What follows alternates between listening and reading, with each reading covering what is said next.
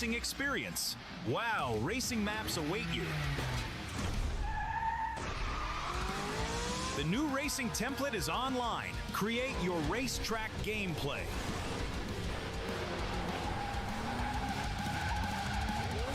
Navigate the forest racetrack. Unleash your racing passion. Surpass your opponents. Become the king of speed. Unlimited speed. Ignite your passion for speed. Play WoW now.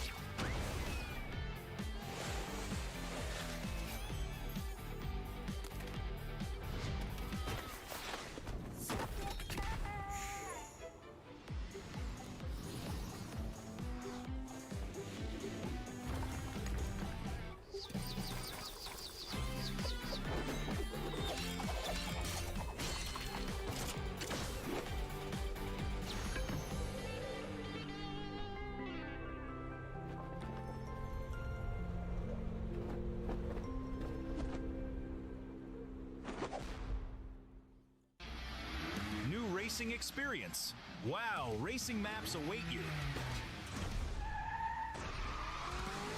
The new racing template is online. Create your racetrack gameplay.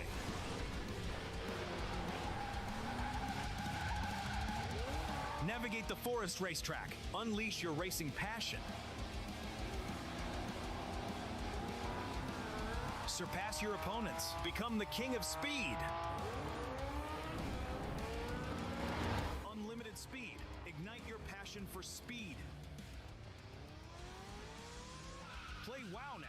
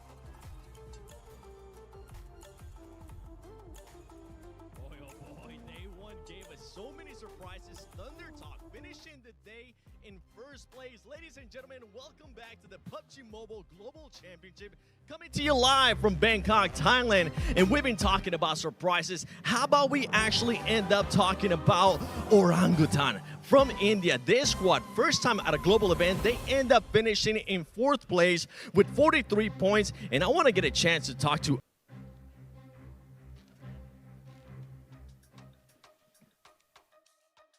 That's right, Seven. It is day 2 out of 3. The time for excuses is over. The time to perform is now. What's up, everybody? I'm Hot Jukes here with Maxman and Neptura. Man, day 1 was insane. Thunder Talk leading the charge with 77 points. As a matter of fact, they have a 39-point lead over that 8th place team. That's D Xavier. I mean, did we see this coming, Max? No, genuinely, when I look at the PL teams, Hot Jukes, I'm mainly looking at Weibo, right, with Order, with Sook, and I was like, Thunder Talk, the fragging potential, it's a little bit inconsistent, but yesterday, Sitting popping off, Jing popping off, King popping off, AJ popping off, they're all popping off here, Hot Jukes, and I wonder, can we see that continue entering in the second day? Because if they can do it again, chances are they're locking in their position for the top 7.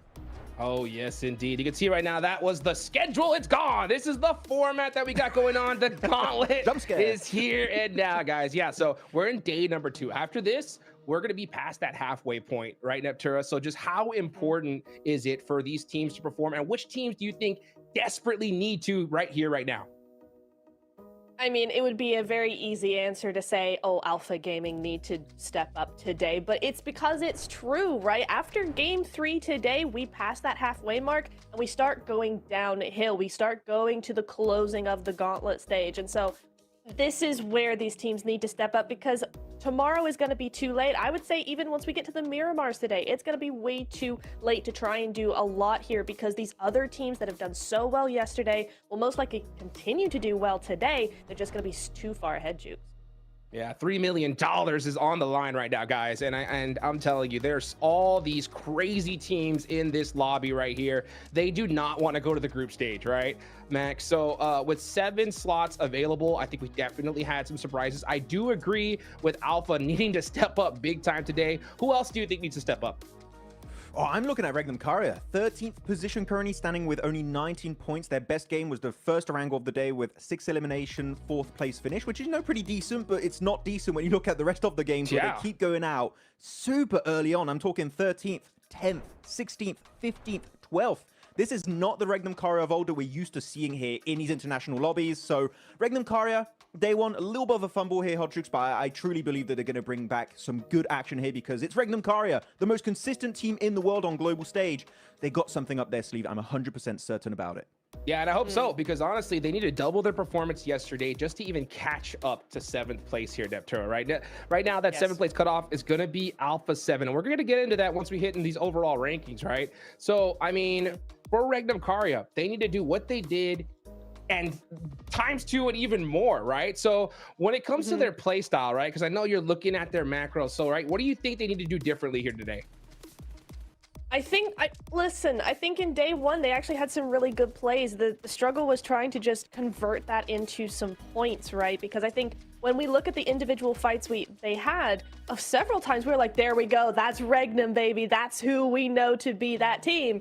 And then it just wasn't working when it comes to the leaderboard. So I feel like maybe there's some issues there with maybe a little bit of the timing. Maybe they're a little bit too delayed. I'm not going to say hesitant. They're not a hesitant team at all. But, maybe just a little bit too delayed, or maybe they're getting caught out a little bit too much where, they need to be splitting up a little bit more to adapt to this lobby when they want to be more compact. Something like that, I think, might just turn the tide for them and get those points on the board. Yeah, it would be nice to see, but though looking at these replays, I'm actually looking at this replay here of the early fight in Rondo happening between R8 and Alpha 7. And when you're looking at day one here, one big key point to bring up is going to be how R8 were just so dominant from start to finish of day one, right? Because this is a team from MENA that were like, regionally, they do great alongside maybe Geek. Going into a global MENA, we're usually a little bit uncertain as to predict them because they're usually quite inconsistent. But no, R8 bringing the heat from the get-go, extremely consistent gameplay. In particular, Ida performing, which is pretty expected because he's one of the main fraggers of the team. I'm especially excited here, Niptro, with Marth, because this guy is normally more of a support off-angle player trying to set up his team. He's currently the 4th best player in the Gauntlet on day one with 13 eliminations on his lonesome. Marth, if he keeps this kind of momentum going, R8 might just secure an early spot for MENA in the grand finals. And what a surprise it has been, right? Because exactly what you were saying, we're not used to seeing this kind of performance out of R8. Yes, they're very consistent. Yeah, they're doing really well. But 3rd on the leaderboard, I don't think anybody expected that. So it's looking really good for them. We just want to see that consistency now. And it's the same for Thunder Talkins yesterday. We need to see a little bit more, or not more, but continuation of what that was. We need to see that through to today. Mabbles as well. We saw them in his interview earlier, Max, as well, right? So yes. I do want to see just not so much more from them, but just a continuation, because yesterday was really good for these top 17. Yeah, it was like, what more can we do? They're asking too much from us. What? We're already in top 7, but here we go, looking at our first head-to-head of the day. And of course here, Hodrux, is the main rival.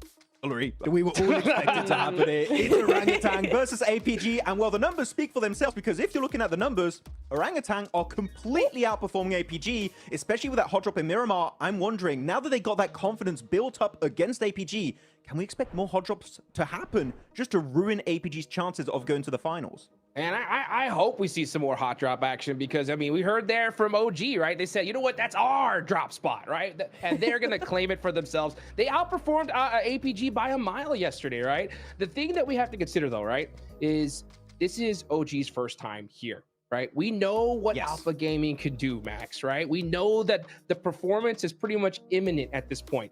Do you think OG could replicate day one and hold off some of these monster squads that are on the second half of the leaderboards? Well, I've actually seen for Orangutan, going back yesterday, rewatching the games, what Orangutan can improve upon is avoiding mid-game fights. And if we can see that happening, because we saw game 1, game 2, they would survive. I think AKOP survived as a solo game 1 on Rondo. And then game 2, it was Aru surviving under the bridge as a solo. If they're able to maintain their players, their entire squad alive in those similar positions, chances are we might have had an Orangutan win in those particular games. So that would be a 1 point of improvement. If we do see that coming out from Orangutan, they're going to somewhat solidify a position in top 7. But again, bottom teams here, Niptura. On top 7, Alpha Gaming, Ulf, Regnum, E-Arena, DRX, Deke, Xavier. Do we truly expect all those teams to take a beating without fighting back? I think we're going to see a big change up from these bottom squads in these next 6 games.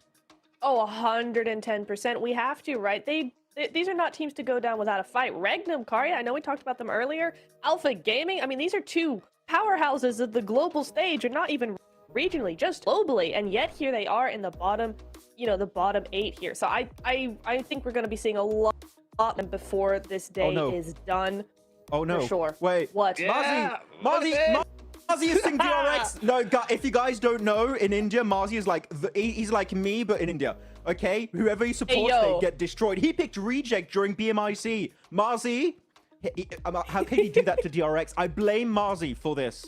Oh, no. Guys, make sure you guys are checking out all the crazy talk that's happening in the Gauntlet. And also, put in your input as well. Make sure you hit those QR codes. And then hopefully we can feature some of your comments here in just a little bit. Also, we got to show some big love to the Infinix GT30 series, the official gaming phone of PMGC 2025, engineered for precision, performance, and victory, empowering every gamer to be the one and outplay the rest on the global stage. So guys, man, things are heating up here, right? We talked about all these teams that need to perform, and OG with 43 points on the day are great.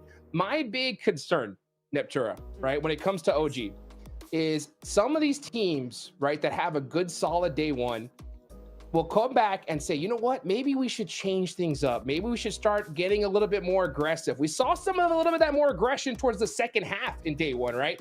What do you think OG should do here, right? Should they kind of replicate that kind of more, tactical weight back play style, or should they up the aggression here and now? What do you think? I think that day one was enough to build from the interview, they're sounding very confident. I need to see them rack up those points in the eliminations, because the rest of the lobby, they had day one, everybody was playing probably a little bit more quieter. Well, they're going to start ramping up that heat. OG need to bring the same sort of level. OG hopefully can do it this time around. Moving on to the stage here, looking at all the players, they're fully locked in here, Niptura. But actually, talking about teams that should be a little bit more aggressive here, I'm looking at the side of Ulf. This is a team you mentioned a few times on day one, right? As they're playing way more passive. For the players on this roster, this is very unusual. You have Solis, you have Ketch, you have especially Erin, the rising star of Turkey. This is a team that I am expecting to level aggression, because day one, for me, they were just invisible. We didn't see anything of true value coming out from this roster. Yeah, it's really, really strange. I mean, we've seen so much from them over this being very, very aggressive. This version of the roster is a lot more passive, is a lot more controlled in how they do things, but this is a little too far, because at this point now we're not seeing anything. They're being so controlled and so contained that they're not doing anything. So definitely need to step that up. I don't know what the idea should be, though. I personally am always a fan of being a little bit quicker to do things. This is a team that is slower to rotate, and maybe if they were just a little bit more snappy with their rotates and their decision making, they might see more results. Well, you know what? I'll tell you one thing, though. We're going into Rondo right now, Maxman, right? And we saw some crazy hot drops in day one. We saw R8 versus Alpha 7. We got about a minute on the clock. Why don't you break down some of those hot drops that are about to happen here? I mean, Alpha 7 R8, of course, as you just said, the main one that is going to be happening. We'll see who's going to be able to take the dub this time around. We had Ulf fighting Virtus Pro in Stadium. There was a very big fight. The Virtus Pro did end up winning and did get rid of all of Ulf in that position and did force a recall, so that was very well played. But we keep talking about Orangutan here on the pre-show. Niptura, Kara versus Orangutan did happen, and it did result in them going down to a solo player. I believe it was Aru who then went for the full recall and revived his entire team, which was great. Are they going to contest it after they built up a bit more confidence yesterday? That's a very big question that we're going to see answered very, very quickly. Yeah, I think it's entirely possible. Honestly, I wouldn't put past anything past OG at this point. They're feeling so good after yesterday. I just hope they can contain that and put that energy, put that confidence into making some really big brain plays and not just make silly decisions because they're being really overconfident. That's the balance that you've got to keep here. So I just really hope and pray that that's what we're gonna see from them today, and it's not gonna be a little bit of a car wreck, because we need to see that OG. We've loved what we've seen from them so far. We just need them to bring the heat. Well, the heat is coming, Max. That hot drop, man. It's coming. We know it's only a matter of time, guys. Can OG hold it on? Can they get those eliminations? Let's see if it's going to happen right here, right now. Let's go ahead and take it on over to Blake and John Allen. Hello, and welcome to day 2 here of the Gauntlet. And we've got another rondo up and up to bat. It is going to be big. It's going to be messy because we've got those recall beacons back in action. They're engaged, just like us. We're jumping straight into this one, Blank. Yeah, I'm locked in. Not the tomatoes, not the onions. Stop throwing them, please. Please, I can only take so much. He's in the stocks, bro. He's in the stocks on this. I got put in the stockades yesterday. It was crazy. But we're straight back into things over on Rondo here. Northern Plain Path.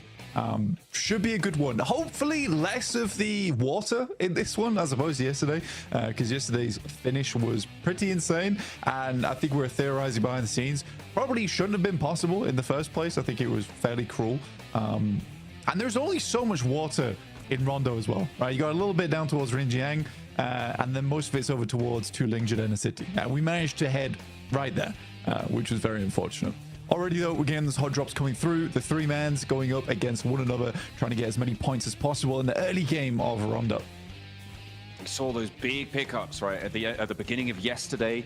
I think it was 6 points earned off Alpha 7, right? That was pretty incredible stuff off one team to be able to extract 6 elimination points right off the bat.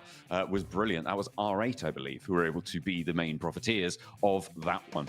We are going to be heading up to the northeast side on the circle as our hot drops continue to unfold. I'm sure we're going to have more than just GS and Geeke on our plates very, very shortly. But of course, remember those recall beacons. We harp on about it enough. You guys should be familiar at this stage with just how it will work. And you can see a little bit of maybe trepidation for these teams right now to kick things off. Kind of crazy that you've got Safji from Geeke all the way up towards the northwest side of the map, south of Minhu. This is Bradley on the other side of the world right now to the rest of his squad. Obviously, Nerzed in the mix with the rest of them. So Ragnarok and Kevin. I think this is a pretty good mix as well in terms of firepower versus GS, but GS brought out some surprising gameplay yesterday, some pretty strong stuff. All right, Moth starting things off versus Revo with the knock, takes him down instantaneously. That's what we're talking about. Oh yeah, looks like maybe we're on for a repeat over there. Brazilians getting bandied about. Meanwhile, APG looking to try and hold the door frame. Top can't quite land the spray. With the UMP around the corner, the step in with the micro Uzi is good, but it's going to be all right for Alpha Gaming. They are actually very, very split. They're on a 4-way split. Every single one of their players dropped solo, and they will have plenty of opportunity to go for these recall beacons. But that seems an interesting choice for APG. Yeah, it's super weird as well, considering like Alpha Gaming strategy is to drop as a 4-man on Rondo. To come to globals, it's like, let's drop as a 1-man. In 4 different locations, which I don't think it's ideal. I mean, all 4 of these positions are not in the circle either. So this is a complete, or say waste of time from Alpha Gaming, but it's not great. Let's put it that way. So to regroup here, you'd have to battle through R8, A7, DRX, even OG's in front of you here. Could be a bit of a menace to you. So I think that overall this is a bit of a difficult scenario right now for APG. Not sure I'm on board with the strategy just yet. We'll have to wait and see. The one thing I think may have happened there is that they were trying to camp multiple recall beacons, right? And I'm really giving them some slack here. I feel like it's very tenuous of a link, but yeah, it's a weird play. It's certainly not something we've seen before on Rondo, where teams are balling up for the death balls. Okay, that was first blood. I mean, that makes sense. You hit the deck, you get that M4 on board, you're going to hit those sprays all day. Looks like they do get some retribution, though. Alpha 7, back in. Yeah, I think Obscure's been playing very well, honestly, for Alpha 7. Out of all the players as well, you sort of expected to be Revo, Carrillo pulling out that magical moments, but honestly, Obscure's been very strong, even just on the nades overall. Jafar at distance here from GS with DS3 and Icon inside the building. He seems to be dipping out a little bit here. There is one nade in the hands of Icon. Could be quite deadly versus Geeke, but this fight is massively slowed down. And again, this is towards the north side of Jadena City, so they're not really towards the circle just yet either. Both teams likely would have to rotate on that north side. It is slightly weird for Geeke with Safji being over towards that northwest side, where the intention here is, I guess, not to lose the fight, but if they don't lose the fight, regrouping with Safji might be slightly rough. Let's put it that way, because they got to push through Mad Balls. There's Deke Xavier in front of them over towards Concierge as well. So yeah, I don't know how that happens. Reefus is down from Alpha Gaming. He tried to look in on this fight, and Marv said no. Marth's cracking on. He's having a great day so far. And R8 very happy to earn these points back. They do still need to get one of their teammates back into the fold. They did, of course, lose that one to Obscure. But Alpha 7 seem to have actually regrouped here now as well. They are all 4 players alive. He spotted an off angles there. Rizal actually landing the shots of the Marth, and there's no response. A nice little pickup. He steps through, gets the flush for Alpha 7. Another point added to the tally. But is Amori going to find that answer? Doesn't look like it. He hits the deck in time. Yeah, it's a pretty aggressive push here coming through from Marth, honestly. And at least he does reveal the position from Quizao as well as Carrillo. But that's about it. They do have that outpost in Prestige down towards Rinjiang, which is pretty far out from the circle, but they can pick their players up. I think right now, probably Prestige is just asking Amori to see if he can get a knock, get a flush, and then just leave out of here. VP enters the scenario as well, as does Zjol from APG. It's a full 4-man squad now, back up and in position. All right, okay. Aragon moving into the corner here with Voston as well. Revel has oversight. He's warned his teammate. He's not going to be able to do too much more. Carrillo, though, able to find Aragon on the first. Step into the bathroom for a heal as well. Another APG player goes down, but it seems like that's just par for the course at this stage. They are just adding points to everyone else's tallies at the start of this game. Alpha 7 popping off, though, and keeping things going. Carrillo on the corner, an indomitable Fortress, keeping Virtus.pro's duo at bay.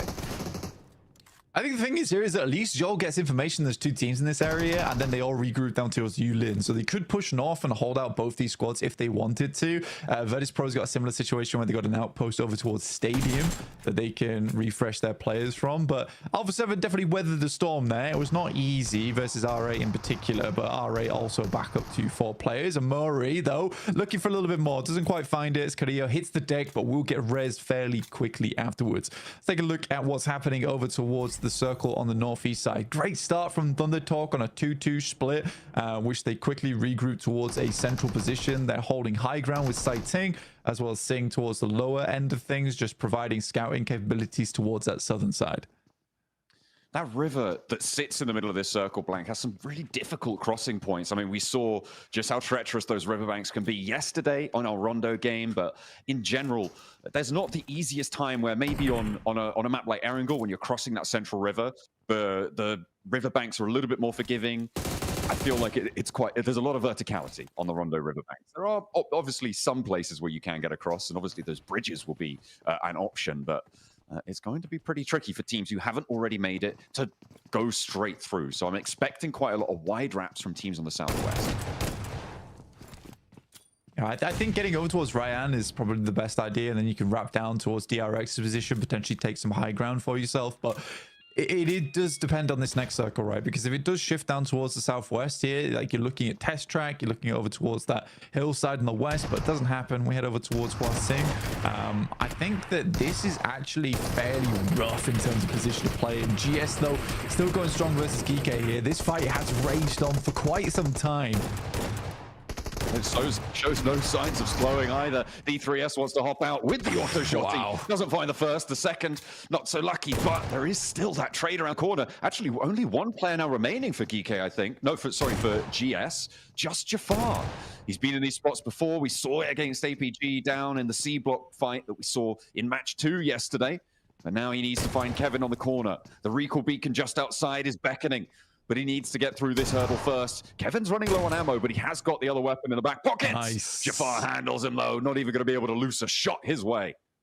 Yeah, that was a fantastic play there from Jafar. Some great baiting as well. I mean, both players had 0 meds to work with, and they would have heard each other using them. So Jafar just baits out the scenario, waiting for that desperation play. He has a full sweep on the edge as well, where he can swing wide.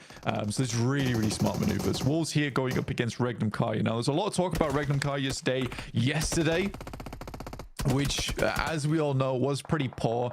I think losing a player pretty much in the early moments of the map each time definitely hurt them, right? They were playing as a 3-man, multiple maps, and they just couldn't get much done from there. But Regnum Kai usually uses that day one as a big study day, though I was a little disappointed in the performance that they put up. I thought they'd get a little bit more than 19 points overall, but already Rondo starts fairly decently in a strong central position as well.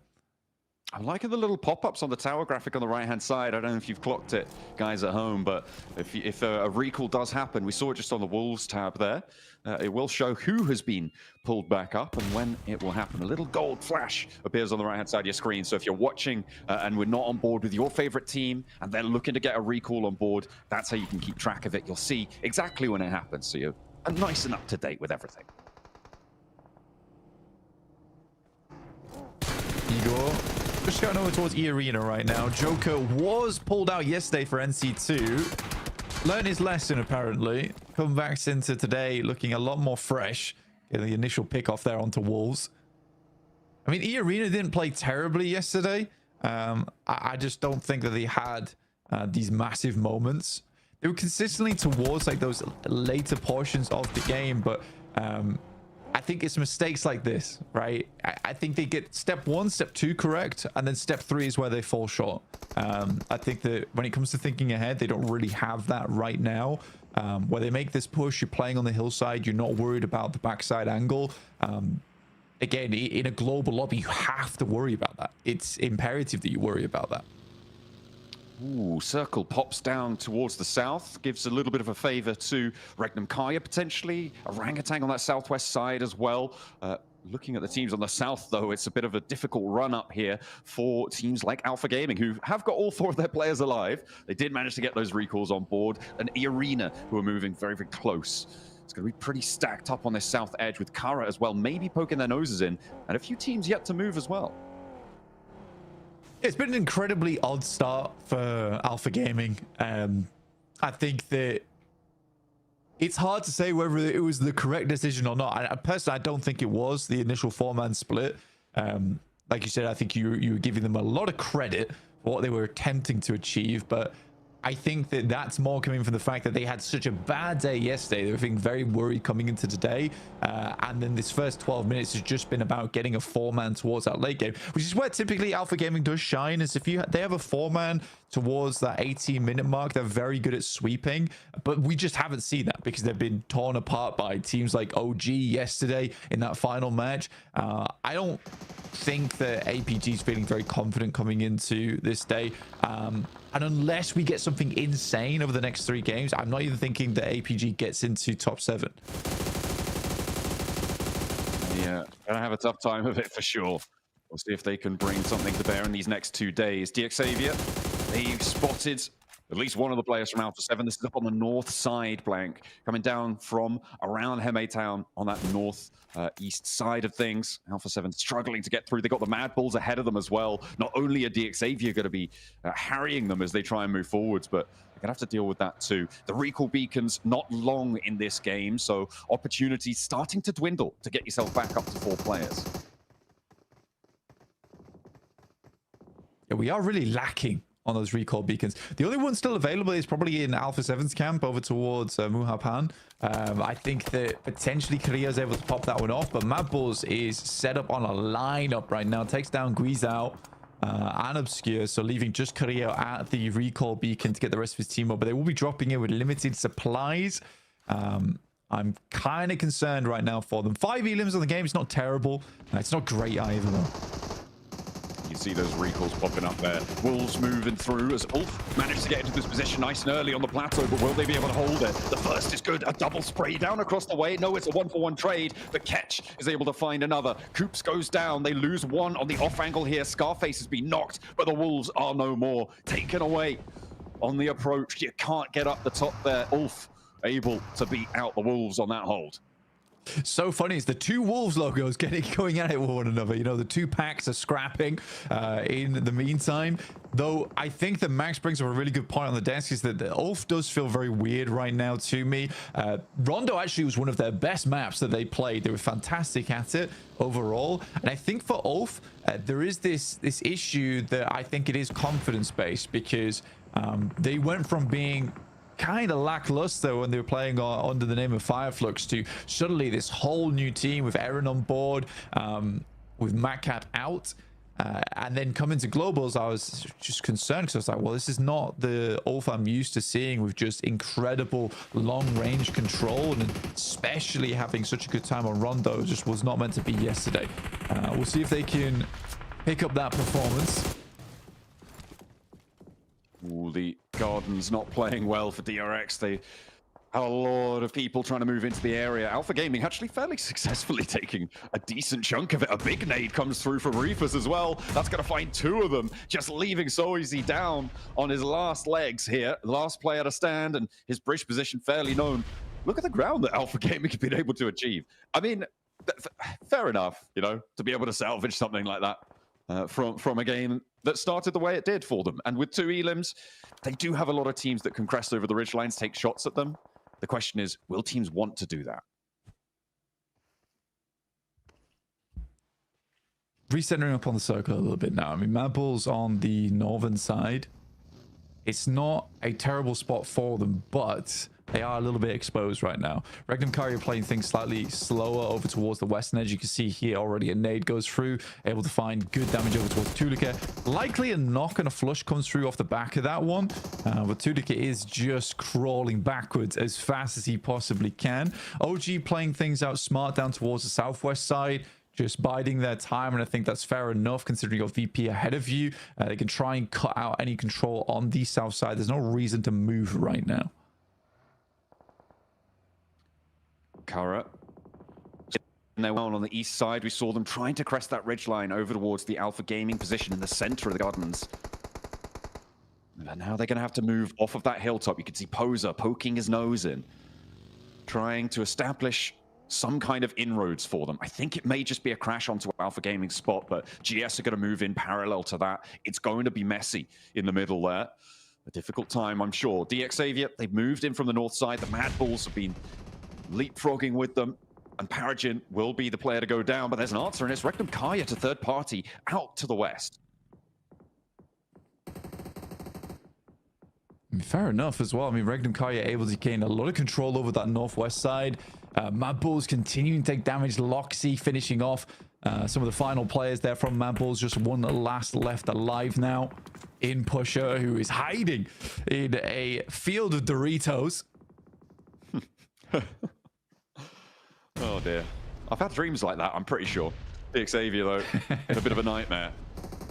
With the nades bombarding them behind the tree trunks, but fortunately they're just stepping into the cover at the right time as the trucks to be excavated beneath their feet. Mad Bull's putting them in the ditch. I mean, I don't know how long Mad Bull survives here. I mean, they've smoked out as much as possible, but even so, that's a little bit tough. Now we're looking over towards our final circles. With Ulf playing this high ground, I think they have a great chance at this game. There is equally E Arena, who needs to do a lot of work now to control over towards that northeast side. OG continues to put presence over towards the northern edge. I think they understand that Regnum Kaya right now is probably their biggest threat, and Silas is continuing to poke over that way and see what they can find off the back of this. He is recalling the rest of the team now down this way. They have the high ground advantage. OG initially taking shots over towards R8 though on that southeast side and get caught off guard by Regnum Kaya. There are shots coming through. And there's the trade. Loxy looks for a second and finds it. The backline now down to 1. Just a tanky there, looking for the shots, and does manage to clock Silas, looking for... Now Loxy getting backed off the angle. Only one player now as the flushes are confirmed for Regnum Kaya. Silas unlikely to get rezzed here, Blank. I mean, they could put him in a vehicle and see if he can get on forwards, drive him on in, but I think it might be more worthwhile to just send your 3 players away, not try and spend that time, because look at this approach. I mean, Tanky's managed to make it to a rock miraculously here for Orangutan. See if he could survive and out for the final moments. We know they are able to do it. They've got it in the tank. Let's see if they can do it this time.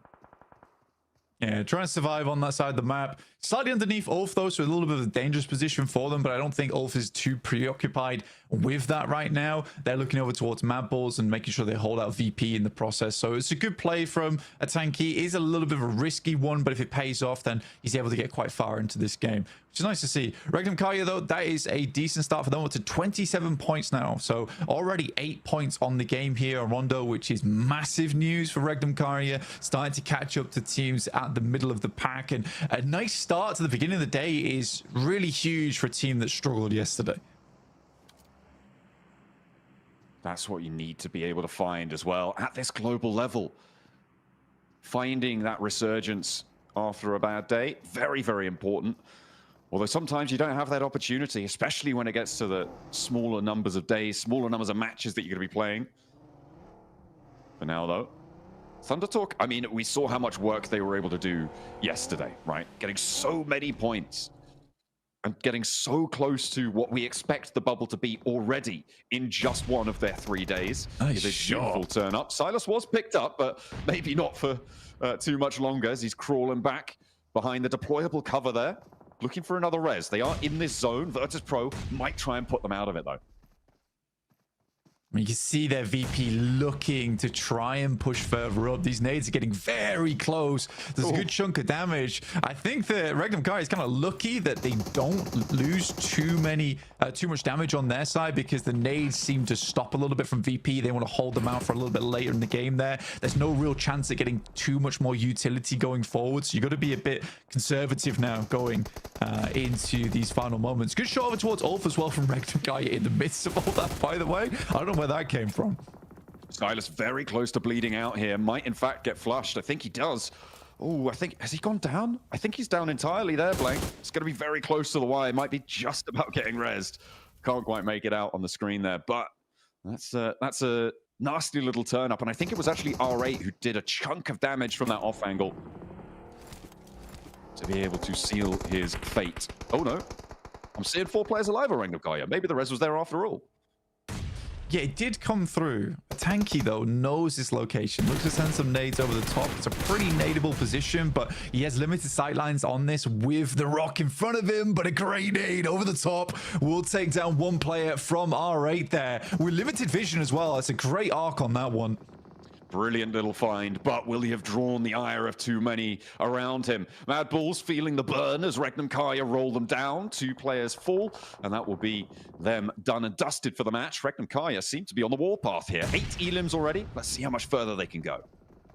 Yeah, I think for Regnum Kaya as well, it's important to consider that when they were playing on this northwest side, they would continue to get knowledge, to get information. Silas is great at that type of thing, alongside with Wild, where they were consistently wrapping out in the vehicles. So they knew sort of what was going on up here. They knew Mad Bulls were a much weakened team, so they wrap upwards. They don't really want to get stuck in that situation alongside with VP, but a nice nade from Soez over towards Thunder Talk will take down at least one. Doesn't quite have the angle yet to confirm onto it, but I don't think Thunder Talk really have too many options here. Yeah, really don't. They're starting to run out. Barrel getting a little dry now. Sighting wants to peek over the top, but you know how dangerous the hump of this bridge is. We'll see if so easy. He's going to be able to do it, though.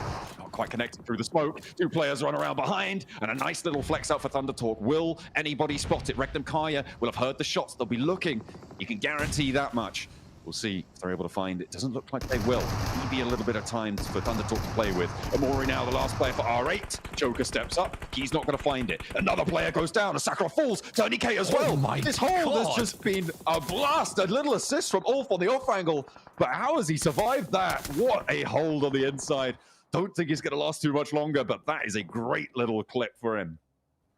I mean, Amuri in the wreckage of broken vehicles, but as sharp as the scrap metal around him, looks to put a little bit more damage on. Quick Molotov over towards Joker to try and confirm the elimination point and get some more underneath the belt. Has a little bit more to work with. Smokes out front side. Can't believe Amuri lives through that moment off in the distance as well. Not likely to even try and attempt to get near him. Throws out another Molotov, and that should do the trick. I don't think he got the flush over towards that player, so he's looking to confirm it, but he's already gone. He's not there. No more. Not a morsel. Mori, though, surviving next to a Tanky for Orangutan. Both of them hunkering down, trying to lock it in for their teams, get a couple of placement points on board because we are now into placement point territory. See if Ulf can survive on this push. They were able to defend against the Wolves, but Regnum Kaya might be too tall an order. They've already found a knock. A north side shift does keep a tanky in, but you can imagine that APG are going to be trying to bear down upon him. Amori already feeling the brunt of it. I mean, Alpha Gaming, this is what we're talking about. Get them into a four-man position towards the end of the game. That's where they can start sweeping a little bit. But there is consistent angles that are being available here. It's such a rough scenery to play in, where any little mistake in terms of sightlines that you leave capable for yourself, you're going to take damage from. Regnum Kai continues on their mission to take down the entirety of the northern hemisphere of this circle and doing fantastically at it. They've already put in a lot of damage over towards Ulf and probably limited a lot of the supplies, but now VP makes their wrap up over towards that north side, and Regnum Kai instantly is responding. They're moving back on over. They sent a lot of their players out to that east. Virtus Pro read that quite nicely. Thundertalker actually managed to get a full reset here. A tanky finally may actually have to stand up and take a fight, but the nade is just too strong. Doc had the run out as well, and it will be the end. 6th place locked in, 1 Elim orangutan there, and they will not be able to survive into the later portions of this game. Thundertalk make it across, and they will be able to do so with 2 players. They still got a backstop to deal with, and a player knocked as well. That just came through as a res, so they're up as 4 once more, but can the other 2 rejoin?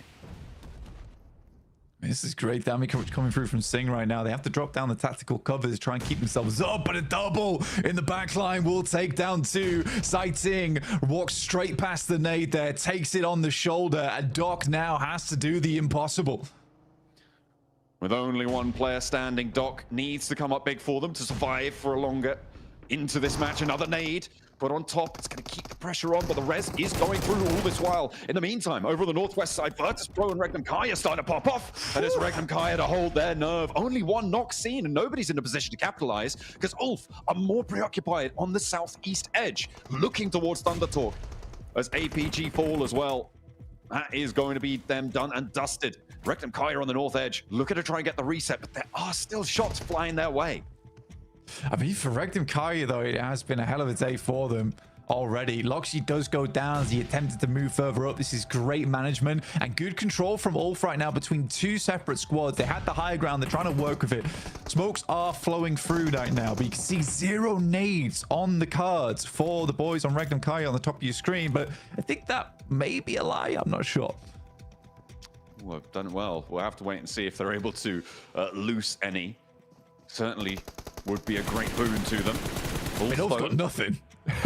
Ulf are completely barren on the old supply cupboard there. Regnum Kaya actually able to clock a shot over towards King, keeping Ulf safe. Scarface might have gone down there with just a little moment longer on that spray from King, but he is denied. Regnum Kaya able to save him. Scarface back up with that first aid kit. I mean, for Ulf, they are definitely struggling in terms of utility, in terms of gear. Scarface playing this close as well is dangerous, but it's necessary. Has to be done to keep Regnum Kaya at bay in the coming future. I mean, Thundertalk off an insane day yesterday, a pretty difficult crossing for them. I think the most surprising thing about this game is Thundertalk being on 4 players at this stage of the game. I think they must have been knocked multiple times. And I don't think once used the recall beacon during this match, which is even more impressive. So I think this has been fantastic from Thundertalk. Now it's a question of whether they can actually close out the game, or will Regnum Kaya sweep through with their 3 players, because crossing this open ground is very difficult. But Thundertalks have 13 nades to do it, but no smokes, which is the critical factor, which Regnum Kaya, they've got all of them. They've been ordering them. It's all or nothing. Ulf have found a nade from somewhere. They've been able to pick one up from a box, but catch. He's going to be dropped down by King, and the 4 players from Thundertalk trying to take down the off angles from Ulf as Silas actually gets spotted. Scarface. Nice. He would have gone down if they hadn't have taken King out on that spray. Oh, they're regretting that decision now. Thundertalk, though, mounting the pressure. Regnum Kai, I think they were up on 12 elims. We'll see if they can get a couple more, because Eren not going to be able to defend in the face of the onslaught from Thundertalk. Zedwolf breaking out wide, and the 2-piece here for Regnum Kaya needs to be impeccable. I mean, I don't think it's possible. With all these nades available for Thunder Talk, it is going to be so difficult. You know generally where they're coming from. Thunder Talk looking to take yet another game in their favor. Zed Wolf and Wild will have to pull out something extraordinary here if they want to win this one out, but I find it highly doubtful. Wild sending all the way on the side, but them using this little cliff towards their western edge, their advantage, and now it is Wild in this 1v4. Oh, they isolate it. They all move up. They get one. Wild looking for the spray. You're right. He's managed to get two here. Maybe able to give them the slip. This is the final zone. It closes central. Wild, if you can hold a central position for just long enough, maybe the blue zone will put too much of a hurry up on these reses. Zed Wolf does get flushed away, but a 1v4, I just don't think so. Wild looks for more on the angle. King steps up for the challenge, and he's good for it. I thought he might have stepped a little bit too far there, but Regnum Kaya full. It is Thunder Talk to get another chicken dinner. Blank, they're not satisfied with one day. They want two at the top of the tables. I mean, it was a crazy run out from Wild, but you got to respect that Thunder Talk already had sightlines down that way. Knew the Wild probably would be rotating to get the clean lineup angle down the edge of that hillside. So really, really well done. I think Regnum Kai, you can be pretty pleased that game. Not quite getting the chicken dinner does feel slightly rough, but overall, I think that was way, way better than yesterday. Absolutely. I mean, a lot of elims for Regnum Kaya on that match as well. Able to do a lot of damage to the lobby, picking up plenty of points. They'll be happy. But Thunder Talk, I mean, that is going to put them really, really close. I mean, they're pretty close to breaking the 100-point barrier already, Blank. I mean, with the elims that they found. Yeah, I think they are done at this point. It's very unlikely they don't make it into the top 7 going forward. But I also think at this point, it's likely that they'll be making up towards first place if they keep playing like this. Let's head back over to the desk.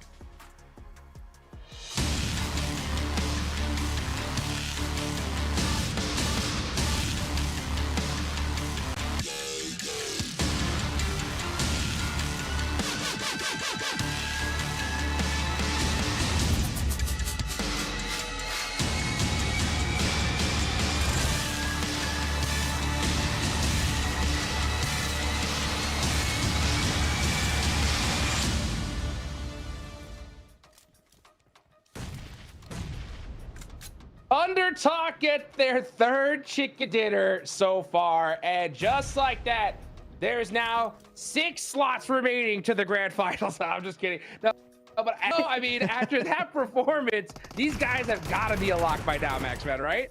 Yeah, I mean, look how much of a clinic they set up at the end here. Thunder Talk have to rename officially Thunderclap. Because, oh my goodness, they're slapping the lobby around in these games.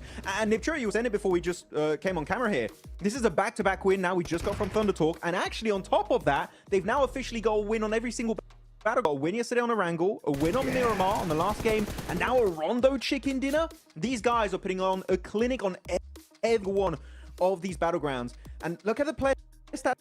Sitting 4 limbs, 5 limbs for King. AJ's gets 3. Jing putting up 1 elimination, still 500 damage, putting in the work, putting in the hours in this lobby. Not an easy game to Nipchura because they were fighting tooth and nail in the swamp. APG, there was DRX, there was Kara on the east, and you survive. They thrive. They keep every player alive, making the Weibo might not just be the best team at all. Absolutely. I mean, exactly what you were saying, right? We game, and, you know, who's going to win this game? You know, who's next? Thunder Talk conversation all, and they just in of every fight happening them.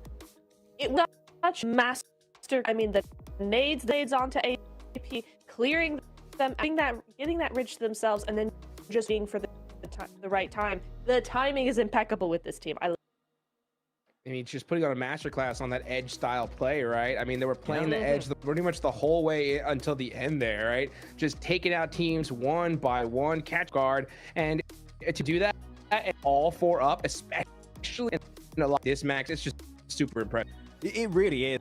I mean, in particular, they out-naded Doc, which we know, Doc, the nades, that's a specialty usually, but no, they were able to actually outdo APG on that eastern ridge next to the hilltop of Ulf, and the execution from that was really good. And especially not just the execution and how they fought, I would say, Nipchura, The timing at which they left, I would say, is when all the teams were at their weakest, and it was extremely well executed from start to finish. The timing was a 10 out of.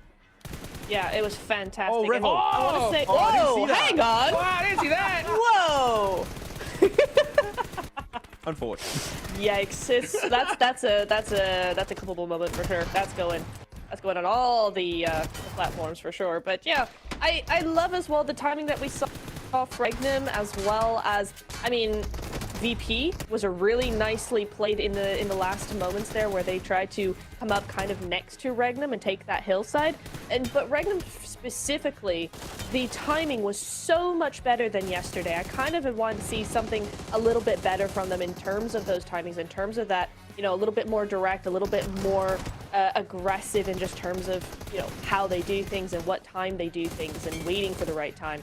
Yeah. And they were delayed a little too much yesterday. Today, they were not, and look what it got them, a really good second place. This is the Regnum Caria I expected to see entering on day one. Though unfortunately, they were a little bit complacent, maybe not quite able to play their own game, but here they were able to do it because I would say the best way to describe how Regnum Caria played this game is not taking any unnecessary fights. Every they took in this Rondo match made sense, and if they won it, they gained value out of it. That fight versus Orangutan on the western side, they clear Orangutan. Guess what? They've got a great scouting spot to check into the circle what the hell is going on.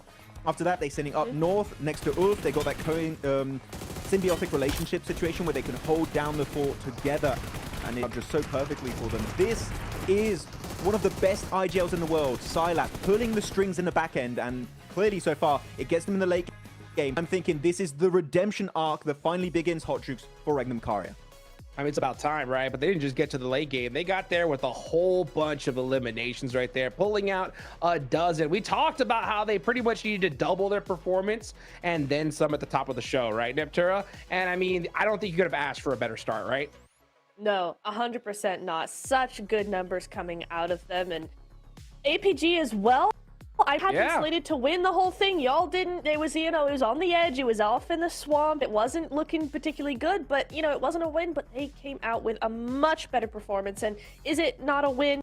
It's not a win, but it's a top 4 and a solid top 4 that sets the tone for the rest of the day. Fingers crossed.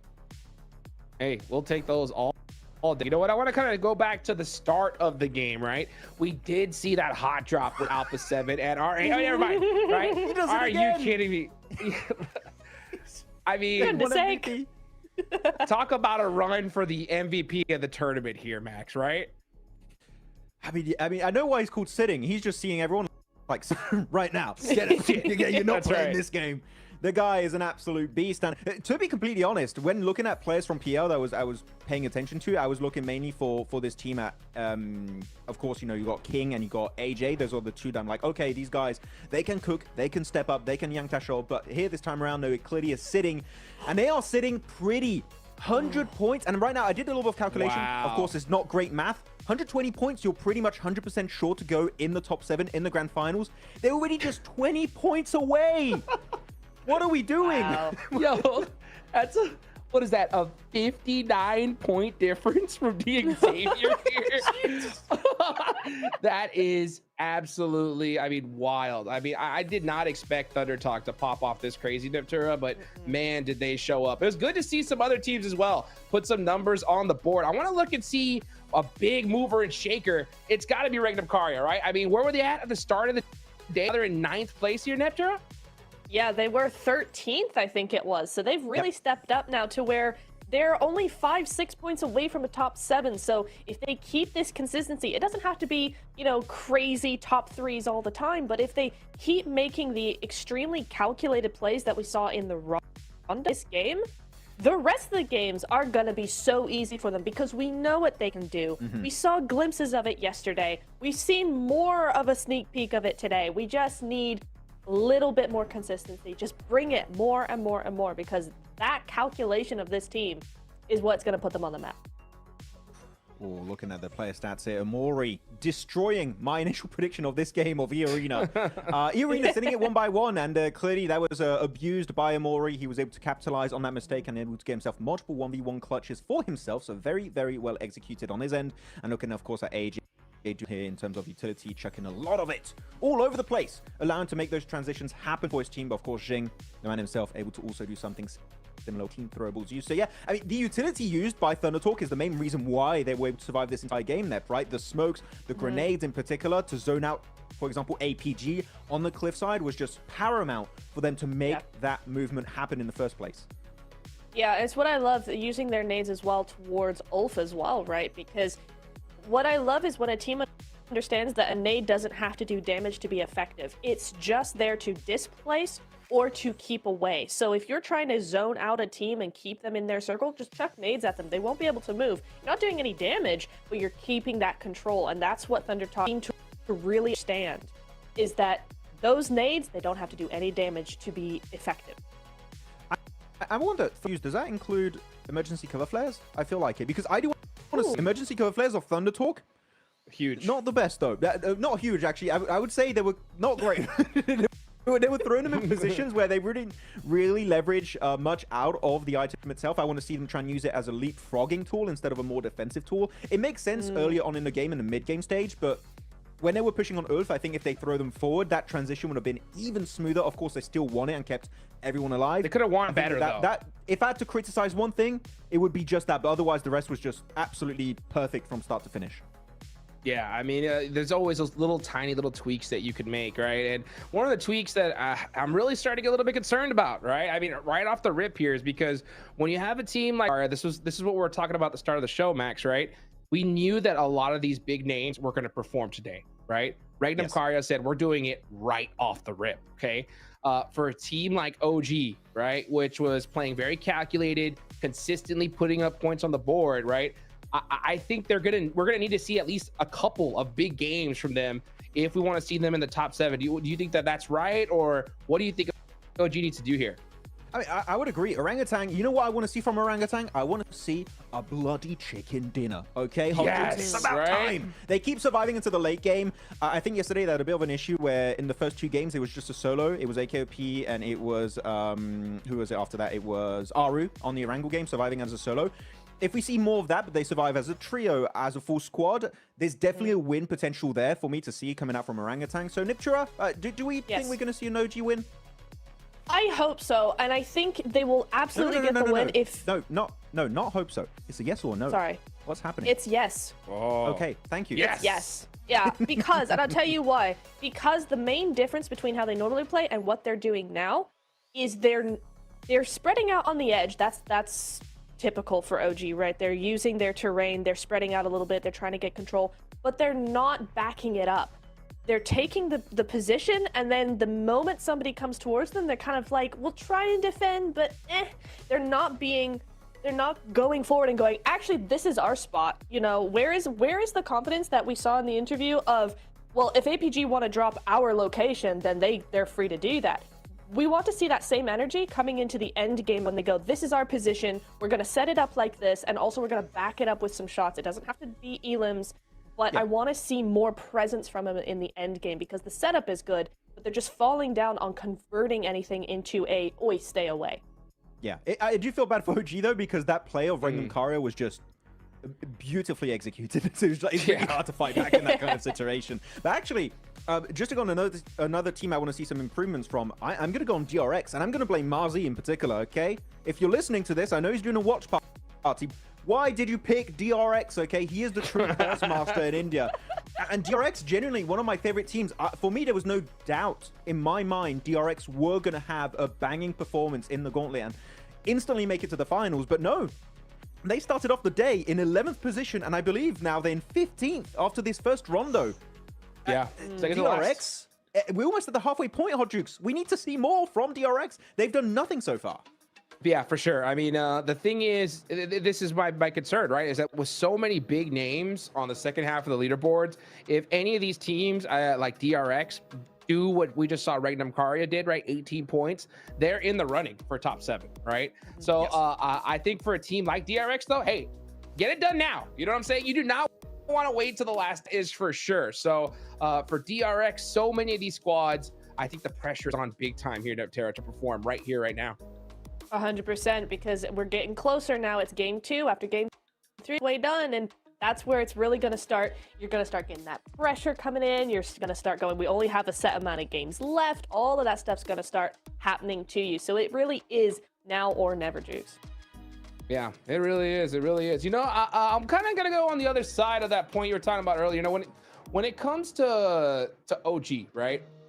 I think that their performance is very impressive for a squad that it's their first PMGC. You know, I think they've done a lot to be in the position they're in. You know, I think that getting a chicken dinner right now, from what I've seen so far, is going to really depend on them getting a circle position, right? If they're in a dominant hill spot, they get the zone locked, I think they're winning that game all day long, right? I think we're yet to see them be able to pull out a chicken dinner from what you're talking about, like from that edge style play, like we saw Thunder Talk do, right? Play edge, take out every single squad, right?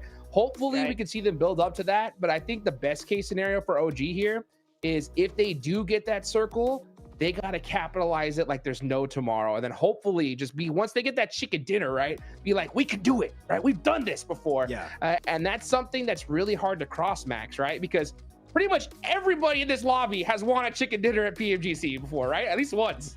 They're all very experienced for sure. But Orangutan dropping in shelter, actually, you got some pretty decent rotational paths. And by the way, we're looking at them right now. These jackets from OG, like, come, I want one. Can we get? I want one of the jackets, but no, really, Orangutan, the way they're playing, it's I'm having a Ratatouille moment where it's taking me back to, you know, the World League years and years ago. You know, when Orange Rock were there, TSM Entity were there, you know, popping off on the global stage. We're getting back. We're getting a taste of that once again at PMGC. So we'll see if they can perform once again. Though I'm going to take this opportunity here, guys, the conversation onto a big talking point here.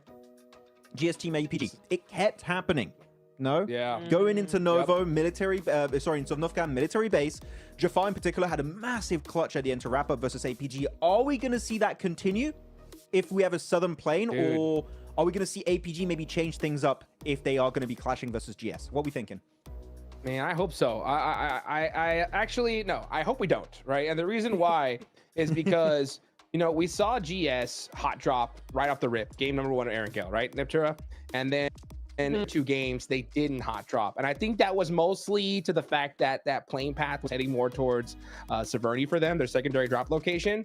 Do you think, Neptura, that because, I mean, it worked for them, right? I think GS did a lot better when they didn't have to do that hot drop, right? So I think maybe their coach or Neptura, you're the coach of GS, okay? Right now. Put it on the coach hat, right? If you were their coach, what would you tell them going into Aaron Gale here for I wouldn't hot drop. I'd be like, look at the results we got as staying full squad through most of the match, getting much farther into the match as a full squad versus when we hot drop and yeah, we get some early elims, but now we've got a really long rotation to make. So through the blue, all of this sort of stuff, everybody's already set up. That would not be my play. I'd be just like, no, you guys, we gotta switch things up, go somewhere else. Yeah. Max, you're the coach of APG. What would you do? Hot shot, because I think, on a very, you know, serious note, it would be extremely funny. That's my analysis, because for the memes, go for the hot drop. But no, generally, I would like to see it not happen on a serious note, because it just doesn't help the team. So hopefully they can fix it, Hot Jukes. It's in particular APG, because they can't afford another bad day here. They need to step up. They need to make military base their own. Let's make it happen as we take it on over to John Allen and Blank for match number 2.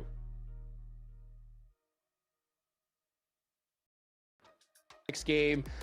So you know what? That gives us a little bit more time, Max and Neptura, right, to get into this. I know John Allen and Blank are super excited to get this, and we will get to that next game, right? But I want to talk a little bit more about possibly some of the other hot drops we're going to deal with, Max, right? So what do you think is going to happen here in Aaron Gale? I mean, really, except for the APG GS team, I think hot drops were pretty clean. Nothing really happened. So I think we're chilling on that front. I think we're okay. I'm actually going to be paying attention to Virtus Pro and A7. We know they have some drops in common. They have Northern George Pole, they have Lipovka, and also VP tend to drop into Milto, which could be a clash between themselves and DRX, depending on how the drops go and how the plane goes in particular. So I'm looking at them. But Alpha 7, Nipture, I'm looking back at yesterday's Erangel games. Their rotations were so pristine, were so quick. They would get in a circle before anyone else, and in really good POIs typically. So are we going to see that same Alpha 7 in these Erangel games? Because if yes, I think they're really going to solidify a high rank in the top 7. I mean, I would love to see that for them. it's something that they're desperately needing, and I think they're going about it the right way. You're right. The timing has been pretty impeccable. They've been doing everything they need to do. They've been taking advantage of the teams they need to take advantage of. They're reading the lobby really, really well so far.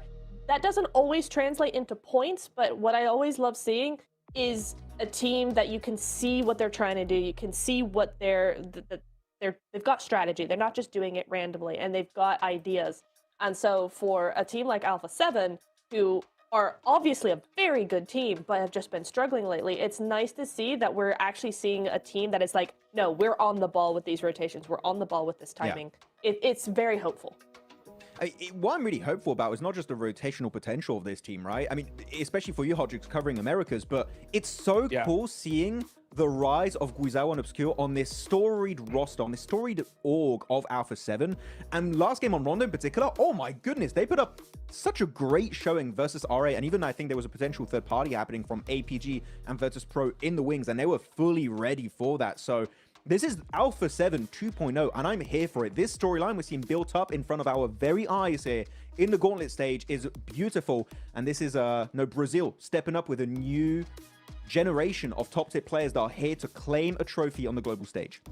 I mean, you heard Rebel say it himself in the interview with Seven, right? He was just like, you know what? I think they already surpassed me. And it's crazy to see just how well these other players are doing, right? Just kind of looking at some of the player stats, right? Obscure, yesterday, he got 10 eliminations, 12 knocks. The player below him, Guizhou, with 5 eliminations and 4 knocks, right? Carrillo had 4, Revel had 3 eliminations, right? So Obscure more than doubled that of his the second teammate, and that's Guizhou, right, Max? So I mean, Alpha 7, we know what these guys are capable of. We saw it in Arrogale, right? They love that rotating to the hard shift side, kind of what we just saw Regnum Karia do in this last match, right? They did that, ended up doing that twice, got a good game under their belts. So when it comes to Alpha 7, I just think it's about just waking up on that consistency. I want to see that a little bit more aggressive Alpha 7 here, Neptura, because I see them just kind of playing a little bit more calculated rather than that hyper aggressive Alpha 7 they're kind of known for. Exactly. And you know what? I want to extend that point to the rest of the lobby, actually, because if we look at each team individually, a lot of them, there's very few teams in this lobby that actually play compactly, that actually play very much together, you know, kind of off to their own.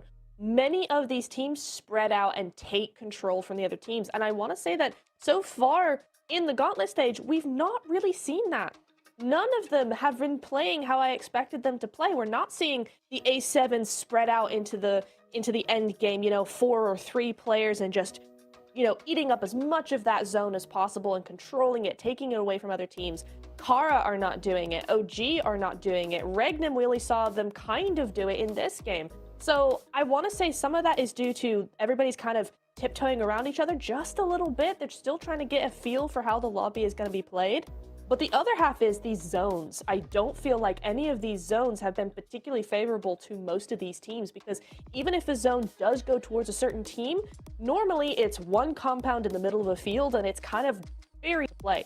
So I want to see maybe either, you know, kind of take these bad zones and run with it as much as possible, or just relax a little, just play how you normally play, because that is historically how you get a win. Yeah. Hey, you know what? Take me back to Raheem. We had a Pachinki circle finish. You know what? Dude, give me some of that spiciness. You know, that would be really fun if that happened.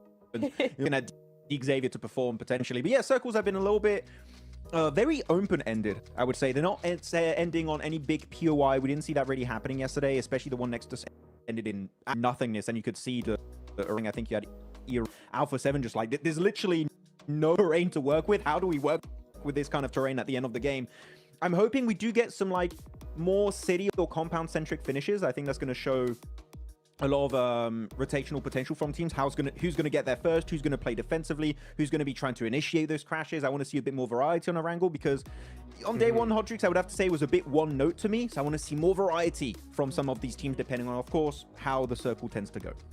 Yeah, I think we're going to definitely see that here in day 2. I think we did already in Rondo, right? We saw some of the squads that underperformed yesterday go nuts. So I'm expecting just absolute craziness here in Arrogale, because every team knows kind of how the end of these tournaments go, right?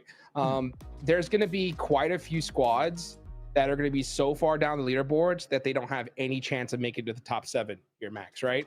So when that happens, typically the last few matches are not typical of what the whole tournament was like, right? The teams that know that they're not going to make it are playing super loose. Maybe they go crazy, start pushing everybody, or they're just like, hey, you know what? See you guys in the group stage. We'll make something happen from there, right? So I think considering that, Max, teams more than ever just realize how important it is to put points up here and now rather than waiting to the end of the game, right? Yeah, no, exactly. It's going to be changed up quite significantly into this. But I want to go a little bit deeper on what you said about the later stages of the Gauntlet change significantly, Hodgix, because I think it brings up a very interesting scenario where, because you need to be in top 7, right? It's very forgiving if you're in, let's say, top 3 in last 2-3 games of tomorrow. Like if you're looking at Thunder Talk, Mad Balls, R8, maybe Orangutan. Are we going to see a situation, because you would be so comfortable, that you can kind of ruin the opportunity for teams down below? Yes, I am talking about potential hot drops, just as a theory. Here, Nick, just to have a conversation. Orangutan, if they're very comfortable in top 7 heading into tomorrow's last few games, and Alpha Gaming are still struggling, do you get rid of them to clear up that position for the grand finals? Technically, that wouldn't be a bad shout. I don't think so. I don't think so, right? I mean, that's the thing. She's so silent. She fully agrees with my point. Thank you. Yeah, it's a hard one for me because I don't normally love that tactic. For a couple of different reasons. I don't feel like it really does all that much, because if a team is, yes, if it's like, you know, a few points away, whatever, but I don't always love it. But then we're always talking about teams that are further below trying to ruin, you know, some potential chances for teams a few places ahead of them, where here I think in this instance you're talking the other way around, right? It could work. It could, you know, just try and solidify their dominance in certain situations, right? It's like, you know, we're gonna hot drop you in Chumaseta again because you're not doing well, and we want to make sure that going into the finals you're not gonna drop here again. That could be something that might be worth the effort, because otherwise, I just don't really see the point. Yeah, I'm mainly talking for the fact of clearing up a drop location for the finals. Yeah. I think it's definitely a long-term incentive to do it. For example, you can also, I brought up OG and APG because it's the funny meme one to bring up right now, right? But otherwise, GS team. I think a lot of teams want to try and get rid of them, such as maybe APG if they're able to climb up the rankings a bit. Alpha 7, Wolves want to try and get rid of them. Maybe even GK because of their Rondo drop location. Again, that's dependent on what the leaderboards look like entering into tomorrow's 6 matches. So yeah, definitely, you got to keep in mind that if you're not comfortable going into day 3, you could be in a little bit of trouble, because if you are sharing a drop location, chances are that team does not want to share it going into the finals, where again, you're fighting for the lion's share of $3 million prize pool. So I would backstab some people for that. Hell yeah. Maybe not you guys. That's a lot of money. You guys. You're safe. Yeah, you know, a lot of money on the line here. And you know what's typical? You know, I honestly, this is one of my biggest pet peeves about competitive PUBG Mobile, right? Is we don't normally see squads like do these crazy drops towards the end, right? Which is what I would do, because I'm like, hey, why not, right? We got such a huge lead. We could do whatever the heck we want. But for some reason, they continue to play the kind of like the same game they've been playing, right? But one thing that I think really makes a big difference, Neptura, is if you want to take out a squad, you could just say, let's go ahead, and if we get into a fight with them early on, hey, we could just make sure they go out. We could take them out no matter what here towards the end. So I think those mid-game fights, things can get a lot spicier, Neptura. Oh, absolutely. You know what? You want to take a team out on rotation? Absolutely. That's minimal risk to yourself and all the damage onto them. I would love something like that for that to happen. Well, let's see what's going to happen here in match number 2. First air gale of the day. Let's take it on over to John and Blake for match number 2.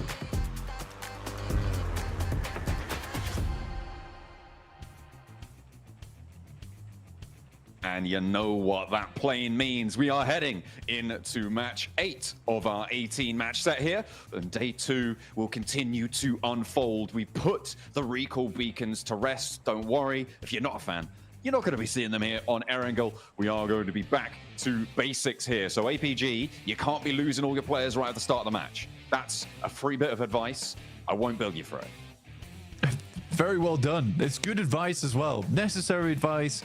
on a map with no recalls. But we are heading from the western side, direct south plane path from the north down towards Ferry Pier. A little bit more difficult to head over towards the eastern side of the map, but Alpha 7 getting up nice and early over towards the, I guess you could call it a slight Zaki North George split that I like to go for here. R8 also out early. R8 consistently being in the vicinity of Alpha 7. Seems like it's a bit of a grudge match going on there. And Thunder Talk dropping very, very close over towards OG on the north side. That is potentially dangerous for OG. Thunder Talk at the top of the tables. We've seen what they can do. Although, at the moment, OG are a little bit isolated from them in Severny. It may be that Thunder Talk try and grab a vehicle, head out to the east coast here. Getting stuck into a fight in Severny this early on, without the circle being confirmed, especially now, Blank, because we've got a military circle. Yeah, immediately, there's the vehicle icon. On you go.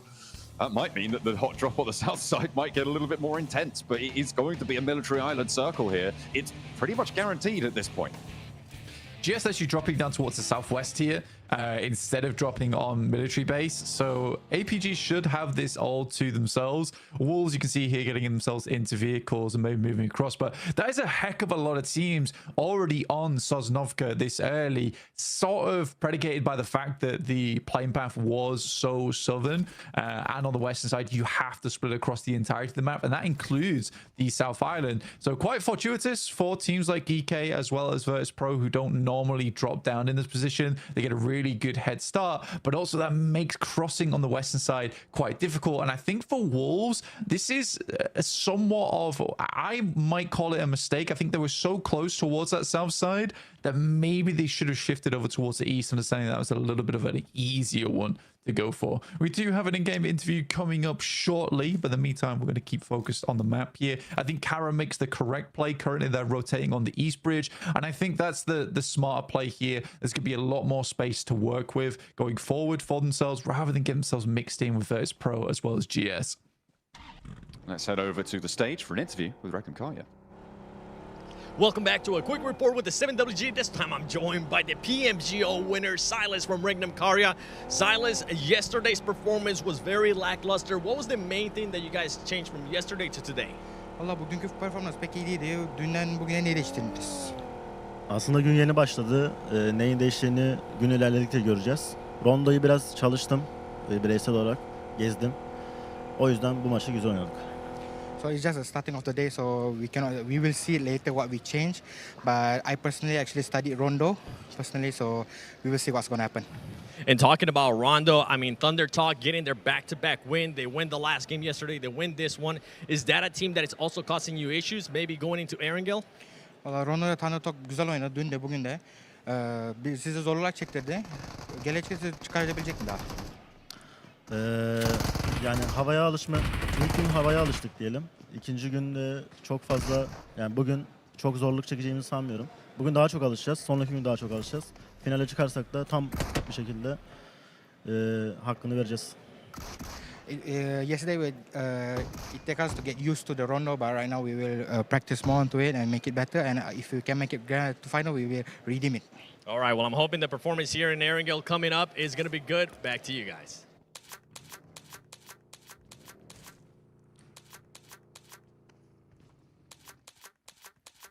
Well, there you go. We heard a lot from Regnum Karya, but we heard a lot from GS in the picture-in-picture, if you guys were keeping track of that. They clean wiped Virtus Pro just then. That's pretty great. Big fan of that. And Regnum Karya, they're going to go into the drink for a swim too. Virtus Pro going out like that, it's fairly unfortunate, I would say, but very, very well done. Really, really big plays there. And that clears out a lot of space for them as well on the map, especially because they were down towards Sosnovka quite early. Going down in 6th place as well gives a lot of opportunity for teams like DX, GS, Wolves to overtake them and push them out of the top 7 now going forward.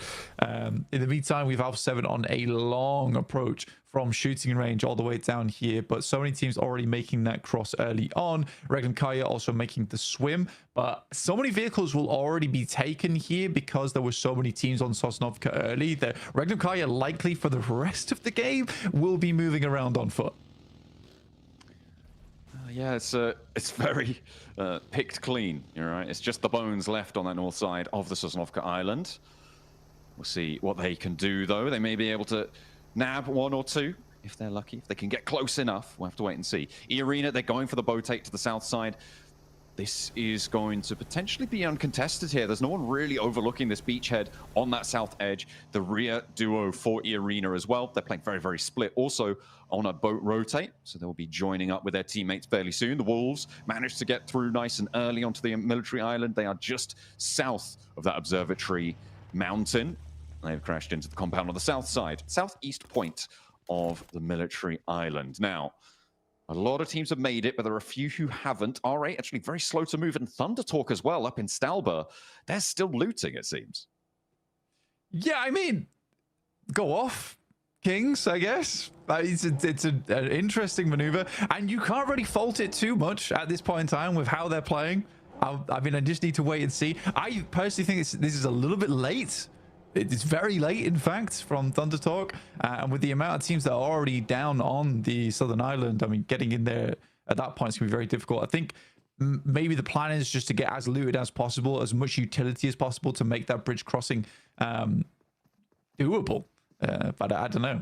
But you can see here, Regnum Kaya, as I said, no vehicles on foot, which is what we expected to happen, John, but it doesn't look fun at all. I mean, hearing a vehicle at any time and having to drop to the deck here, this is some very sad gameplay where you pretty much have to hide it out as much as possible.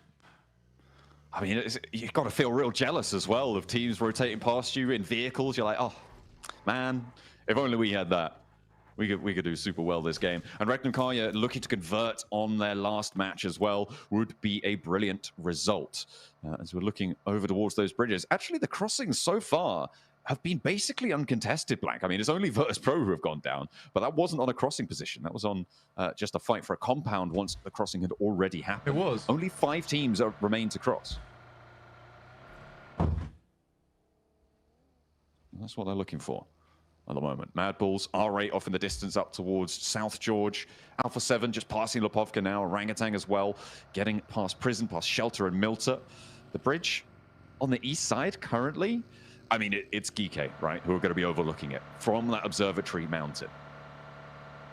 I think for Geeke, it's actually a really strong spot to be playing. We've seen multiple times, multiple teams win from that position on the map. It does require you to get a bit of an eastern shift on the circle, but this is already quite eastern anyway. A lot of water off towards Novorabnoye, so it's likely this is going to cut back in towards the mainland. So there is a high chance that it ends up around Observatory in the end game. I don't mind Kara's position too much. I mean, what they're doing is essentially just holding out teams like Alpha 7 who are going to be coming in from that side. Still no sign of Thunder Talk just yet, by the way. Still on the northern side of the map. Looks like they're bowing out this match, it seems. You know, they've been playing so much more than everybody else at this point. You know, they needed a little break. They're making their way down from Stalber. It is still stage 2, but those crossings, I mean, especially now, you've got to wonder if Thunder Talk are going to be able to make it. That southeast coast is going to be lined with landmines for them to step on if they try and make their way in there. Wolves now in for a fight with GS potentially. GS were able to win it out against Virtus Pro. Will the Wolves, who are just behind them on the tables, be able to do what Virtus Pro could not? I mean, for Wolves, there's, again, I think they have a similar issue to Virtus Pro where we're not seeing them respect a lot of sidelines in these matches. That's the thing that worries me, is that, yes, the gameplay is not too bad, the rotations aren't too bad, but there's a lot of these moments where they're making some careless maneuvers, which I would like to see improved overall from quite a few different teams. I mean, Alpha Gaming even falls prey to this as well, where I don't think they're respecting other teams very much at all in these matches, and I think that's what is coming back to bite them.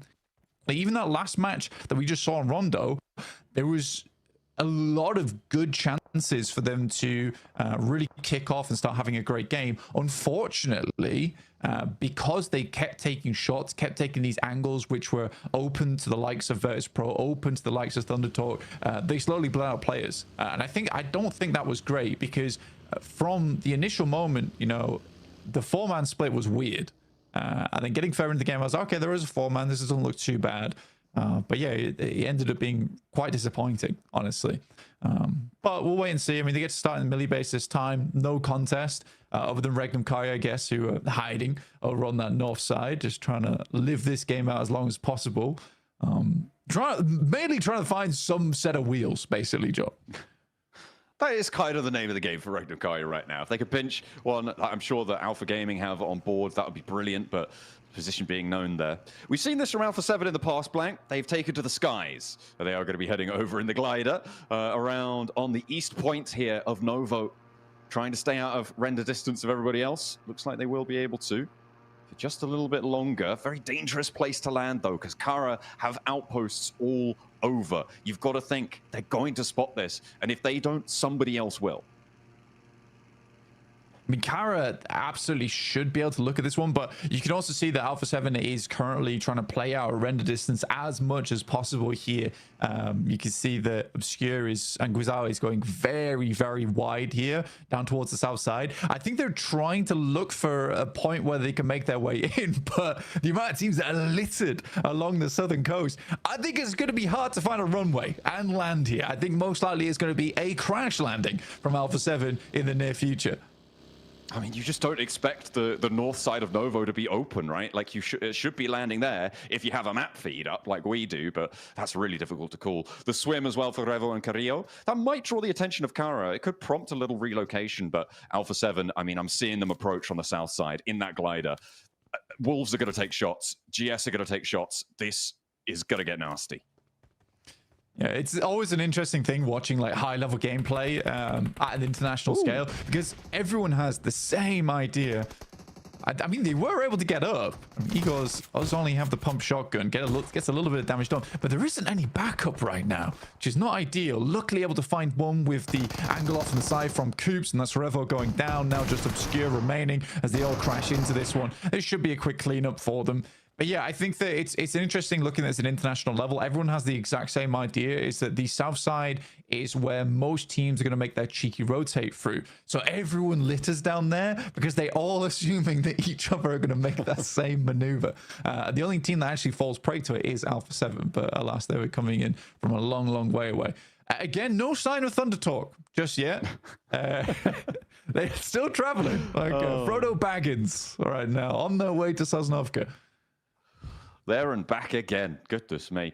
They are really going to have to get in fairly soon, because it's getting to be the blue zone's going to hurt a lot. They started obviously in Stalber. They were slowly rotating down. Also, R8 was struggling to make their way on through as Alpha Gaming seemed to have spotted Regnum Kaya making their way on foot. And unfortunately, I think Regnum Kaya, they've lost a player there. Far from ideal. And they'll be playing on as 3. Still fairly split and still very, very slow. Yeah, I think for Regnum Kai, it's a rough one. I mean, I think what you have to do there is commit a little bit earlier to an eastern crossing. I don't think that the swim is that bad, but under the assumption the circle is so far off towards that east side that it's likely going to center up on observatory, which it is currently doing, by the way, so we were correct in that assessment. I think that you have to risk the eastern crossing as opposed to trying to play on the beachhead and the three building compounds around that area. I think that's what Regnum Kari are trying to go for. It's a very European approach, I'll say it that way, but I think in this instance it's not correct. Yeah, maybe different decisions to be made in the future, but military circles always fun. Oh my god! GK getting the shift. Oh, there they are. I think I've spotted what you've noticed. They're on the map, Blank. It's Thunder Talk on the North Bridge, and Orangutan are going to be holding them out. The circle goes still towards GK's favor on that observatory mountain. But let's take a look at this bridge camp, because the health bars on Thunder Talk are going to be low here. They step out, and immediately the first goes. The next as well, looking for the spray down. The backup from across the way as well is good. 2 players now stand for Thunder Talk, and the blue zone is hurting. I think the craziest thing about this is that OG expects the team to be rotating at stage 4 into the circle on the eastern side. I mean, it's a great pickup. It really, really is. But fantastically done. I mean, Aru's on the ball here, waiting for Thunder Talk to approach, and that is the top squad going down to 1 player from OG. Very, very well played. And now they can figure out how they want to move down, because you'd assume at this point for OG that there isn't going to be another team.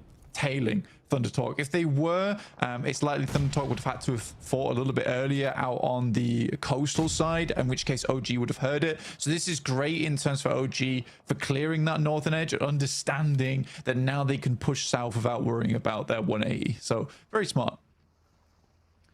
They managed to take 2 players down, but there is still a little bit of life in Thunder Talk, and you can't count them out. A big flex out came through from Orangutan, from OG, both sides, WizGod and Atanki, moving into position to try and pick up the scraps on the last 2 players. They couldn't find the angle. Thunder Talk able to keep it under control for their final 2 players. And this is so open because of all of the teams moving to that south side. It's what you were talking about earlier. Because of the teams all putting pressure down south, that ability to move is what OG have capitalized on there well on that north side. Now, on the south side, though, it's going to get mucky because the Wolves have to leave the cliff side. They're moving off, and they've already been slowed down. They've lost Batten. Doran needs a res. Coops is pulling them back to his feet, and you can't spend too long out here. The blue zone really starting to hurt now. Yeah, basically instantly have to get that bandage off. And I think for Wolves, it's pretty much over. I think Kara set up a really, really nice lineup here across the hillside. I think that Wolves is pretty much gone. Egos is likely to go down as well. At this point, Kaido, it's one of the situations where do you just deny the point? Lewis picks up Doran. And now Thunder Talk with their 2 players look to put a little bit more hurt over towards OG. But I don't think that's happening. Ooh, spray down, King spotted. And Atanki able to clock the shot. AJ last to stand, and OG have only got 1 more domino to fall to take down the top dogs. Spray around the corner, not quite fully connecting, but it's going to do enough, and it will be closed down. The roll down on the crates as well. OG want the spoils of victory. Pulling that into the back pocket. They'll clean out the north side. Yeah, that's clean. Very, very clean. So now OG has a huge amount of control over the north. Doc moves up, does get shut down by Mad Bulls, but R8 is still having presence within this engagement. Reefus seems to be the last player alive here for APG. The DPS should do the trick as Lemon weaves in and out of the blue there. But now R8 look to weave a very different picture for Mad Bulls, one of dread and ruin as they move over the hillside. Trying to push in on the western edge. The route out of that military base is treacherous. R8, they're going to fold back, look to res Marth. Mad Bulls disengage. They're sending across, heading towards DRX and the remnants of DX Savior as well, closer towards the middle. We're not going towards the mountaintop this time around, Blank, though. It is going to go down south towards GS and towards this ridgeline that we're seeing being fought over fraughtly by Kara, who are keeping their nerves together here. 7 elims already. It's definitely not easy for Kara, the movements they've had to make, the decisions they've had to go through, but they've done well. I mean, Ulf is definitely their biggest target in the future over on that eastern side, but even they are sort of held out by the angles from Geekay. Now, the circle does move away from Geekay on that observatory, so they need to find as much information as possible, decide where they're going to end up in the future, because they have to move now, and it's always difficult getting off from the top of observatory. Mad Bulls somehow stay alive with their 2 players, get to the south side of this compound that currently DRX are holding, and I think for DRX, a lot of fans are hoping they do well in this game because it has been a pretty abysmal start from yesterday for DRX. A lot of games where they're just not able to get through that mid game whatsoever, and I think that has been the most worrying thing from watching them is that mid game. It's just a lack of life from that squad. Getting through that mid game, always treacherous, and it's where you earn the majority of your points on the tables, right? It's getting past those mid game situations that starts to earn you those incremental 4-5 extra points that you need per match to really sit up and amongst the top dogs. DX Xavier trying to hold a sliver of a ridgeline. You can see there's players above them as well from Ulf. That is a really tough spot, but I think DX Xavier are going to be safe for quite a while. Geekay actually more likely to pull the trigger on a fight here. I mean, Geekay needs to find something. I mean, down towards Ulf is likely their best bet, right? They can still play high ground angle and then try and sweep down towards that south side. OG has met little resistance, and DRX actually moves off from that northern position on the compound as OG appears. So this is a very, very sneaky moment from OG to be able to get into the circle and then find themselves a strong position off the back of that as well. The question is whether R8's been watching this rotate and if they'll be able to find some shots over towards them. But again, so far it has been some fairly well calculated decisions from OG. Wonder if Ragnarok thinks he's cleared that angle there against Sakura. Did have a good old look there, spotted the horse, but didn't see a leg, didn't see an ankle or anything peeking out. Geeke, they got to take shots over towards Ulf and back them off the angle. Actually, Ulf putting more pressure in towards the middle. Nice stuff, nice find, but that could all come a cropper if GS takes shots out their way, if Ragnarok has his say as well. I'm very impressed that it's actually not R8 that takes shots over towards OG. It's OG taking shots to R8. Actually finding Amori here, and they don't have a lot of time to pick him up because the circle is in closing. No, R8's put in a very, very difficult position where OG knows at least 2 players are on that northwest side. Rotate out. Wiz got it. Oh, I thought he was sending it there. I think he was breaking out. 2 of them trying to flex through. R8 looking for that regroup, and they find it. They manage to pull themselves back up, grab in the vehicle, not go for the res out wide. Instead, use that little defilade that they've now been able to claim. Prestige backing out as well. Back up to that high ground. Wants the long range oversight, but will have to move back in with this circle shift. Ulf as well, putting pressure in. A potential scout towards GS. Ketch will get that info back to his team. And for Rectum Kari, you've been able to get quite far into this match. I mean, only have 1 player left remaining, and that's Wild, but Wild is typically the lone survivor for the squad.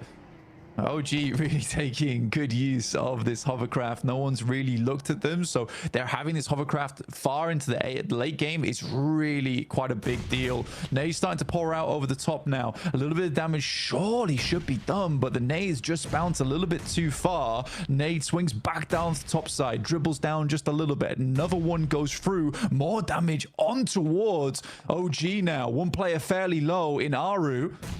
And R8 can maybe leverage this, but a good off angle right now from OG is keeping them at bay. Oh, another nade, another knock. There's no punishment really being seen. A return. Finally, Marth goes down. There was a third party as well, I think, from Geeke on the high ground to take a shot over towards one of the players from OG who has now been flushed away. Trying to flex out. This is where the off angle from Prestige really needs to come in clutch. Stopping this fight. The smoke's over the ridgeline. They want to keep this momentum going, but R8 back off the angle. The nade's not quite connecting where they need to. Marth potentially? No, it goes too long. The cook not quite right there, but that one's good. A tanky sends it back his way. And Aru again, so low, but not going down just yet. That is a cracking grenade from Amori over the top towards WizGod, who's trying to get that off angle towards them. They've laid the smokes down, trying to keep R8 back at this point in time, give them the heavy hand. But right now, it's just not working out. WizGod likely to go down. Finally, Prestige enters the fray. Moves in from that off angle. That might actually give OG an opportunity here, but another flush comes through, and R8 now into a 2 versus 4 in their favor. A tanky needs something big, but he only gets 1. There is no answer from the backline, unfortunately. Aru out in the open, caught with his trousers down there, and R8 are going to send them away. 5 elims though on the game, Blank. That's a pretty good result. Yeah, it's not bad. Gets them back up towards 4th place now, and there really isn't anyone chasing them too hard on the tables. Alpha 7 went down as a VP as well as Wolves earlier on, but there is now teams like trying to make up points with this massive point vacuum at the top from Thundertalk. You're going to start to see these things get very messy towards that top 7 towards the end of today. Ida finding Solus as well, so R8 not done quite yet. We want a little bit more. Up on the 70-point tallies, we're talking a lot about Thundertalk's security in towards those finals, but over those 70-point margins, that's also looking pretty safe, Blank, all things considered. They've done a lot of work, and they've put in the effort. And at the moment, they're way over the average that they need to be able to see themselves toward those finals. Kara got 8 elims so far this match, and they want more too. Marceau hops out, looks for the flush, confirms that one, locks it into the bank. As DXAvia hold their divot, they've been in there for a long, long time. And actually, Geeke going down. Okay, the descent from the mountaintop, not going to pan out. I mean, Kara's played this game phenomenally well. I think that's, you can't deny that from Kara. From their initial hold towards Nova Abnoya and then the slow sweep down towards the south side, it has been a real patience game for them, and at times really tough, but they've done well off the back of it. Lewis finding catch now as well from Ulf as R8 looks to assault that position. They really only have one option here, which is to try and send down to the rocky outcrop on this south side before they head over towards DRX. DRX has had a bit of circle look and no one really has had a shout in. But similarly, DRX hasn't really found any points from this position whatsoever. Likely, the thing is that if they go down in second place, this game will not be as profitable as most would think.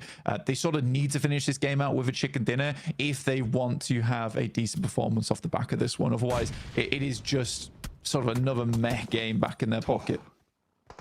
I mean, he's got 3 more nades, but finally someone takes a look out his way. And that is going to be the shutdown. And DX Xavier will fall finally. 5 teams now remaining blank. And DRX with this center position. Kara, they've moved 2 players up here. They'll need to regroup back down to their bottom side too. And push in a little bit closer. They might be able to hold the top of the rock for a little bit longer though. And maybe they'll be able to farm some more eliminations along the way. I mean, Kara being at 14 eliminations now is very impressive. I think the R8 likely are our utility because they had to throw everything in the kitchen sink to take down OG. They were very resilient during that engagement. But I do think for R8 it might be a little bit tricky going forward. Depends how much they're able to steal away from OG. And that's one thing they certainly did steal away is the hovercraft, which is going to give them a little bit of safety going forward. And especially in these final moments. Again, because OG held onto it for so long, it didn't take any shots. Now it's super useful for this late game as a bit of maneuverable cover. That's a long nade. Feels like the bounce is not too bad, but GS does go down to the circle itself. Aaron gets shut down by Marth, who has just been on a tear all day today. A huge elim count being racked up still. Oh they want still more going for Kara. And it's going to be Marth actually starting to take those shots out the way. See if he can take them down, but R8 lost a player crucially. Amori got flushed out on that situation, could not make it any further. I'm surprised there's still nades in the pockets for R8, but they've got at least 1 more here. And they want to try and find the opening to Kara. DRX, they've got everything on side right now. It is a question of who's getting second place in my mind. It's going to be very, very difficult to take DRX out of this one. Yeah, I mean, for DRX, this is a freebie game, right? They haven't really done much whatsoever. This is one of those games that just gets gifted to you now and again. I think that, again, praise should be going through to teams like R8, teams like Kara, who have manipulated the circle very, very well for themselves. Maybe even I'd go ahead and say OG on that north side. I think that there's like those 3 positions with Kara down on the east, R8 coming through the west, and OG on the north. But for DRX, yeah, there's not much to be said about that squad. I'm surprised that they haven't moved anyone up to the wall yet or moved out a little bit. They're kind of allowing ground here a little bit. Maybe timid, cowards. No, definitely not. That's a bit too much. But I mean, it should be theirs under control. They know that these 2 teams outside can't really move up unscathed, but Kara are going to give it a go.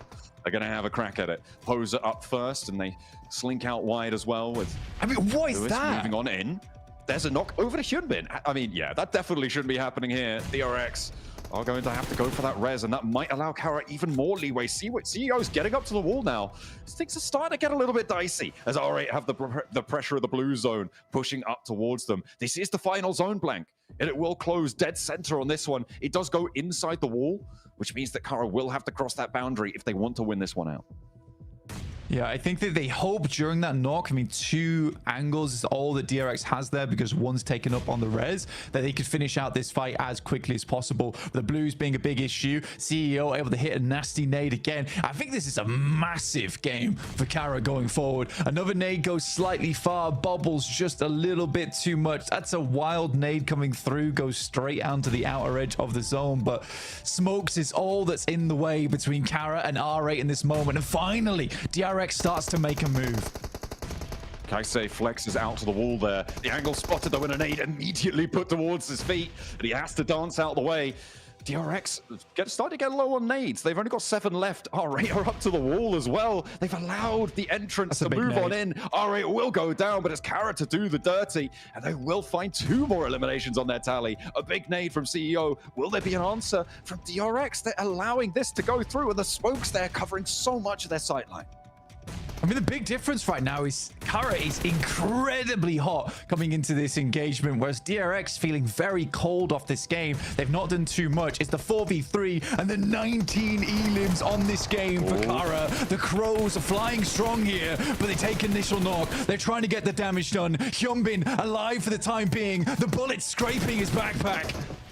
Not quite able to finish the job though. They swap over to the next vehicle and at least Poser as a solo. DRX finally able to keep themselves standing. Hyunbin gets the res. One knock is all they'll find, and Kara denied the 20-point Elium game. They will go down in second place. DRX able to hold their nerve right at the end. Every single buckle blown off the back of that backpack in those final moments for Hyunbin. But the fact that he stays alive actually is the thing that gives him the chance, because so much time was wasted there for Kara versus Hyunbin. I think if they get that knock, there's a potential for a 3v4. I think Kara is really feeling that game, but still 19 points. That's a 25-point game coming through from Kara. Incredible scenes here at the Gauntlet. A massive jump up for Kara. That has got to feel real good to be able to leapfrog all the way up the tables as they have just done. We've been waiting for it. We've seen some stuff from them previously in their regional positions, but up until now, sort of a little bit lacking. They did have a third place towards the end of yesterday, but it is good to see them finding a little bit more power into these situations. Absolutely. And I think for Kara, again, they played it well. They have strong players on side. They're not the most well-known players in the world from that particular region, but they have all played for multiple years and are all veterans of the game, which is very good to see. But again, I think for DRX, it is just a little bit lackluster win. In the meantime, we'll see what the desk had to say about that match.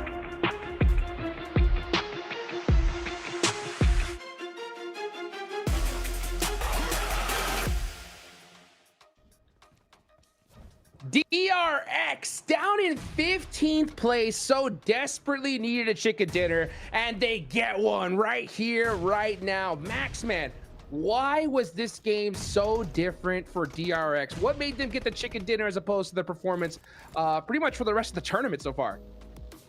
Oh, I was hoping you wouldn't ask me that question. They got circle gifted. Okay, you want me? Unfortunately, it is a win they desperately needed. Okay, don't get me wrong. They were in 15th position before this game. They were circle blessed. Luckily enough, they do go for that big push onto the side of Kara, as you can see here in this finishing blow moment. And they do get himself some really good swarm moments around Poser, get himself the wrap up, and get himself that chicken dinner. But it was definitely circle blessed. And it is not the win I wanted to see, Niptro, to be completely honest, from them. A bit more presence when they do get eventually a chicken dinner. But you know what? As you stated before we go on the desk here, that give them a little bit more of a confidence boost to finally initiate that ascent in the rankings. I 100% think that's the case because of the way they switched the flip, or flipped the switch, that's the one. They flipped the switch as soon as they decided, okay, now's the time to go, they went for it. That was the DRX we're used to seeing. So I think now they've got points, they're out of 15th place, they can relax a little bit, take a breath and go, okay, we've got a win. Yes, it was kind of handed to us, but we took it in the end. We've come back to where we need to be. Now let's go forward the way we want to play. So I really am hopeful for them now. I mean, Sizzy, you can look at his face. He's just like, yeah, it's not quite the win we wanted. He's just like, hey, we'll take it. Happy about this game. I love his expression on his player shot. So good. But, overall, like the numbers coming out from the players are good. Like so easy, 4 eliminations, 1 coming out from Sizzy with 600 plus damage, which is very impressive. Hyunbin, of course, 2. He is my MVP contender for the Gauntlet. Might not happen anymore. It might just be sitting from the side of Thunder Talk here. Clearly, Hot Jukes, unfortunately, but. Yeah, again, circle gifted to them. They were able to wrap up the win. So you know what? They were given an opportunity. They were able to strike while the iron was hot. Can't blame them for that. Sometimes circle just comes your way and you make the most out of it. Hey, you know what? That's exactly what they did. I'll tell you one team that made the most out of it, even though they didn't get that such a circle blessing, and that was Kara. Oh my gosh, these guys went crazy, Neptura, especially that beautiful nade from CEO onto R8 to take out that side. Oh man, I mean, these guys went crazy. How do you feel about their performance here in this match? I love it so much. This is the Kara I was expecting to see, Jukes. I mean, Look, I saw them yesterday. I went, they're not playing the way they usually play. They usually play center to edge, and they just weren't doing it. I was like, why? Then yesterday in the mirror mark, we saw that a little bit more. Then we get to this game. Big split on the edge, 2-2 split mid game to actually clear as much of the other circle or the other teams in the circle as possible. Exactly what I wanted to see. They went back to their play style. They stopped letting PMGC be a big pressure on them to change things up. Went back to how they play, and look where it got them. Well, a team looking at these groups had a really bad time. It was Alpha 7. The glider rotation into also 2 players swimming into Nova itself didn't work out. Unfortunately, they were trying to get scrapped here, and they got nothing for their troubles. As though on the northern side, we did see for a bit Aru clapping back versus Thundertalk. That was a really good double spray down, getting 2 eliminations right away. Aru popping off as the IGL, and clearly can be a fragger from time to time. Clutched it, man. I'll tell you what, I mean, we're talking about, the confidence that we're going to see from OG building up. I mean, how much more confidence can you get whenever you take out the top team in the lobby, right? So, I mean, OG, great game for them. We also saw a little earlier, right? We saw GS be able to get the better up onto Virtus Pro. What do you think about that one, Max? That was fun to see GS actually not go for APG. They understood we can share it, but Hodgix, what do you want to do when you have a perfect military island phase 1 circle? It's just like, well, we're going to have people are going to want to try and contest those locations away. But yeah, GS just showing themselves as a true contender. This is a team, Nipturo, that qualified outside of PMSL MENA with a singular point difference, barely qualifying into PMGC. And this is a complete change-up. This team is looking way more confident, willing to take fights. They're not scared, which is definitely a true sign of success in their adaptation to this kind of lobby. And I do wonder, can they maintain it for the entirety of this PMGC season? I would love to see that. You see them on the here on the map here now. But yeah, I think also Jafar has been such a key player for them. It's been really nice to see them coming through what needs to be done, and really just helped his team as well here. But that zone, look at RA, they're like, dude, yeah, exactly. I'm like, what? I saw that, man. What the heck? And then circle? Kind of cringe. We don't play circle. What's the circle? I don't know. Oh dude, they're still over there when the circle's that small is wild. That late wow, rotation. I'm surprised they got as far as they I was got born then. in it. Molded by it. And they picked some really good fights. Prestige had a really good off angle in that fight, North versus Orangutan. It really set them up for success. And once they do clear Orangutan, they start holding on the western ridge, which gives them not only just a really good angle to third party, these southern fights. I think you had Ulf, you had Kara. They can easily get a third party opportunity on that. It also keeps them relatively safe. And you can see here, they don't really take too many casualties until they have to push over the ridge, which at that point here, Hodgix, we saw the nades of CEO were on point. And because of that, 25 points for Kara here. Outdoing DRX that got the chicken dinner. Kara, maybe this is the start of a great comeback. It's got to be the start. I mean, come on, right? I mean, these guys, we were waiting for them to be able to put up a big performance. We're waiting for DRX to put up a good game. This is what we were talking about, Neptura, right? We knew that we were going to see some squads perform, and they did not disappoint. They haven't at all. It's nice to see Ulf as well in the top 5 of these points, right? That's another team we wanted to see more from. And, DRX, we talk about, they got the win. It was a little bit handed to them, all of this. It's still 17 points. And when the leaderboard is kind of close, as we've seen it, that is really what you need. So 17 points going to push them pretty far up those leaderboards, I think, and they'll be able to now use that as a springboard into the next match. So very excited to see what they've got coming for us. Yeah, Kara, they landed over there in Novo, right? And they just started playing that edge style you were talking about, right, before Neptura. What do you think, when it comes to Kara, right? What's the difference between this game and playing that edge style versus, when we see them go center? Like, what do you think the big difference is for them? For them, honestly, the difference between the two play styles, I feel, is how comfortable they are with it. Because they play center early on in the game and then switch to edge. And what we were seeing them do is play edge from the very beginning. And that only meant that they were getting left behind by all these other teams. So I really think that that's where they're going, oh, okay, wait, let's switch back. Let's do what we normally do. They're more comfortable and they can be more creative with it now. As so easy. It's not, hey, it's not Siting. For once, it's not Siting being the MVP of match 2. Look at this Zero, look at this pentagram. It's like healing 0, and then you just have a line 29 minutes survival time. You can barely see it, and then 0 assist. This is the weirdest pentagram graphic I think I've ever seen in PMG's PUBG Mobile Esport history. This is an odd looking one, but 0 healing again, showing that they were circle blessed. They didn't take any unnecessary fights. They weren't over peaking to like take fights that just didn't make sense. They're just like, we're given a free ticket into the late game. Let's use it here, and it worked out. Yeah, man, oh boy, did it. Look at that. DRX now in 11th place, 37 points. So that's at 9 away from that 7th place position. By the way, guys, if you don't know already, it's 7 spots that are going straight to the grand finals. Everybody else is going to be going to that group stage, right? So looking at these leaderboards, Max, okay, we're about to hit that halfway mark, right? You got GK all the way at the bottom. What is it going to take for these guys to finally wake up? Points. I mean, yeah. Games? Good. I mean, yeah. I mean, for Geek in particular, I was quite disappointed because they were playing Observatory this game. They didn't do much with it. They were very hesitant, very slow, and Kara just saw an opportunity to kind of do what Geek should have been doing this game. So Geek need to see a step up, a little bit more confidence being displayed here in these lobbies. And same for any of the bottom teams. APG also, I didn't even do much this game. Niptura, we need to see the APG comeback, and as of right now, it's almost a halfway point. As Hodjuk said, it's getting a little bit late to initiate that comeback. I know it is, isn't it? And, you know, even as we look at those leaderboards earlier, right, like even a win like from DRX is going 15th to 11th. So APG need to have a lot bigger of a game than even DRX did, or Kara. I mean, they really need to shape their next game more like Kara, because Kara went from 11th all the way up to 4th place. 4th. Wow. In one game. That's crazy. I mean, APG need to be looking at Kara now. I know I keep going on about them, but honestly, I mean, CEO coming in here, 6 eliminations. Yeah. 6. Come on. We know APG can pull those numbers. I want to talk about Amori for R8. This guy has been consistently on these top 4 player graphics, right? I mean, when you're looking at R8, you're looking at Ida, looking at Skuton, you're looking at Marth. Also, there's some really good moments in day 1. But no, Amori is clearly the setup player. I don't think it's intentionally made in a way that he is initially the fragger. He's just a player that finds off angles to set up his team for success, and his off angles are genuinely, Hodjuk, so good.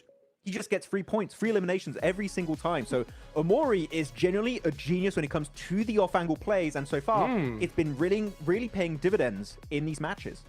Well, you know, that's an interesting point here, right? Because Amori, he is definitely finding those off angles. You know, we saw in that later fight, though, one off angle that was from Prestige, right? Prestige was holding that huge off angle. I think that really set up that fight for them, right? What do you think about Prestige holding that off angle for so long? And then he finally grouped up with his team towards the end, right? But do you think that he should have held that there back a little bit longer, or do you think he joined up right on time with his team? I think it was used perfectly, actually, in that fight there, Hodjuk. The way he was playing it, relatively passive, I would say. He was just trying to keep Orangutan in check and stop Orangutan from bleeding over that ridge. If Prestige is not in that position, I think Orangutan keep hitting some of those great nades they had in that fight, and they just completely overwhelm R8. Prestige's off angle is the only thing that kept Orangutan in check. So Niptura looking at R8, everyone, it feels like, on the team can pull off angles. I know Marth can do it since spring of this year, so they're just all off angle players. maybe that's the strat. Honestly, it is kind of the strat. I mean, you see time and time again when you look at fights, very rarely is a fight won by 4v4 just right in front of each other. It's always a sneaky little off angle. It's always somebody wide wrapping that just provides that cover, you know, pushes a team into a corner and stops them from doing what they need to do to defend themselves well. So, you know, it is, if you have a team of all off-angle players, honestly, I find that that's probably like one of the best strats you can possibly have, just because it gives you that flexibility to do whatever you want and surprise them however you can. Yeah, definitely. Though, looking at this graphic of the top 4 players, we've been on this one for a while. I kind of like how CEO is grabbing his logo. I don't know, it's just... That had to be intentional, right?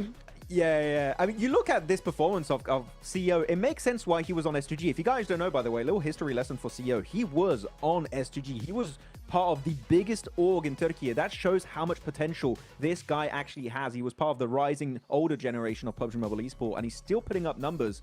So CEO, I wouldn't be surprised if he's able to, again, put up the numbers and contest the likes of maybe Regnum Kara moving forward.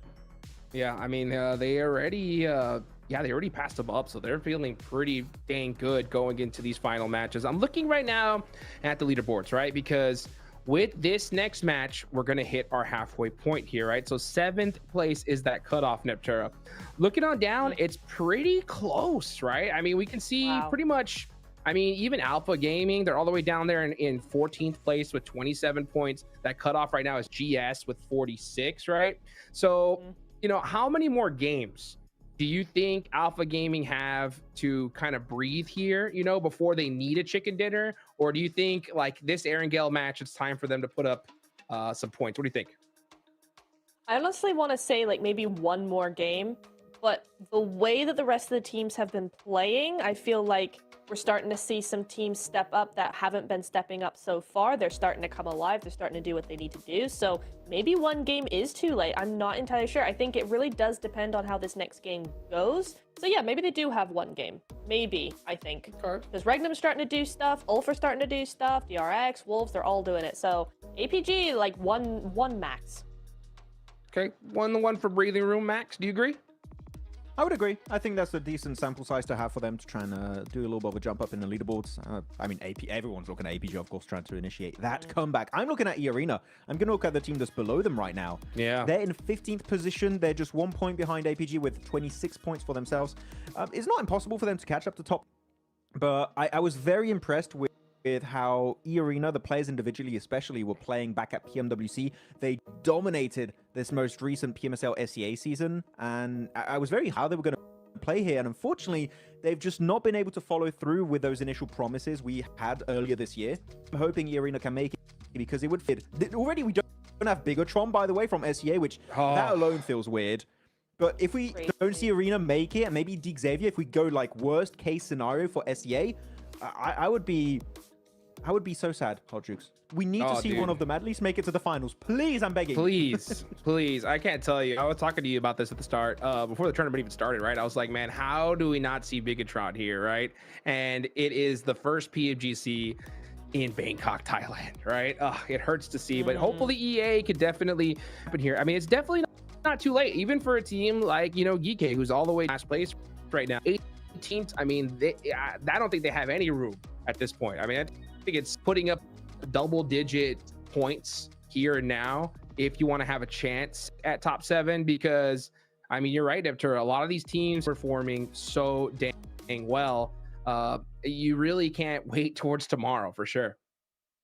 Oh, absolutely not. It's going to be far too late for that. I mean, we have seen big things from some of these teams in the final day, APG in particular, that like to just bring out an entire different APG to how it's been the last 2 days, but I wouldn't count on it. I think the lobby is too stacked. These other teams are sick up too early. That, you know, we're seeing things from Ulf. They're starting to make more moves. I mean, EA are starting to do, we've seen some things from them. It's a bit early just yet. No, they haven't been doing exactly what we wanted them to do, but there is still time for them to do it. And I think so there's a lot of questions, I think, for the lower half of the leaderboard, because there's going to be the top half of the leaderboard that are just going to take advantage of that slowness now, because they've already stepped up to the plate. Now that makes it more difficult for the others.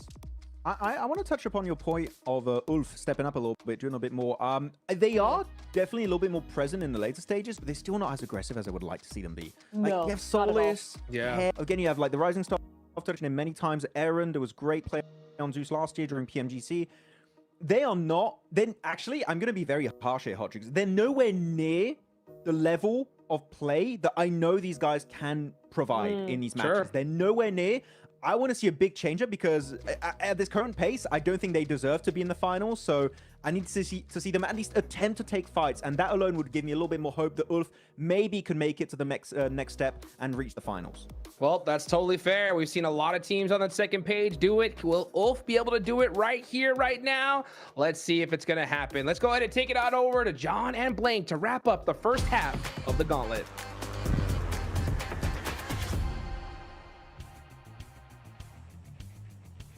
Alrighty, let's go for another Erangel. We'll see if we're going to get another military island. It would be interesting. It would be exciting, but we are going to be heading on in. My name is John Allen. With me is, of course, Blank. We're going to be getting stuck into this one. A close down at the end there for DRX to keep things under control, but we'll have to maintain a hopeful situation that we'll see something a little bit better from them this time around, even if it will result in a win. I would much just prefer to see another Kara performance. The 19 Elim game was phenomenal. Very, very fantastic stuff to watch unfold. And I mean, overall, their game plan was pretty solid from start to finish. Sadly, weren't able to take on DRX. And again, it's from basically an open field with a couple of trees versus an entire compound. So DRX definitely had some advantage there, as well as having a bit more utility in those final moments. The fact they're able to hold them off for so long, it's like one of those situations where Kara, if they don't get that initial couple of knocks on towards DRX, they don't finish off R8, and I think that both get swarmed by DRX in that end game. But this is a west to east playing path. Very kind one, first kind one we've seen today. We'll see where the circle ends up here. Thunder Talk taking a slightly different approach from last game, luckily for us, because that last one was a bit weird, honestly, overall. But we are heading over towards the eastern edge of the map, around Rozhok, Potato Hill area, just south of Yaz. So still Yaz Field in this one, John, but plenty of fun compounds to play this one out. Yeah, we are going to see maybe a little bit of a diversion for Thunder Talk. Of course, they are close to Kara, though, so maybe a little bit of danger there. In general, we'll be keeping an eye on that Milta area. The circle a lot more centered towards that Potato Hill zone in the middle. A little scrap for Alpha Gaming, and actually, they're going to be able to win this time at the start of the game against one of the players from Wolves. They can't quite get there in time to pick him up, as Coops will be taken down. We are going to be heading to a little interview with Poser himself from Kara after that incredibly massive game. 19 elims. Let's find out how they did it. Oh, maybe not just yet. We've got about 20 seconds before that one. But either way, they are going to be tuning in for it. It was incredibly monumental. They were on for maybe a 23 elimination chicken dinner blank. But welcome back to a quick report with the 7WG. We'll ladies and gentlemen, we have a new record for eliminations in none other than Kara Esports. I have Poser here with me. You guys were working those 2-2 splits wonderfully this last match. When did you decide to go to E-Arena? Bu son maçta 2-2 oynamakla çok güzel oynadınız. Ne zaman Arena'ya üstüne saldırmayı düşünmediniz? Nova'nın içindeyken alan bizden çektiğinde Iarena ile oynarımız aynıydı. Ondan sonra ilk önce kıyı temizledik, sonra da onları temizledik. Adım adım iyi oynadık. So the circle actually go on our gameplay with Arena. So when we saw that, we first clear the edge and then we jump on them. And with this performance, I mean, it's going to shoot you up the leaderboard. What does that mean for the team? Valla bu puanlama sizi sıralamada üst kısma çıkarttı. Nasıl hissediyorsun bu takım için? Şu an özgüvenimiz daha da yerine geldi. İhtiyacımız olan böyle bir maçtı. Henüz potansiyelimizi göstermedik. Daha yeni başlıyoruz. So we got our confidence backs up, and then with this, we will show our performance that we can do better. Hey, I'm hoping it continues on. 19 eliminations. I know the Turkish crowd is going to be hyped. Back to you guys. Absolutely. It would be brilliant to see if they can carry that forwards. It is, however, very rare to see teams have two performances like that in a tournament. It would be something special, but we can always hope. Thunder Talk, though, they've definitely had more than one of those performances. It is a rarity. Thunder Talk definitely a rarity in our games overall. 100 points, hit the century. Weren't able to get anything done on the last match, but again, they hit triple digits and fought themselves. Let's take a short break, and we'll get right back to it over on the next angle here. Let's take a look at the leaderboards right now. There is that big jump off from third place down to fourth, with Mad Bulls in third place dropping down towards Kara with 55 and OG at 51. But as you can see, it's around 10th place where we see our next real big fall off from 44 to 37. So there's a lot of teams battling out for this top 7 here. And it should make for an incredibly fun final day tomorrow, where all the teams could be dipping in and out from that top 7. We get a little replay on Doc getting the spray down onto Coops. They couldn't quite get away unscathed with the vehicle. Doc happy to have that point on side. A nice pickup found there. As we hop towards the middle of the circle, though, we're on board with Regnum Kaya, who have managed to take a very, very central compound. Really important position as well, with a lot of sightlines out to control of the teams who are very likely going to be moving in fairly soon. We're now into our 6th minute of the match, and we'll see just who's going to be on the road nice and quickly. Hopefully, yeah, Thunder Talk, they're already moving, so we're not going to see another massive delay until, what is it, like zone 8 or something like that. And they decided, oh yeah, we should probably get towards the circle. R8 did it too, though, so, you know, it's not just them. It isn't. I mean, it was possible. I mean, it was fun watching that little breakdown of the paths taken with RA really on a bit of a journey themselves down from that northwest side, starting just underneath Alpha 7 there, but having way more success from their position. I mean, even just to get in on that western side anyway was very, very tough. I mean, there was so many teams there at the start of the game. I do think Virtus Pro going down so early actually opened up a little bit more possibility for space taking on the western side of Sosnovka. So some fortuitous stuff did happen. I think for Kara, they didn't quite get that benefit. They really did have to fight it out for that position, indicated by obviously the amount of eliminations they were able to pick up in that last game. You got OG here on our screens, just the western side of Shelter. Just waiting to see what they want to do next in terms of scouting, where players are coming from. Regnum Kaya left fairly early from their position, headed around where Dip is. And we'll just hold that out. With Ulf coming in from the northwest side, that is something they'll have to worry about in the short future. Alpha 7 moving in on that north edge. Over that Rostock Bridge, uncontested on the crossing.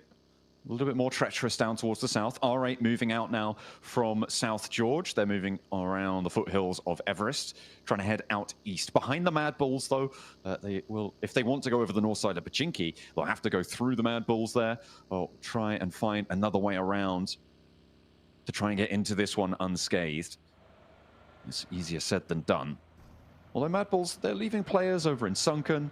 They wanted to control that bridge crossing to the north, I suppose. Get a little bit of info, a little bit of scouting from Tulika on the Mad Bulls. As GS move over the north, they're heading over the north of the Yaz Lake. I mean, I think for E-Arena, heading down this way is not too bad. But again, we haven't really seen that early game prowess from E-Arena so far. I mean, round Geekay as well. Yasnaya is easily shared. With only 2 players there, I am slightly worried for them slightly. I think the rest of the team needs to get back in action soon. The Mad Bulls, though, like you're saying, over on that western Rozhok side, coming through past school towards Chopsticks. This is always such a weird starting circle for a lot of our squads, just purely because what they're struggling with right now is deciding where they want to play going forward. Because as we head into zone 2, like, there's plenty of positions which are very, very valuable, but just not quite yet, because we don't know where it's centering up. Now we know that you kind of want to take some of these farm compounds nice and early, potentially even some of these positions underneath Potato Hill. Even playing over towards the southern side of the coast is not bad here.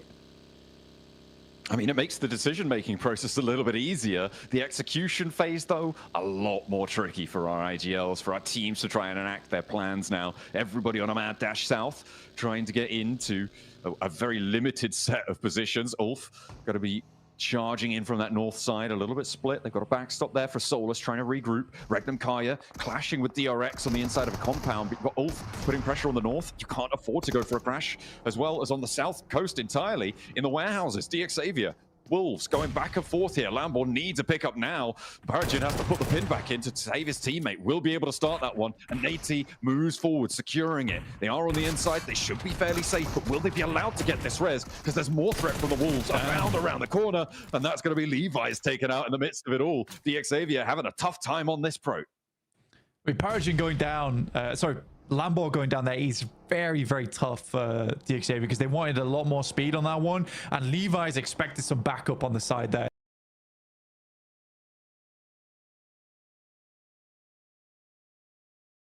That wasn't meant to be a 1v1, that was meant to be a 2v1. Paragin getting taken out by Top, and Gara immediately picking up the elimination point for that. Goodness me. DX and Wolves now just bottom of the pecking order right now. That's unfortunate. I think DXAV can't really leave from this building either with the 2 sightlines that are set up here, John. They only got 2 elims for it as well, Blank. They weren't able to extract the full 4.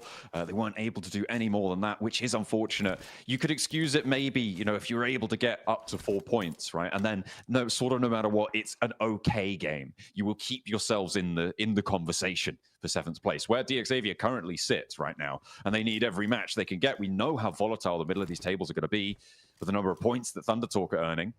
And Kara having that oversight, they'll be all too happy to snaffle away any points that dare to step out of line.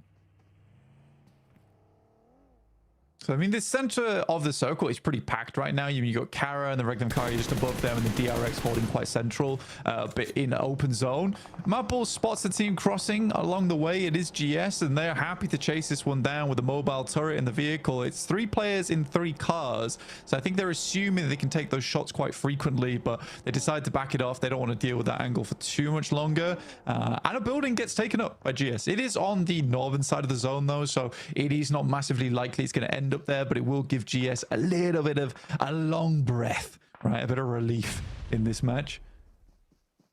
That is a Doran goes down. Nade. What a post through the letterbox there on the nade. Beautiful stuff. Didn't even need a stamp. CEO able to hand deliver that one. Lovely stuff. Able to pick up the pieces as well. Now they're going to have to move a little bit further west, potentially. I mean, Kara should be able to hold this angle. We'll see if they're able to do so against Thunder Talk, who are moving in on that coast side too. It's hard to make the correct decision on this one because as we head further down towards the south side of the map, it slopes downwards, right? So you don't really want to play those positions. I think Alpha Gaming actually has a very good chance from their spot. They have a lot of high ground oversight here. The issue is they're going to have to play that late game a little bit more aggressively as the circle probably will move away from them. I think R8 has one of the more fixed positions inside of the circle. It's a lovely compound to play around with. Leaving it is slightly difficult because you do need to wrap around towards that northwest side. But in this instance, it's really good because I don't think they're imagining that it's going to be a hard west shift on the circle. So this just gives them nice 180 oversight towards their eastern edge. And that's a lot of information to be gained off the back of that one. OG making a mad dash along the way over towards a small building they can potentially play the rest of the game in. Actually diverting one out to the shack as well. So they have got multiple angles. A run-up made a little bit harder because of that. With 4 players alive, I'm only seeing 3 in the middle there. Or maybe they are all 4 packed in. We'll have to wait and see just how they can hold the dead center here. They're in a little bit of a valley blank. So it is very much a standoff. They are committing to this location. It will be very, very difficult, if not impossible, to leave it. So they need to get the value in the mid-game here with elims. Yeah, I think it's a risky play, but it's high value reward if this does continue to center up because it's very much open ground around them. Like you say, leaving through the open ground is treacherous, but if they have to deal with teams walking up towards them, it should be a fairly easy hold. So I think for OG, it's a case where you play this position and like you say, you are just committed to it now. But it is fairly central. They had no real other options other than playing sweep on the edge. And I think they're more comfortable playing this anyway. They're quite decent when it comes to holds. So we'll see what OG can do from this spot. It's a slightly early commit though at stage 3. But because it is so dead central and in a compound, I think you make that call here and now. Too far. Angles over towards Virtus Pro, the rest of GS as well. They moved out to the north side to try and have a breather, but they're being crushed down a little bit here. Virtus Pro have to turn around. They don't want to get stuck into that anymore. A little sweet drift there for Virtus Pro. Maybe they're reorienting. Maybe they do want to get stuck in. Okay, no, they're just biding their time and leaving tire marks on the grass. Someone's got to look after that. That's very inconsiderate to the groundskeepers. It is indeed. Undertalk playing down towards the southern docks as all 4 players. There is a chance it does go down towards that south side. It's not always the greatest and latest of positions, but with a little cover and the little positions available in that spot, docks is not that bad. The question is how well you can hold it as a solo team. It does get to those points later on where you end up sharing that position on the east and the western side of it, often leaving the warehouse open as it's a bit easier to nade out. But I think that for Thunder Talks, this is a good spot to play in going forward. Now, OG has an option now because most teams are going to have to wrap around on the east and the west side, is whether they want to move a little bit close to the circle, play out in the open with some vehicles, or just stick to their guns. Rufus on the inside, not going to win that one. Arena able to find it in an immediate shutdown. Alpha Gaming not in a position to go for the backup there, and Zyol caught out in the open by R8 across the way. That's a couple 100 meters out there. A long shot coming on through. In the meantime, Geeke, Regnum Kaya clashing on the inside here. You've got DRX on the north of this fight too. Those nades are coming on through, but it is Regnum Kaya to draw first blood. However, it's traded off. Flushes need to come through now, and Safji will be able to find it. Unfortunately, it is taken down in the process. Kevin on the outside, though, looking to try and hunt down more Regnum Kaya players here as he steps forwards to Loxy. Low HP on Zedwall. Not really step too far in, but with a shotgun to play against, you know it's probably not super likely that you are going to go down through the consistent spray. Regnum Kaya, however, go down to DRX on the approach, and that is going to be an overwhelming force from DRX on the north side. Not timid this time around. I think the craziest thing is Kara gets a shot in there, by the way, from all the way down the southwest side, able to pick up Loxy as he jumps out the building. Regnum Kaya just melted under the pressure there, and DRX actually pick up a fairly decent spot for themselves all in that short moment of time. I think they'll be very pleased with how that one turns out. In comes Ulf over towards ThunderTalk's position. Again, like I said, this is a large area, difficult to hold as 4 players, and they're trying to gauge where exactly the ThunderTalk players are currently. Luckily for ThunderTalk, they always have this angle up top side. APG doing a good job to protect them from any target that comes towards them, and some fantastic nades are being lobbed up their way to secure some more points. Goodness me, Ulf, they try and move into the hills on the north side of this compound, but they're denied entry. Everybody with the third-party angles. Eren, though, has actually managed to make it for the south side, so a last player alive for Ulf. Hello. In the meantime, Doc now has more arena players to worry about. 3 players actually taking shots out his way. You can see the rest of them trying to move through. He's forced out wide and taken down as soon as he moves. Sakura clocks him.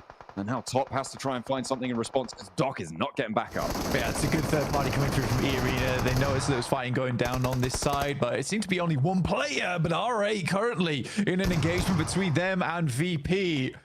One player left alive for R8 and nowhere near this engagement. It's Prestige looks to send some Molotovs in. It's a good position to throw them out, but VP immediately moving forward. Amori in the backlines in the shack, priming a nade of his own. It's a long toss on it. A big gamble, but doesn't hit on target. Prestige down in the smoke has been spotted now. Voston keeps his head on the swivel, spots the player down in the dirt, and leaves Amori the last to stand for R8 across the road. And actually, OG are moving in on that north side, so that could be a big problem in their very near future. I think Alpha Gaming did just go down. E-Arena able to finish the job as the circle goes back towards the center of this one, leaving those cliff tops out of it. Yeah, I mean, OG can continue to play on this north side, but again, it's this question of where do they go next? I mean, luckily, because they cut out so much of their position on that northern edge, they don't really have too many teams watching in of where they're going to be maneuvering next to. I do like the way ThunderTalks is currently playing this, though, is where they're not splitting up into a singular area on docks, because they don't want to give an opportunity for a team like Ulf there to swing all the way around and crash into a singular part of the docks. Instead, they're spread across it. They take fire as teams come in and then rely on teams playing on the cliff to basically do the job for them once they lodge them on that hillside just the north of it. It's an interesting play, and it's working out very, very well for ThunderTalks. E-Arena going to have to make a move, and maybe ThunderTalk will take some shots out their way, but I think Virtus Pro are going to be more preoccupied with holding them out. Maybe a drop down the cliff face, maybe go for a swim here for E-Arena. Tourniquet certainly taking that option. The question is, will they be spotted? Alpha 7, they're biding their time on the southeast side, but they do have to make a charge across the open ground here towards Mad Bulls, or, well, what's left of the Mad Bulls, rather. There's only 2 still standing there. Game's going to slow down a lot, but Kara actually has a very strong spot to work with. There are 4 players as well looking for another huge game for themselves. They also have been consistently taking pot shots at teams, so they've been very proactive from their position. Even if there is a squad 200, 300 meters out, they've been very aware and been taking shots that way. And the more casualties that they can cause within this lobby, the easier their end game is going to become, because again, as teams start to get crunched towards the center here, more and more fights are going to be taking place out in the open, and these are not fights where it's likely you're going to live with 4 of your players. You're likely going to have to sacrifice 1 or 2 just to win an engagement. We saw Xing there actually stepping out onto the docks for ThunderTalk, and Eren laying low, not wanting to get involved. may have sightlines on it. The question is, does he want to pull the trigger here, expose his position, let them know he's there? Tony K moving up to the pontoon there. Trying to hold it down. I have no doubt that Aaron knows exactly what's going on here. And he is opting not to take these shots. You just can't confirm the point. It's much more valuable to play with the protection of Thunder Talk around you and try and play for it later. Oh Tony my. K steps up and he wins that? How on earth do you win that? Stepping up out of the water, draws the weapon, and immediately lands the shot at the Shing. That has got to feel real bad on the south side there. And that's going to move King out to have to go for this res, to have to try and pick up their teammate. This is Aaron's time to shine. And he steps up and does exactly what he needs to. That is what he was waiting for. And Thunder Talk are having a nightmare here.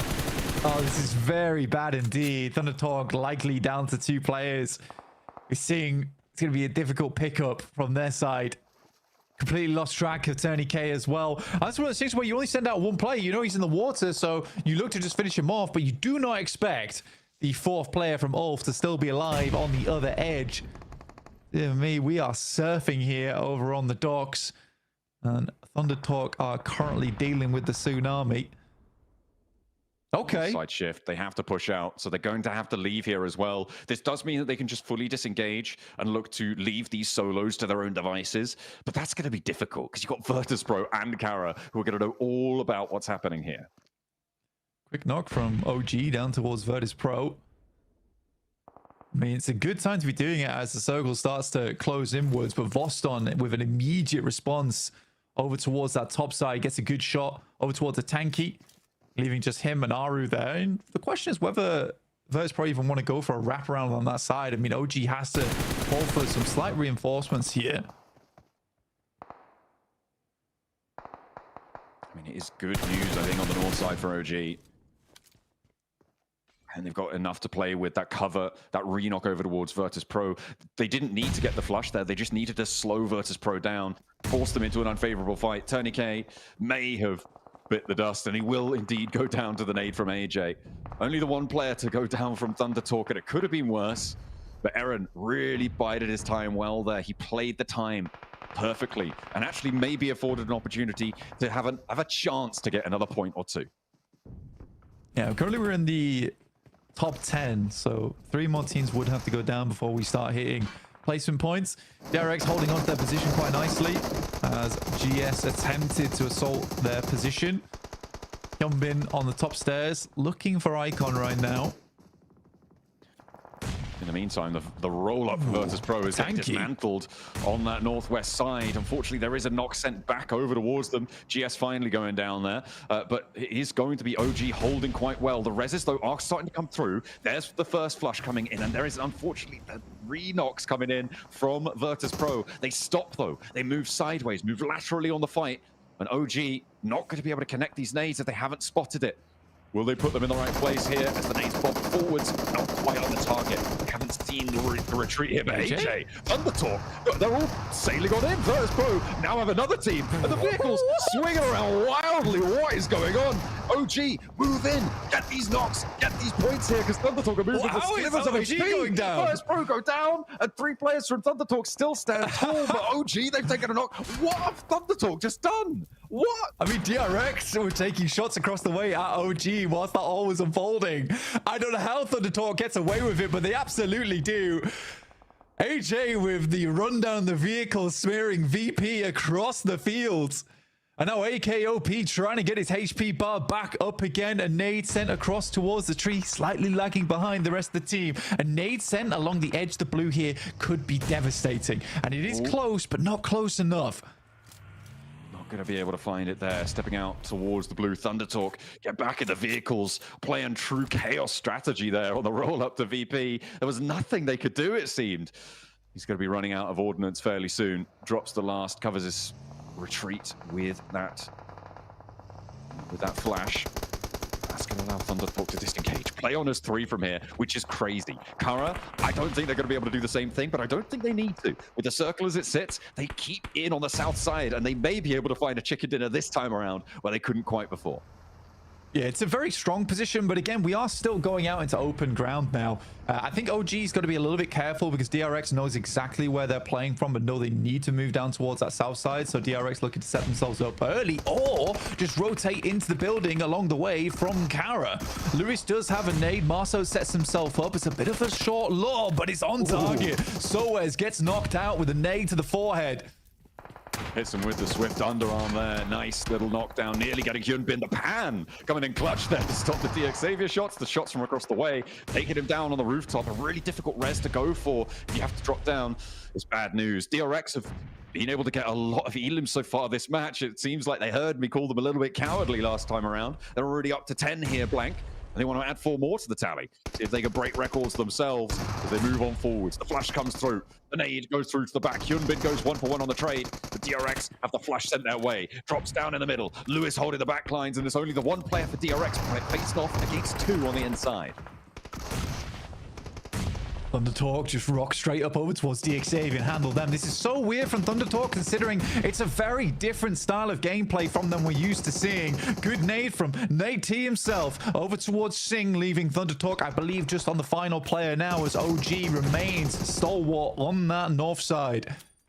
They can get the reses in the shack for Thunder Talk, though. There are still 2 of those available. The question is, does DX Xavier have a nade? Stow Kara on this hold. Poser is down. But they're getting that rezzed up very quickly. DRX slowed it all the way out here. You can see they're on 10 elims still, but with only 2 players, the wind's been knocked out of them just a little bit. QXZ wants to try and drop down there, and he will get the shot. Over at the Poser, the re-knock is strong. Gonna keep Kara from overwhelming them on the repeats here. He goes in for more. He wants to find another, but there's his teammate going down. Lewis steps out, put into a shotgun. A barrel straight into his face, and Lewis goes down as well. They will finally take him down, but they lose a player, and they have to get these reses fast, Blank. Over the top tries to thread it in towards the shack, but a good shot from AKOP will take down Sighting almost instantaneously as well. Now they got to figure out how they want to play this one out because, again, for OG, they are passing through open ground. I think for Thunder Talk, they desperately want to get rid of DX Xavier, but Nate, immediate reposition from his side. This is a good survival play for him. Again, DX Xavier has been on the receiving end of survival plays for quite some time now. We haven't seen a truly dominant game from DX Xavier just yet. It's disappointing as well, given their prowess, given their record this year. They've had a really, really strong showing, but it's just not coming through yet in the Gauntlet. We'll see what more they can do. Nades being thrown out by Thunder Talk still. It's good, actually. They got anything left and they find an opening. You're kidding me. Thunder Talk just seem untouchable here. Nading Aru off the tree, doing a lot of damage. That's going to be unresable now. The rotate out wide. AKOD needs to stand tall. Will be able to do 1 and a second as well. The double knockdown, but across the way, there's still a 3rd player for Thunder Talk going. It's all up the WizGod. It looked like OG might have had the game under control there, but Kara now with the numbers advantage. I'm just so confused of what Thunder Talk's doing in this game. Sighting sending it out again over towards OG. It's like a completely different type of Thunder Talk this game. Nate maybe going for the 1v3. CEO's able to put him down, fires him from the company, and at least will be able to remain up and present. WizGod moves up, and in the meantime was able to take down Thunder Talk. Now, it's a 1v1 technically as the blue continues to push in. I think they've got time to get these reses off Blank. The blue zone's not going to move for a couple more seconds. They may just be able to get through. Marceau will heal. Poser will be able to get up and step out for another sight line. Unlikely that Poser's going to be able to heal, though. Actually, they might still have time here. They do. Goodness me. This means a full 3 for WizGod to be able to have to deal with here, and he doesn't have any nades in hand. With a nade, this could go a different way, but I feel like WizGod might be able to find 1 or 2, but the 3, I'm not sure. When Marceau goes out, drops the smoke train towards him. They know exactly which rock he's on. As soon as they get in range, they don't have the nade either. Steps out, and that's a little sliver of HP taken away, and he doesn't have any meds to play with. This is nasty. Big stun grenade. WizGod just has to hide it out for the time being. But it's looking close. Can WizGod close this down? It's looking slightly unlikely. Regardless, he has been through the war zone this game and will go out valiantly. But it will be Kara to come off from a 2nd place and 19 points into a chicken dinner. What a sweep from these guys.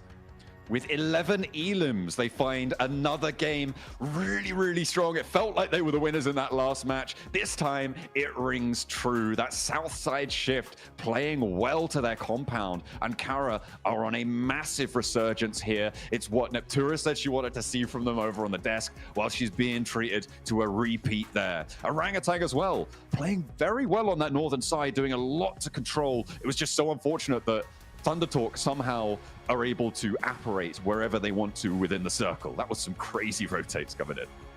Oh, bro, I just couldn't believe we were just watching Thundertalk just go alpha lever in the vehicles. It made absolutely no sense to me, John. It was like watching them go from tactical gameplay to suddenly, you know what? We're just going to give it our all here. Get in the vehicle, put the metal to the pedal, and just get things going. Yeah, it's really quite impressive how they were able to do it.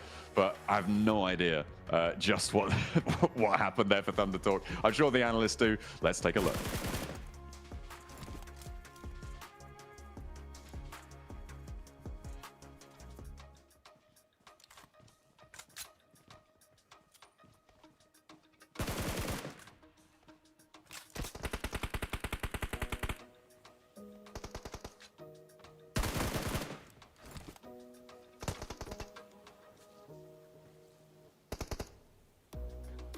Okay, man, what a game. Are you kidding me? This game had it all. We saw the crazy push from Thundertalk onto Virtus Pro. I mean, these guys are flexing themselves out, but Kara with the back-to-back chicken dinner. Max, man, what we've been waiting for. Hey, Kara, back-to-back win. Niptura, you are the reverse curse less right now for this team.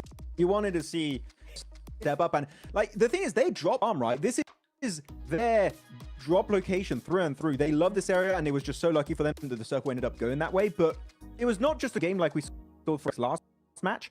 This is Kara actually zooms away by building. Lewis in particular, top angle versus DRX was just in particular just putting Turkey on the map when it comes to the Gauntlet. They are the best from their region, which I did not know the Regnum Kara in this exam lobby.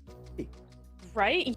Yeah, prize coming here. I did know Kara were gonna be a foreskin with it. It took a little time to get feet, but once they have, I cannot them the edge, the controls that they've got. You know that, like you said, that roof angle was just demolishing for DRX. Really good game, all right, but no match for that angle.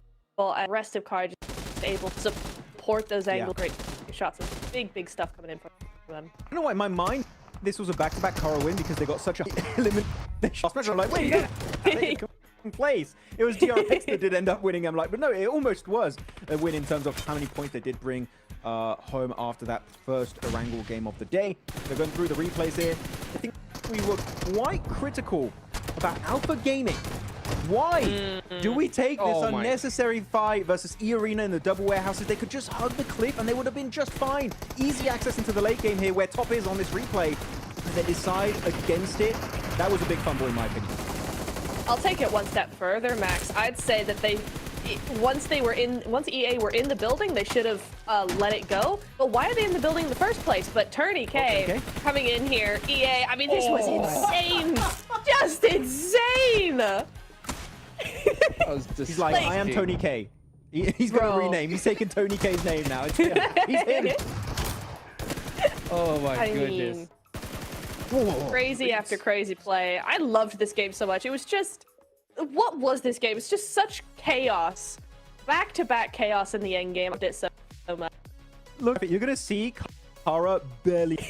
You're going to see them barely move this high again. Okay, even talk technically, they dropped Milta, so they didn't have to do this game. Orangutan also similar, drop in Shelter, playing the northern side.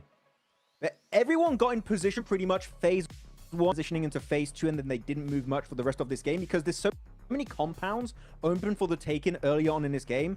They just go there, play it for as long as they possibly can, and hope the circle does eventually favor you towards the end, which it did for Kara. Actually, Kara did do a really nice 2-2 split there. You did see for a second that 2 players north of the road, 2 players south, to just keep their options open, Niptura. And here, clearly, that was a position that enabled them to get easily into the later stage while really taking no fights at that point.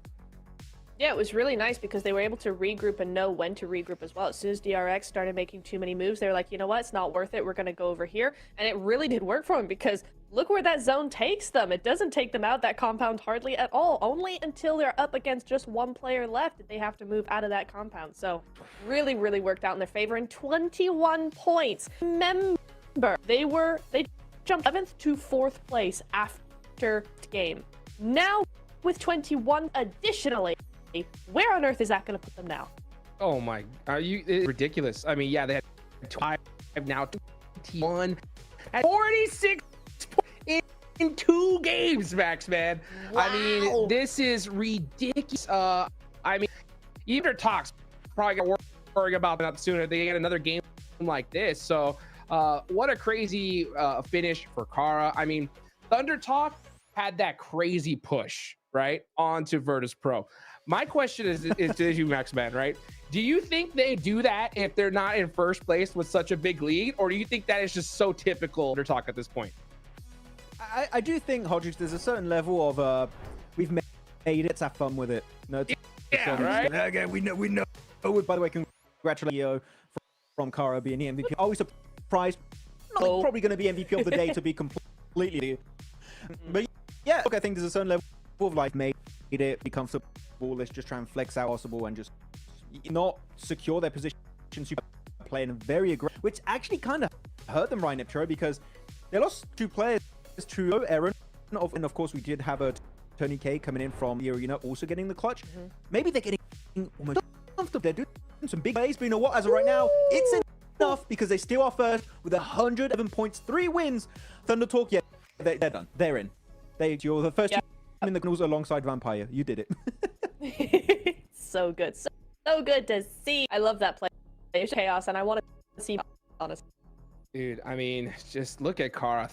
3rd place with 76 points in total. Like, again, in the 2 games, they have outperformed these teams in their entire day's performance, Max. How crazy is that? And they were in the middle of them. It's been a quick comeback story in Kara. They're still quite a bit away from Thunder. They've just been so damn consistent as a team. But you know what I do want to highlight is the fact that RA are still holding strong onto that second. Right, of course, they're currently tied between 3rd place between them and Kara. This, you would have showed genuinely at the start of the Gauntlet and say, this is what we're going to have at the halfway point of that. Say, there's no way. This is a big, like all the other, and a lot of the teams that are rising star effective regions are at the top. What is going on? PMGC so negative and...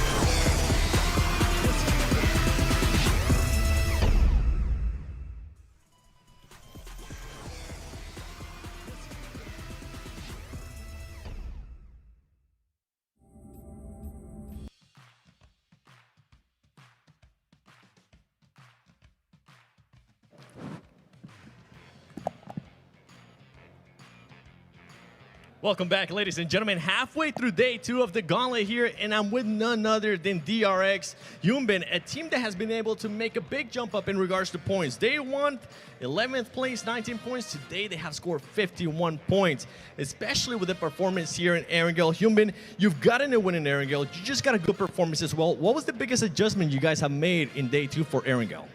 저희 DRX 팀이 어제보다 오늘 점수 엄청 많이 먹었어요. 혹시 어제보다 오늘 좋은 점이 뭐라고 생각하고 있어요?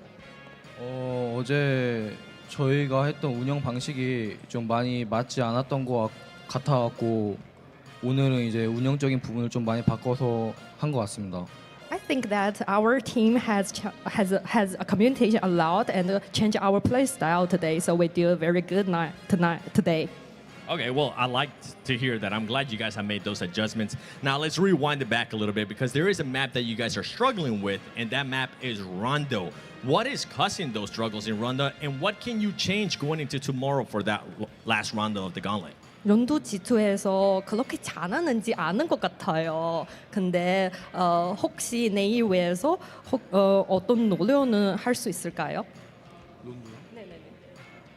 오늘 론더 같은 경우에는 저희가 이제 중앙을 잘 들어가는데 저희 스스로 이제 쓸 자리를 잘 못 써서 터졌다고 생각했기 때문에 내일은 좀 더 잘 보면서 생각 많이 하고 좋은 자리에 쓰려고 할 것 같아요. I think we should get to the middle of the map, but we can't do it well today. But we should be good at tomorrow. Is there any team that's causing you any issues in Rondo? 혹시 론도 G2에서 어느 팀이 DRX 팀에게 무슨 어려운 점을 했어요? 다른 팀이 DRX 팀이 론도 팀에서 론도 팀에서 DRX에게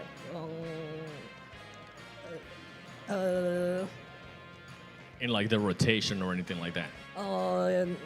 싸우는 거 아니면 그냥 DRX 팀이랑 무슨 어려운 저희가 어려운 네네네 네네네 그냥 저희가 쓸 자리를 잘 못 찾고 다른 팀들한테 여러 번 맞아갖고 죽었던 것 같아요. I just think we can't get our position in this map, so we will be better now. All right, well, I'm hoping you get that position tomorrow. You guys are currently moving up that leaderboard. You're only 1 point away from getting into that top 7. That might happen. Thank you so much for your time. Back to you guys.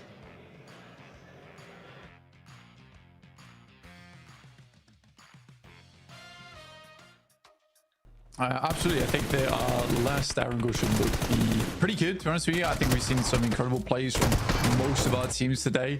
Here's a quick recap of what has occurred over the last 3 games. Obviously, there was some fantastic stuff. And I think Kara's the big storyline so far. An incredible comeback overall. OG making into multiple of the late game circles too. And then Thunder Talk suddenly deciding once they hit triple digits, they're going to go on the aggressive. Because that last game, they were just decided, you know what, we've had enough of being in dock. Let's just drive around like madmen. Yeah, why not? You know, give it a go. They've done everything else successfully. Why not try and break the mold a little bit, right? Make it a little bit more exciting for yourselves.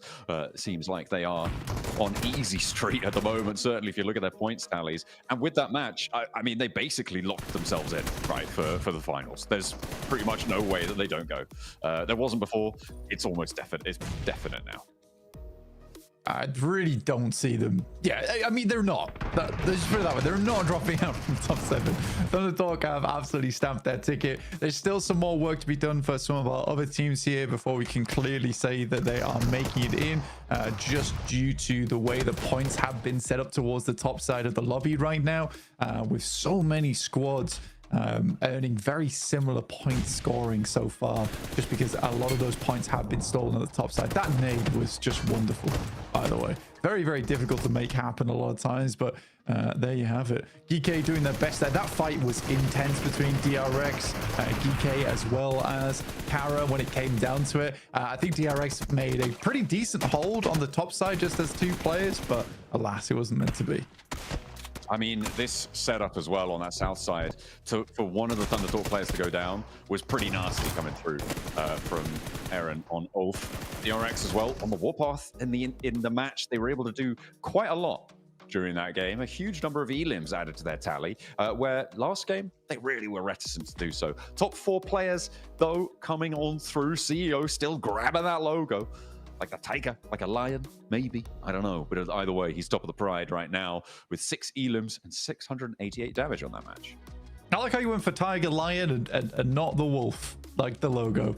But, yeah, it looks more big cat than big dog, but either way, he's simple. Yeah, I guess so. Kekse from DRX at 1,000 damage done total, which is not bad at all. Revo, despite, you know, Alpha 7 not being in a lot of these games and kind of doing a little bit worse for wear today, still up there at 791 damage done total. But yeah, I think for Kara so far, just an incredible suit of games overall today. The 19 elim into, not quite getting the chicken dinner, into just getting the chicken dinner. Really does take the cake there, though. Very, very fun stuff coming through. And Thundertalk with their back-to-back at the start of the day. I'm hoping that we'll see other teams doing well in terms of chicken dinners towards the end of the day today. Maybe some other contestants added to the mix. I mean, it's still very possible for anyone to jump up towards that boundary. It is starting to get a little bit more unlikely for teams like GK, who are currently very much lagging behind everybody else, to see what they're going to be able to go for in the rest of the matches that they have. But they still got half of the games they have left to play. They've still got that opportunity, and it's now that they need to dig deep to push themselves a little bit higher up. 7th place is still achievable, even from 16th right now. And you do not want to be getting pushed down towards the league stages with the rest of everybody else. It makes it far more unlikely that you're going to be able to nab yourself one of those finals spots, which is what everybody's looking towards. Yeah, I mean, it is quite generous as well, the top 7. Even if you do just marginally better than some of our other teams towards the middle of the pack, you're likely to get in towards 7th place here. Obviously, you'd like to be a little bit higher than that to really secure that position. I think Virtus Pro, from yesterday, I said there was a bit of method to the madness for them, but today it feels a little bit more madness than anything. I mean, there has been some decent plays and they're still making it towards the top side of those lobbies, but I think that, you know, that messy style isn't quite working out anymore, and I think that reliance on just gun skill, mechanical skill doesn't quite work here in an international lobby. So I'd like to see a little bit more out of VP. And again, it's also understandable because you look at that team and after they go down, they are very much upset about it. I think they understand more than anyone that they're not playing up to scratch. Yeah, it's going to be noticeable from within their own ranks. They're not blind to it. It is the sort of thing you do need to keep under advisement. Taking a look at some of the utility used during that last match, you can see able to do 2,100 damage for Kara. I mean, seems to be fairly chill as you put their games back to back from day 1 to day 2. You can see it's a big improvement coming on through here as they step on in to the limelight and really take up the majority of the stage. DRX getting 2 big back-to-back games too, Blank. I mean, we talked about their first match not being super strong. They still did get a chicken dinner, and here they were able to back it up with the elims. So a little bit of that worry that I had before is slightly assuaged for the South Korean squad. Yeah, again, I mean, I think for their second match of the day, you can't really fault it too much. Yes, it's not a gigantic game, but again, what can you do? You get that central position. I think you just have to hold on to it, and you don't want to flex out too much and allow teams to get in later on. So you just have to do your best to play that 4-man split, hold all corners, and make sure you're the only team left inside of those buildings towards the end game. So yeah, it's not terrible from DRX at all, but yeah, they definitely were able to pick it up in that second game that we saw on Erangel, which felt a lot better. And like you say, I think definitely a lot of those worries are now gone. But we're heading in towards our 4th and final Erangel of the day now here on day 2 of the Gauntlet. A really heavy south plane path as well, Blank, to kick things off for our last Erangel today. It is all the way down to the south side. Is this the time that we see the C block hot drop keep coming through? GS, are you going to go back down there, see what you've got in store? Alpha Gaming, very likely to be taking up residence in that C block. see just what happens. Looks like GSL a little bit earlier. Not going to get super stuck in just yet. Maybe actually spreading out quite a way, grabbing those vehicles first. Yeah, I mean, they played this last time as well, where they kind of played on the western edge of Sosnovka and just preferred to play that one out and just gave Alpha Gaming Sosnovka in general, which seems to be working out for them. I mean, they can certainly play that position and get some good vehicles from there and loot up. It's a bit more of a split drop for them, but to be honest, I think come day 2, again, we talked about this earlier, is that I think they realized that APG is quite a stubborn team, despite them not looking extra hot in the tables. You'd rather just not fight them if there's another option available to you, which there absolutely is with this western drop for them. But yeah, this is one of the harshest circles here on Erangel, very much far on the south side. We'll see when the circle pops up to directly over towards Yasnaya. So there's still a possibility to move out. Alpha 7 going towards their secondary drop spot in Lipovka, which is absolutely fine for them going forward. I'm curious to see how R8 plays this one out, because they'll maybe go over towards South George with vehicles and then wrap over the top of Severny potentially. I think that would make sense, or maybe not all the way up to Severny, yeah, but towards the Stauber foothills, across that shooting range hill area. Definitely potential for them. There's King for Thunder Talk, getting on the road, dropping around Milter, surrounded by quite a few teams here, Blank, so it can be treacherous, but looks like they've given themselves a wide enough berth from the teams that surround them to be able to find those through roads. So take a look at our top 5 elims. This sighting sat at the top there. CEO very close behind. I mean, sighting has been a real big blessing for Thunder Talk. And I think that many times in the past for Chinese teams, it has been a case that, yes, they're all pretty damn good at the game and have some good coordination, but they really did lack that star player on side who's able to come out with those clutch plays. That hasn't been the case for quite some time now. I think way back when in the day, it used to be that they absolutely had that capability, but that was taken up by teams from South Korea, from Turkey, teams doing extremely well from those regions. But here, I'd say Sighting is just a really, really nice player to have on team, where he's just got these big clutch moments. They're able to get them out of these sticky situations they sometimes find themselves in. Thunder Talk, proud to have him representing them at the top of those tables as they sit atop the pack as well. 111, and this is what we were talking about in day 1, is that around 110 is where we're expecting the bubble for 7th place to be. And the fact that Thunder Talk have done it in half the time is insane. To be able to get that far that fast, it is pretty much unheard of, certainly not in a very, very long time for a team to stretch out this far this early. So we are glad to be witness to it. Let's see who can keep up the pace as well, because we've got 3 teams now in that 70-point boundary, with Kara joining R8 and Mad Bulls up in 76 points and actually vying for 2nd place completely.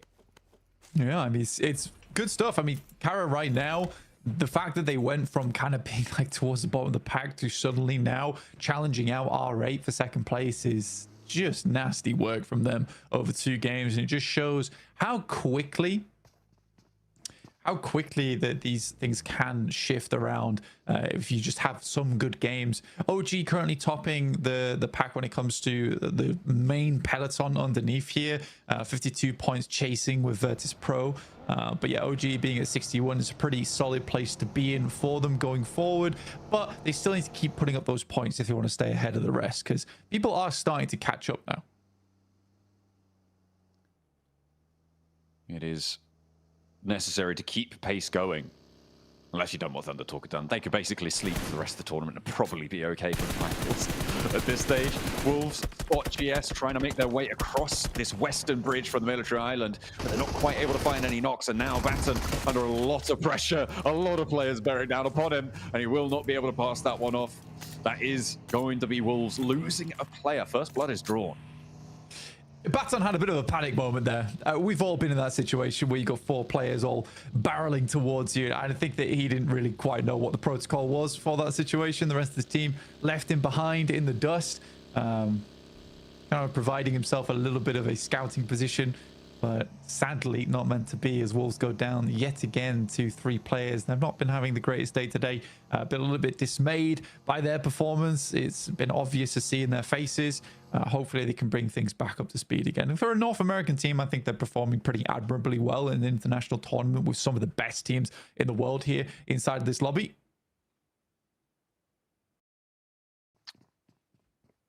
It is a big set of representation to come up against in this lobby. You're right. It's literally the best in the world at what they do here for PUBG Mobile.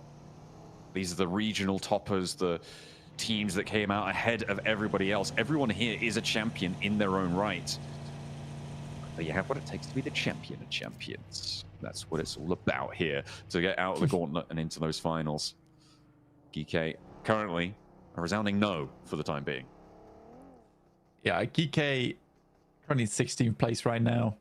It's tough. It is tough. APG not quite living up to their own expectations because they're in 15th and not 16th after all, with 30 points. Still pretty rough for them. I think for APG, something needs to change. I don't know if I particularly don't think it's going to change here in the gauntlet. I genuinely don't think that they're going to make it into the top 7. I think this type of gameplay is just not on par with the rest of the lobby right now. And it is frustrating to see because I think a lot of people at home understand that these are some of the best players in the world. And all of them have incredibly high namesakes. But right now, it's just not meshing. It really isn't meshing. As they come into contact with Regnum Kaya, Silas looking not to go down early. Quick duck there to get out of the way of the bullets and sent his way. We'll be able to stay alive for just a little bit longer there. The roll up for Silas with the nade, looking to try and find one of Alpha Gaming. Good arc on it, but they've already got away from it.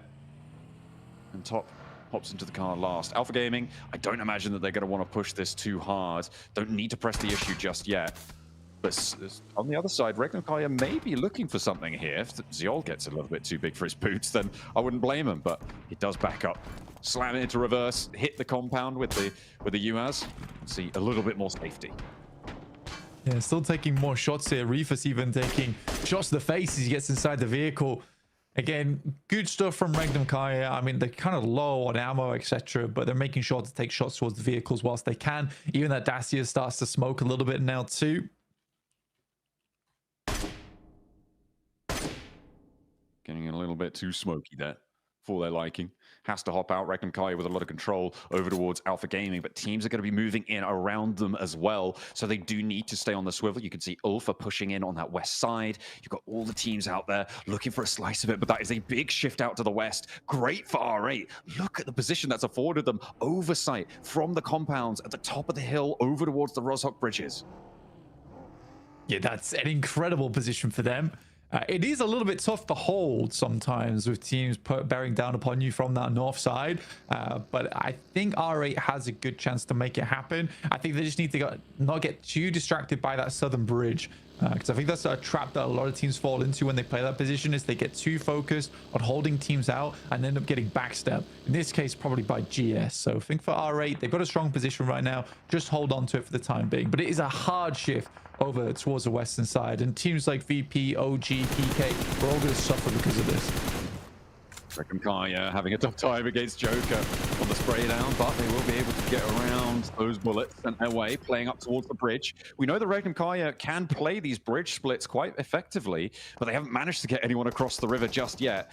Maybe have to go a little bit faster there. We'll see if they're able to manage it. In the meantime, Alpha Gaming find another player from the Wolves, and now they're busted down to 2. And the PMSL America's champions having a tough time of things against one of our, well, currently weaker teams, right? Which is crazy to say that it's Alpha Gaming. Yeah, it really is. But I think that we absolutely can say it at this point. I don't think it's unnecessary to keep saying that this is a prank at this point, which is sad. It is definitely sad to say, but we'll just have to hope that they come back stronger in the group stage. And if that's not the case, well, it just wasn't meant to be. Teams have made their way up to the north side. You see Alpha 7 moving over the top to past the Stalber Hills. Now further in, you've got OG as well, actually very close, getting kind of intertwined with this rotation of Alpha 7. Tanky does get clocked, and it's Obscure to land the headshot to pull him out of the vehicle. That's going to be the easy rundown for Grisao as well. No chance of getting that one back up. OG playing on as 3, and with Virtus Pro to their north, it might be a little bit of a meat grinder up on the north side. I mean, that's really, really not an easy shot to take as well from Obscure. Like, long distance on that one. So a very, very good pickup there. I think OG gets a little bit unlucky with, because I think that rotate was kind of fine with the boys from A7 still on their rotate. I think OG's like, well, at this point, we just need to pass by. But for Obscure to hit that shot, I think that's like, that happens only a few times, and it has to come through a very, very good player. So very well played to him. OG's going to have to try and go for a quick rotate over towards the northwest side and see what they can get done there. There's 3 players. WizGod sending out as the scout. Over towards Carolo, and we know that they are on a bit of a tear. It is dangerous territory on the northwest side. We're going back over to the lake, though. Circle really not helping anyone out. Well, I mean, maybe, except for Thunder Talk here. They are in a really solid spot on the west side of the Yaz Fields. No one really going to be able to approach them from their east side. That west side approach from the bridge going to be so tricky. Regnum Kaya, they're going to give it a good go, though, before Thunder Talk have managed to go for the regroup. That approach from that south side is probably the only time where they'll find it, but that wall keeps them so safe in the compound. And maybe they'll just play in the shadow. Yeah, potentially here, John. I think for Regnum Kaya in particular, it requires very much also here in terms of taking shots over towards Thunder Talk, Wolves, as well as Ulf as they make their way through. You can see on our screen, Wolves able to pick up the Wizard Tower. Coops and Doran, the 2 players alive for the Wolves. Kaya trying to get across, trying to play another bridge split, but not going well for Loxy. Not going to be allowed to stay on that far side. Surely they knew that was going to happen. Regnum Kaya now have to play on as 3. Yeah, I think that Loxy knew that it was happening, which is why he was trying to cross back in towards the rest of his team. But Thunder Talk got there so quickly and set up so fast. I mean, the rest of the team is not even in position yet. This is an awkward circle, right? With Yaz Lake being over towards that northeast side and the river that splits in between, it's very undecided where this is actually going to end up. So I think teams are struggling a little bit. I think I would prefer to be over towards the southeast side, though, just because it's where a lot of the field is. If you can pick up a position here early and it does shift down towards the southeast, you're going to have a much easier time than a team that confirms over towards that northwest side, and you have pushing over towards there is a little bit easier. There's more cover, more hillsides to work with. I feel like one of the sleeper positions here is maybe the bridge to the east of Roshog. If you can get around that and stay safe for a little bit longer, I feel like you have access to both sides of the river where a lot of other teams just won't. It looks like DXavier got to try and careen the remainder of their players down towards that position, but they are drawn short on the approach. The shots ringing out from Hyunbin and the rest of DRX as well, making that a very difficult escape for the rest of DXavier.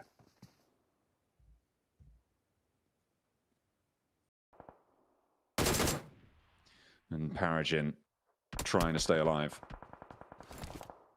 on that south edge. Kike on the northwest in the meantime with the blue zone pushing them in.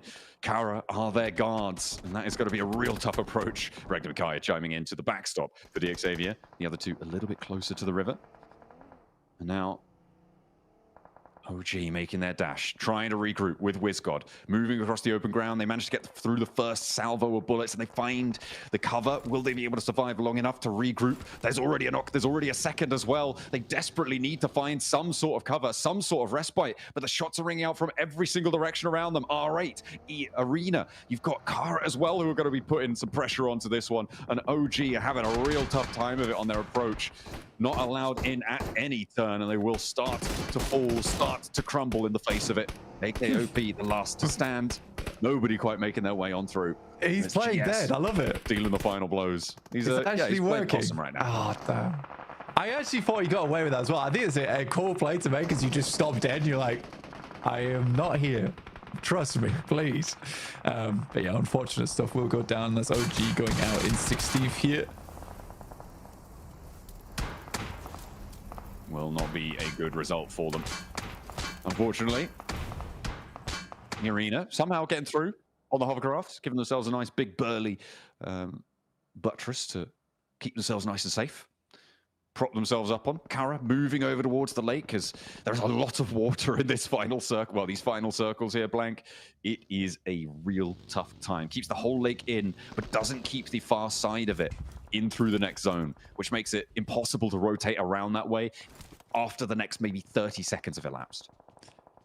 It's kind of frustrating for Thunder Talk as well because they played this 2-2 split and it actually was such an insane play. I will say, though, it was very, very greedy. But if it paid off, they would have both been able to move down towards this southeast compound and they would have had a very good game off the back of that. Now it's up to APG to move towards that north side and pick up that compound off them. But APG still doesn't really know whether there's only 2 players within that building. And it's likely something they'll think about doing a little bit later. They have to clear Mad Bulls as well on the southwest side. Carrot still going strong, but only with 2 players also. This is a very, very rough circle to play. And this is exactly why I say that you kind of want to confirm down towards the southeast side. If you were already there, you didn't want to move just because it is so difficult now for teams to find purchase in the circle from the northwest. It is really difficult. You're right. GS, R8. I mean, it's more important for GS really to be able to get through this one unscathed. Their score tally right now, very much in the throes of it. R8 a little bit more secure. And they're already picking up points towards Wolves. Already more damage being done to the Americas champions. GS going for a wide wrap out to the north now. They're trying to get around all of this engagement, get away from R8, get away from Kara, but they are heading straight towards Alpha 7. Alpha 7's position, there's actually a lot of little bits of cover here that they can play. Skew has to hit the deck. There's some good shots initially from the vehicles as they pass by. They need to find one of them, break this train apart, but GS are able to get onto the other side. Immediately pins need to be pulled here. GS Icon already finds Obscure in the backline. These first couple of nades have to be massive, and they absolutely are. Rebel and Grisal holding their nerve in the face of the approach from GS, but the first to fall is there. The second not so good, though, and it's going to be Grisal and Carrillo holding the line for Alpha 7. One player did get taken out there, but GS, they try a wide wrap, but it was not going to work. In the meantime, plenty of damage being done around these bridges, and R8 are going to be moving out on the south side. Reckon Kai, it's actually a tough game to play because there's a lot of angles, at least for R8, that they could still pick up, and then R8 plays that position after them. Still so much water in this one over towards that north side. E-Arena playing this building that's slightly on high ground is pretty good for them going forward. And no one is even thinking to look over towards Thunder Talk right now. I think most teams assume that's a 4-man squad there, which does give their position a little bit of defense going forward. It's always good to be able to spike out a little bit bigger than your reality. In those situations, it is a valuable asset. APG moving into the very, very west borders of Yasnaya. It's a difficult rollout. You can see Doc is lining the vehicle up because they do know that they need to move fast on this next exit.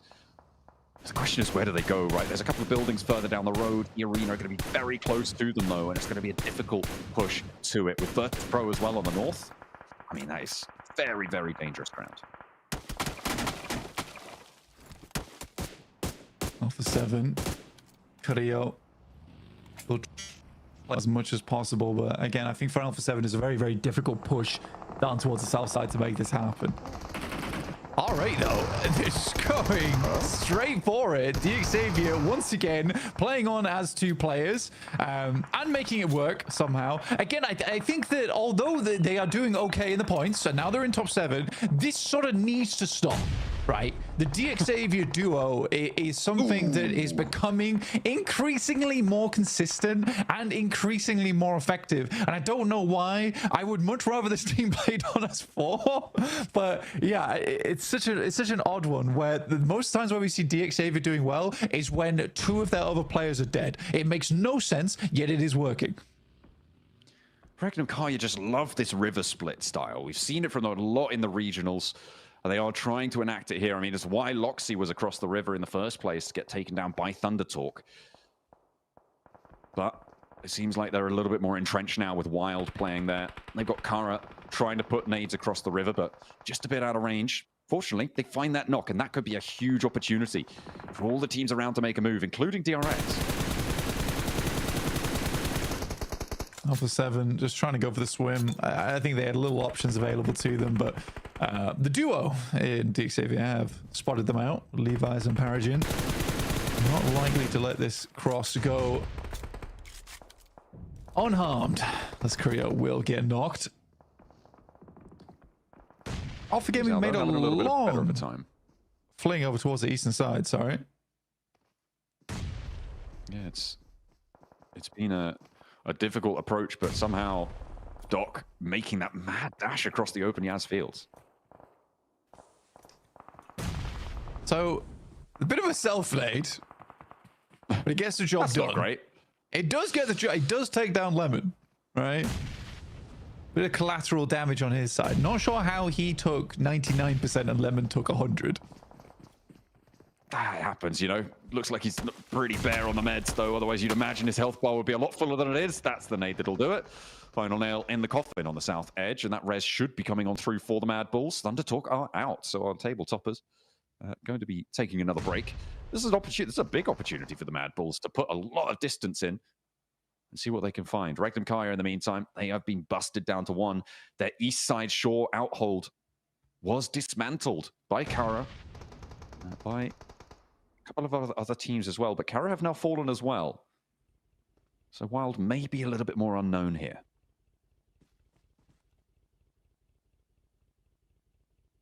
DRX, QXZ, still playing underneath. Regnum Kaya were picked to pieces. Only Wild left remaining, as per usual, as is customary. Alpha Gaming still playing as 4, but it's a rough approach for them.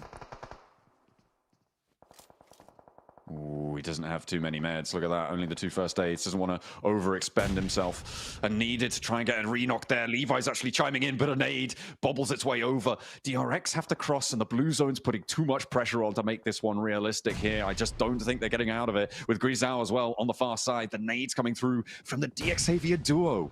Oh, it's dastardly. It's mischievous coming through from Paragon and Levi's. They are doing a lot of work for DXavier on this west side. They're up to 5 elims. I know, it's paradoxical, but it works. This is what's happening for DXavier right now. I don't really understand it. I mean, the fact that they're in top 7 is wild to me. But as Pro go down to just 1 player as the arena takes some very big shots towards them, and with Aragon down towards the south side, very unlikely VP gets back up into the picture. Whoa. Good step up from DRX, jumping into the boat from Kaixei to get a separate different angle. More shots from DXavier trying to weaken them as much as possible, soften them up for this initial nade that's going to come over the top here. DXavier not really going to have sightlines on them for too much longer. The nades need to be on target now, because stepping up and over, you're going to have Ulf starting to take shots at you. APG maybe even from a distance. But DRX may have just done the impossible. Getting across this river seemed like it was just not going to happen. But here we are, in a position to see it maybe coming on through. The Wolves surviving with a solo, by the way, on that south edge. So maybe that's where DRX go next. Yeah, I mean, Doran's doing quite well for it. Alpha Gaming got torn apart. I mean, that position they took is not terrible, honestly, and I think Mad Bulls wanted it, but the speed at which they were plucked out of this game was quite astonishing from the Mad Bulls, who finally are having a bit of a resurgence today. It's been slightly less impressive towards the start of the day, some points here and there, but nothing crazy. But from that spot, you have a lot of control over the rest of the lobby. You're mainly just worried about Aragon and E-Arena, but you control these roadsides very well, and as long as that's possible, you have a great game in your hands. They still have to hope for a southeast shift on this one, and then it's very likely to be a Mad Bulls win. Certainly would seem that way. Let's see where the circle goes. It goes pretty central, Blank, which gives Mad Bulls, again, probably one of the better positions. They could still play on those roadsides. They could still play on those ridges out towards the fields, the cover that they've already established. And the teams over towards the west side, I mean, it's a question of who gets the chance to try and move out towards where Ulf are playing. Xavier forced to drop down as many smokes as possible to make this push work, but DRX very healthy now, and The nades start to bear fin. This is a crazy push from QXZ. Looking for a little more. Hyunbin around the side. Paragin's already down. Levi has a monumental task ahead of him. They gave him too much trouble on the river crossing, and now they want their revenge. Kaixei moves on in, but is going to be taken down from the backline. QXZ able to get the final blow there. Irina from the rooftops, making it a little bit tricky, but that res definitely will be possible. The smoke just about to fade there. And they'll get Hyunbin back up. Kaixei moves in, stopping Irina, or trying to anyway, on that angle. Drops down. DRX have to make another move now. Their zone still not in their favor. They've been through it now, and DRX definitely tested their mettle. And so far, it's looking pretty shiny.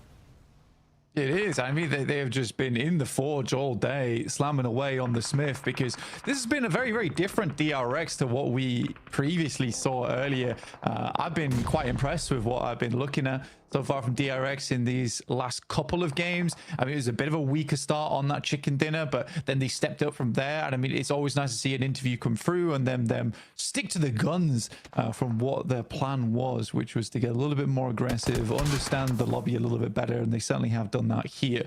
Shots going through over towards Mormon, but this kind of cover is very difficult to deal with, and DRX will need to use smoke to slowly work their way down on this cliff, because eventually this fight between Arena and DRX has to conclude. I mean, the fact that Doran's still alive as well for Wolves is pretty crazy, especially given the compound he was sat in seemed to be prime real estate. Nobody really had the gumption, though, to go for it. He's been allowed to live for a little bit longer, despite obviously not having that many meds to his name. It is a tough time for Doran on that western edge. Next zone will pop on in. It goes very, very central again, and it keeps the Mad Bulls divots in. It keeps Ulf in, too. This is rough. I mean, this is the exact circle that no one really wanted. I think E-Arena and DRX probably most favored by this one. For the Mad Bulls, they have a very slim amount of area to play with. It depends whether they've got vehicles or not, John, because they could technically swing round the back of E-Arena and play off that. But yeah, it's a difficult push for them. Ulf sends a nade in and will find Pusher off the back of this one. Scarface looking for more, though, as he primes another grenade in the back pocket. Oh, sends it longer, does tag on to Pusher, but Lemon sails in for the rescue to re-bolster their position. Just making sure that Ulf are a little bit slower on it. There's that second nade, that third nade coming in through as well. Flip looks to try and back off the angle. Lemon draws attention. The res is necessary here for Mad Bulls to make the move. Lemon doing a lot to distract here, but it seems like Scarface is dogged in his pursuit. The nades will not stay away, and Pusher is burnt out. But it was a little bit of a step too far as Joker able to land the shots to Scarface. That is devastating for Mad Bulls on this south side. Losing a player like that is really quite painful. Aaron's still up and available, taking some pod shots, but more nades pouring over the top as the arena starts to realize where they are. DRX down to just one player in QXZ as the rest of the team attempts to crawl back over towards him for some emergency triage. Doran finally falls in 5th place as Ulf remains up and in this game.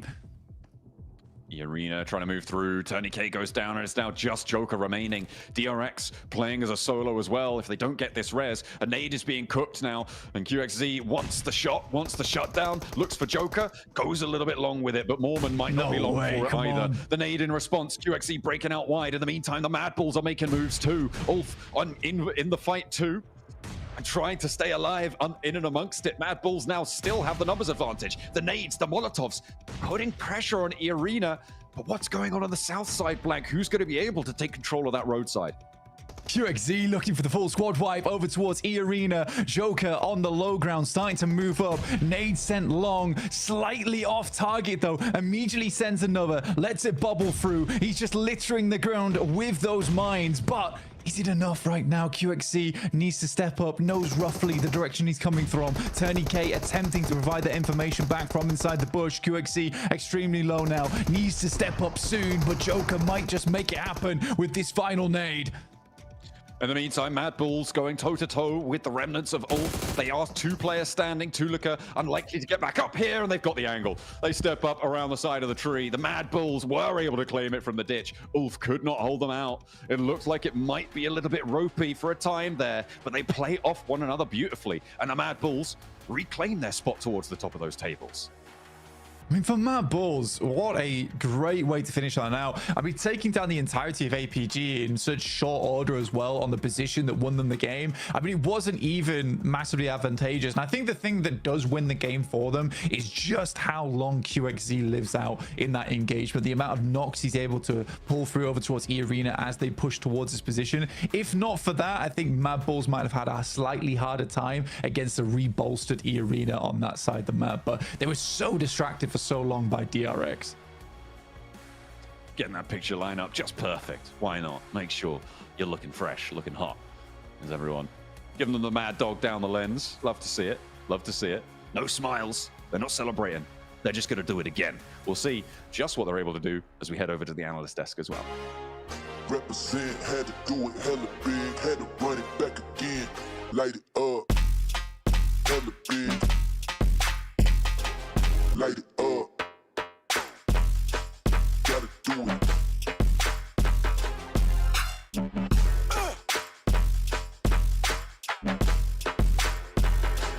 Light it up, light it up, represent, had to do it hella big, had to run it back again, light it up. Wow, what a game. We got Mad Bulls getting their second chicken dinner on the day, and this one was a tough one, Nepturo. This circle was brutal. It really was, but you know what? I love the way Mad Bulls played this. It was so nice. It was methodical. That's the word I want to use for them right now, because they come up through the south side, but they don't go guns blazing or anything like that. They just keep it slow, keep it steady, use their info, and just are really able to push through and take teams down one by one. I genuinely believe this was a great game, Niptra, from Mad Bulls. I mean, we both agree that the way they executed the mid to late game transition was beautifully executed. I do believe, though, they weren't really fully tested going into this. I feel like no teams were trying to take away good positions out of Mad Bulls' hands, and they were just given strong positions, and they used them to their full potential. I wanted to see other teams try and snatch those positions away. It never happened the entirety of this match, and they just, like, exuded complete control upon this lobby. I mean, look at Lemon. He was an MVP contender of yesterday, and he's once again able to flex out 5 eliminations on his lonesome. This guy is a beast in this Gauntlet stage. Yeah, I really love what he was doing as well with the Ulf player, right? With Scarface trying to grab the nades and trying to get as many elims. And Lemon coming in with the car, just trying to distract as well. Like, just really backing up his teammates as much as he could. I really liked that play from him as well. Beautifully done, beautifully done. You know what? Speaking of plays, though, Max, man, we got to talk about R8, okay? It was... So, right there, they're on the other side of the bridge holding that hill, okay? For those of you guys that don't know, we're talking, we're chatting, right? Okay, what should R8 do? Maybe they should crest up that hillside, possibly challenge, and then kind of go through the water on that end, or should they go into the blue zone through the other side? And then they're just like, nope, pedal to the metal right down the center. What do you think about that, Max? I was hoping they were going to take the eastern bridge of Rozok and go for wide rotation in the blue onto Mad Bulls. That was my guess. This is why I'm saying Mad Bulls were not really contested on any position and given for free. But R8, they had a clear path to success. We'll see it possibly at one point during these replays. And they're like, no, how about we go through the meat grinder of the lobby, Niptra? They go to the main bridge in the center, and there was Ulf, there was Rangdom Kara, Deke Xavier, DRX, Kara, and they're like, that sounds like the good option, but it wasn't. What are we doing, R8? There was a way better option here going south into Mad Balls, but unfortunately, I feel like they got a bit narrow-minded here, and that did cost them to go out so quickly. It's not even funny. They just disappeared. Yeah, you know what I would almost have liked better if they did want to go for the crazy play, is just send the vehicles into, not over the bridge, but over the water. Float over the water, get to the other side, get to the other bank. You're low ground, but at least you don't have 6 teams looking at you. I mean, that would be so much better. Oh, do we see the okay. We should have gone down the middle earlier, right? We should have listened to Max, man. But, yeah, you know what? Actually, even though I'm not a fan of the play of sending cars in the water, definitely would have been better than whatever that was. Sorry, I feel like I'm being extra harsh on this, but there were decent options here, and they just got very desperate because maybe they delayed their move too much, and then they go like, oh, we have to do something. We took way too long to make a play, and unfortunately the play they ended up doing, in my opinion, was like the worst option of all. But you know what? It's fine. They're still looking comfortable in the rankings. It's not going to hurt them too much, but at the end of this game, So many cool 1v1 scenarios here. Joke in particular able to survive and outplay DRX with the nades. A few of them didn't connect, but the last ones did, and that does get them a second place as you go over the recap of the rotates here, and some really interesting rotates moving around the board here, Nipchura, this match. Yeah, I really want to wait. Yeah, I really want to look at Mad Bulls in particular, because you can just see how south they actually go and how split they actually were as well. They had some really pretty big splits for the area that we were in, so I really liked seeing that as well, because I mean, I just love splits so much. I know a lot of teams don't play that way, but splits to me is just so controlling. You can do so much with them as well, and you can see that there, like even splitting across to the other side of the river just to get as much control as possible, then moving on up, just playing it super slow, Max. I loved this from them.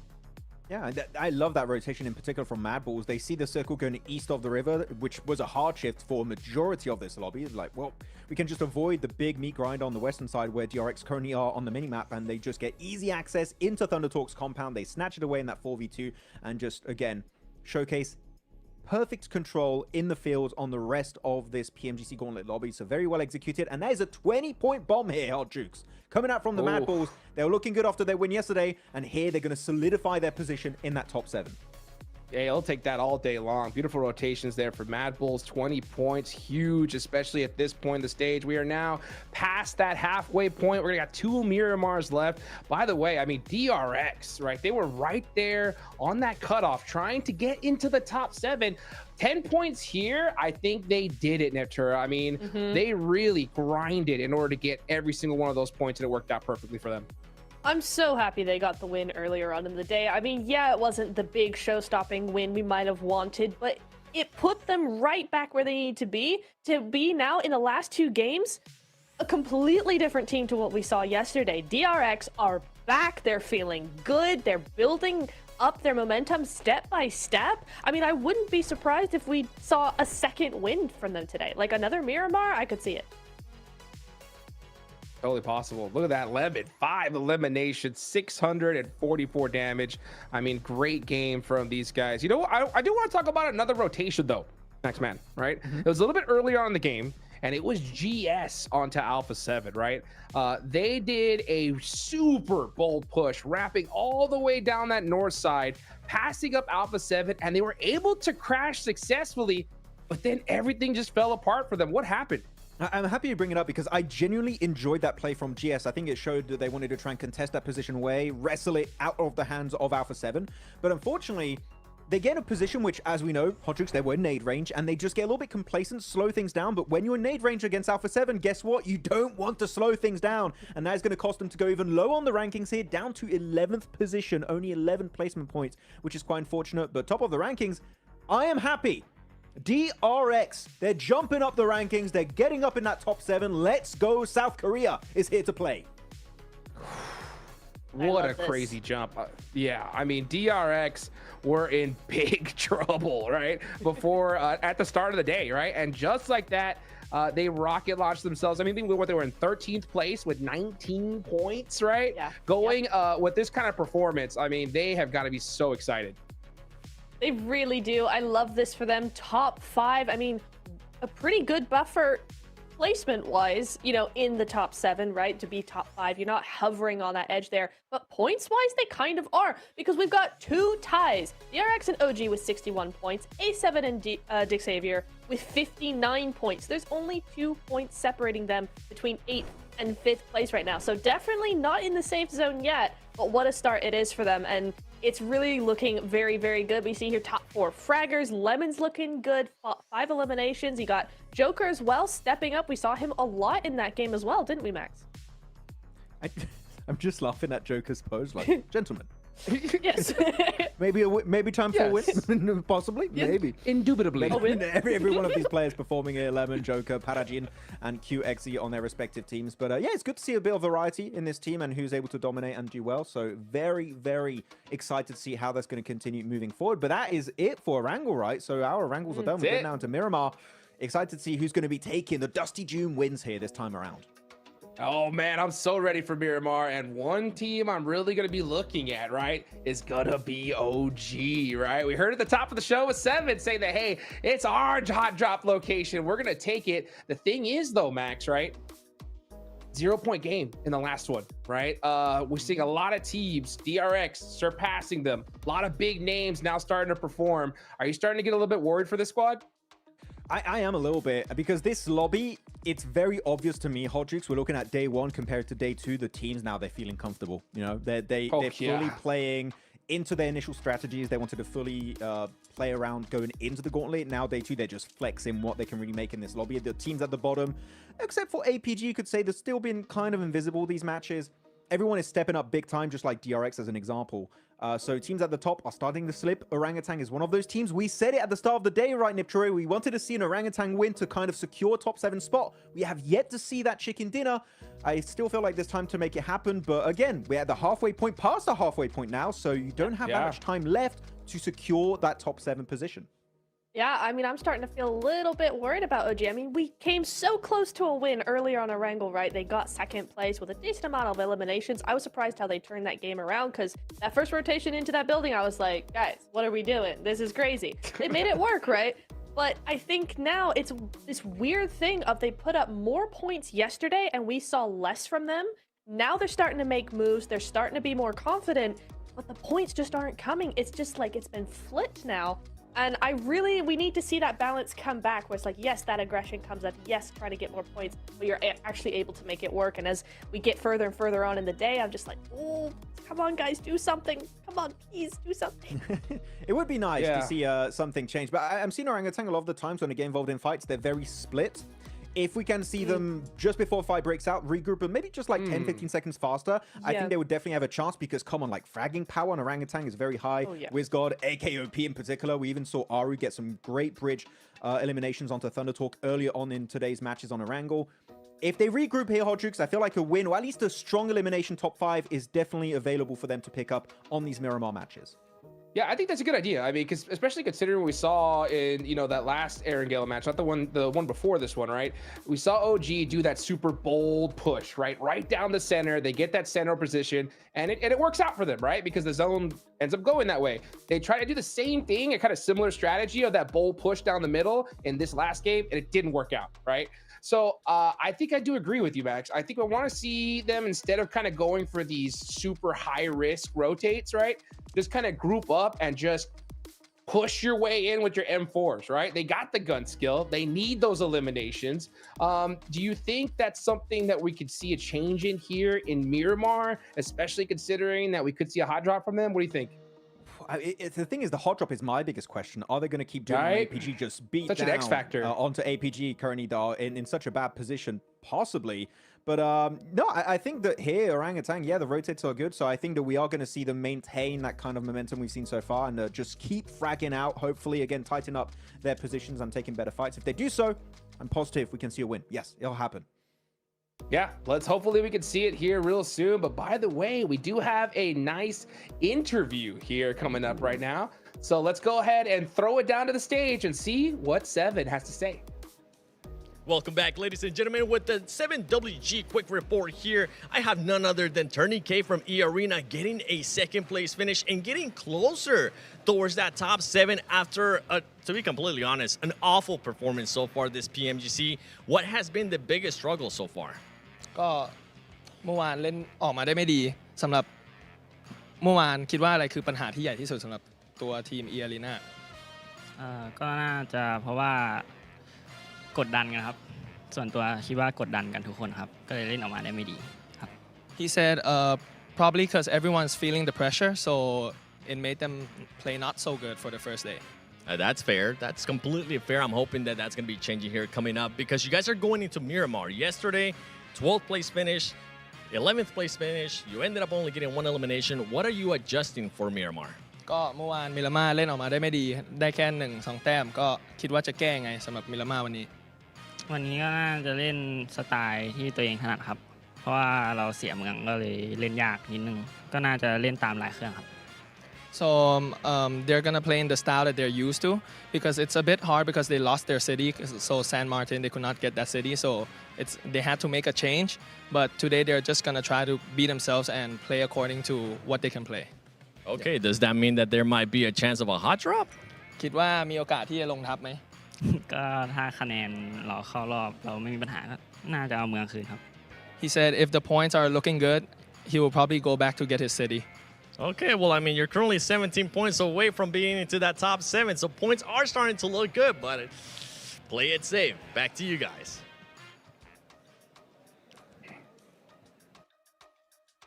Oh, play it safe or take the risk, Neptura. We're heading into Miramar, 17 points in the top 7. I mean, that is, it's definitely doable, but I don't know. What do you think? What do you think they should do? Play it safe? You go for it? What do you think? I see both ways, right? Because hot drop sometimes is the way to get your mojo back. You come in hot, you get the points, you've got the momentum at the beginning of the game, you're feeling on top of the world, ready to roll. However, wasn't it yesterday the time for all that? Now, past the halfway point is a little bit late for that kind of talk. I'm not sure. It is doable, but it's just so risky. I don't know. I could see both sides, but I don't like it. Look, you're looking at E-Arena. They're currently in 13th position. They've got, 42 points total. When you're not comfortable with a ranking, sorry, hot drops does not make sense. It is not. No way. It's not. Do you really think you're going to go from 13th position up to top 7 with like 4 eliminations? Sorry, that barely does a dent in what the points you need. Okay. Mm-hmm. But the momentum. Well, what if you die? What if you go out? What momentum? Your momentum is go back to the lobby, play DBS. No. If you get 4 elims, then you get the momentum. But it is insanely risky. I don't know that I'd do it personally. But what if you lose a player? There you go. Counter to that. What if you lose a player, then you're like, you're not going to get the win. I don't know. It's a tactic, but is it a good one? I don't know. I'm just saying. I don't like it. No. Yeah, I don't love it either. No, I would have to fully disagree. Oh man, he's flexing. Oh, hey, let's go. Them guns. They in should game be. and out of game. Look at that. Yeah, literally. Yeah, you know what? It's so crazy. You're right. You know, if you get that successful hot drop, yeah, it is just, you're so hyped, right? But honestly, at this stage, yeah, you lose one player, it's like utter devastation at this point, right? Because the thing is, Max, is that these squads that are winning, they're not just, it's not just getting handed to them, right? They're putting up some serious eliminations, big numbers. So any squad at this point, right, with a good chicken dinner, I mean, you got GS, they're sitting in 11th place with 51 points. That's only like an 8-point difference from that 7th place spot. So if they get it right here, they're going to rocket launch themselves up, Max. So yeah, it's super risky at this point. Hey, anyone, Hot Jukes, in the leaderboards can still reach top 7. Ian Geek currently last place, 21 points. They have a horrendous Gauntlet stage. And yet, there's still hope that with a win, they can close that gap and actually be in a position where they can try and contest a top 7 slot away. It could still technically happen. Are you hungry enough to go the entire way, though? Do you have what it takes to try and be not only good enough to get a win, but then follow up with consistent points to then play catch up and get in top 7 and reach the grand finals? That's the big question mark here. As of right now, I'm doubtful if that's going to be happening for some of these squads, because I don't feel like I've seen that spark of like potential Neptura, right, for them to leave these bottom ranks. But maybe a hot drop would, as you said, maybe that's going to give them a bit more momentum and confidence, but I still feel like that's not the right path for these guys. It's a desperate play. I am going to give you that 100%. I don't love it. There is some thought behind it, but is it the best thoughts? Maybe not. I don't know. I think the other thing is that if you are that low on the leaderboards, you know, it's such a struggle not only to come back from doing really badly and, you know, teams just taking you out left, right, and center, nothing is working, to suddenly going to the opposite way and going, actually, we're making it work every time. We're being very consistent. We're getting all these points. Like, that climb in your mentality from nothing is working to everything is working is so hard to do for any team. But if you're at the bottom of the leaderboard, yes, it's possible, but is that mountain of just trying to flip that mentality just too much? Yeah, that's a big question here. You know, one team that is on that second half of the leaderboard, because that's what I'm looking at right now, because this is where things are really starting to get interesting. You know, it's got to be Regnum Caria, right? I mean, I think we definitely saw a flash in the pan for them today, right? I mean, they had 19 points going into today. Now they have 39. So they put up 20, but they're still 20 points away from 7th place here, Max, man. We know what the squad can do. They're going into Miramar. What do you think their chances are of making it into top 7 by the end of the day with 2 more matches left to go? Not happening. And the main reason why I'm saying that is because Rondo was their best map, right? They got most of their points on Rondo at the start of today, getting that second place up against ThunderTalk and Ulf with high elimination count. And after that, nothing. Literally nothing of value stood out to me regarding Regnum Caria. And we know what these guys can do. They're one of the best teams in the world, and yet nothing of value has been showcased today. So I would love to see Miramar be a good game for them, Hodrix, but unfortunately, if I go on past performances, Miramar is not really a map that stands out to me as like the Regnum Caria map. It used to be Erangel. Erangle's done. You got 2 Miramars back to back. I don't think they're going to be top 7. If they're going to get there, it will be tomorrow. That's my guess. Yeah, well, let's see if it's going to be tomorrow or now. Tomorrow's going to be absolutely crazy. So these next 2 matches are so crucial. 7 spots left to go. Who's going to go and grab them? Let's find out as we take it on over to John Allen. Blake.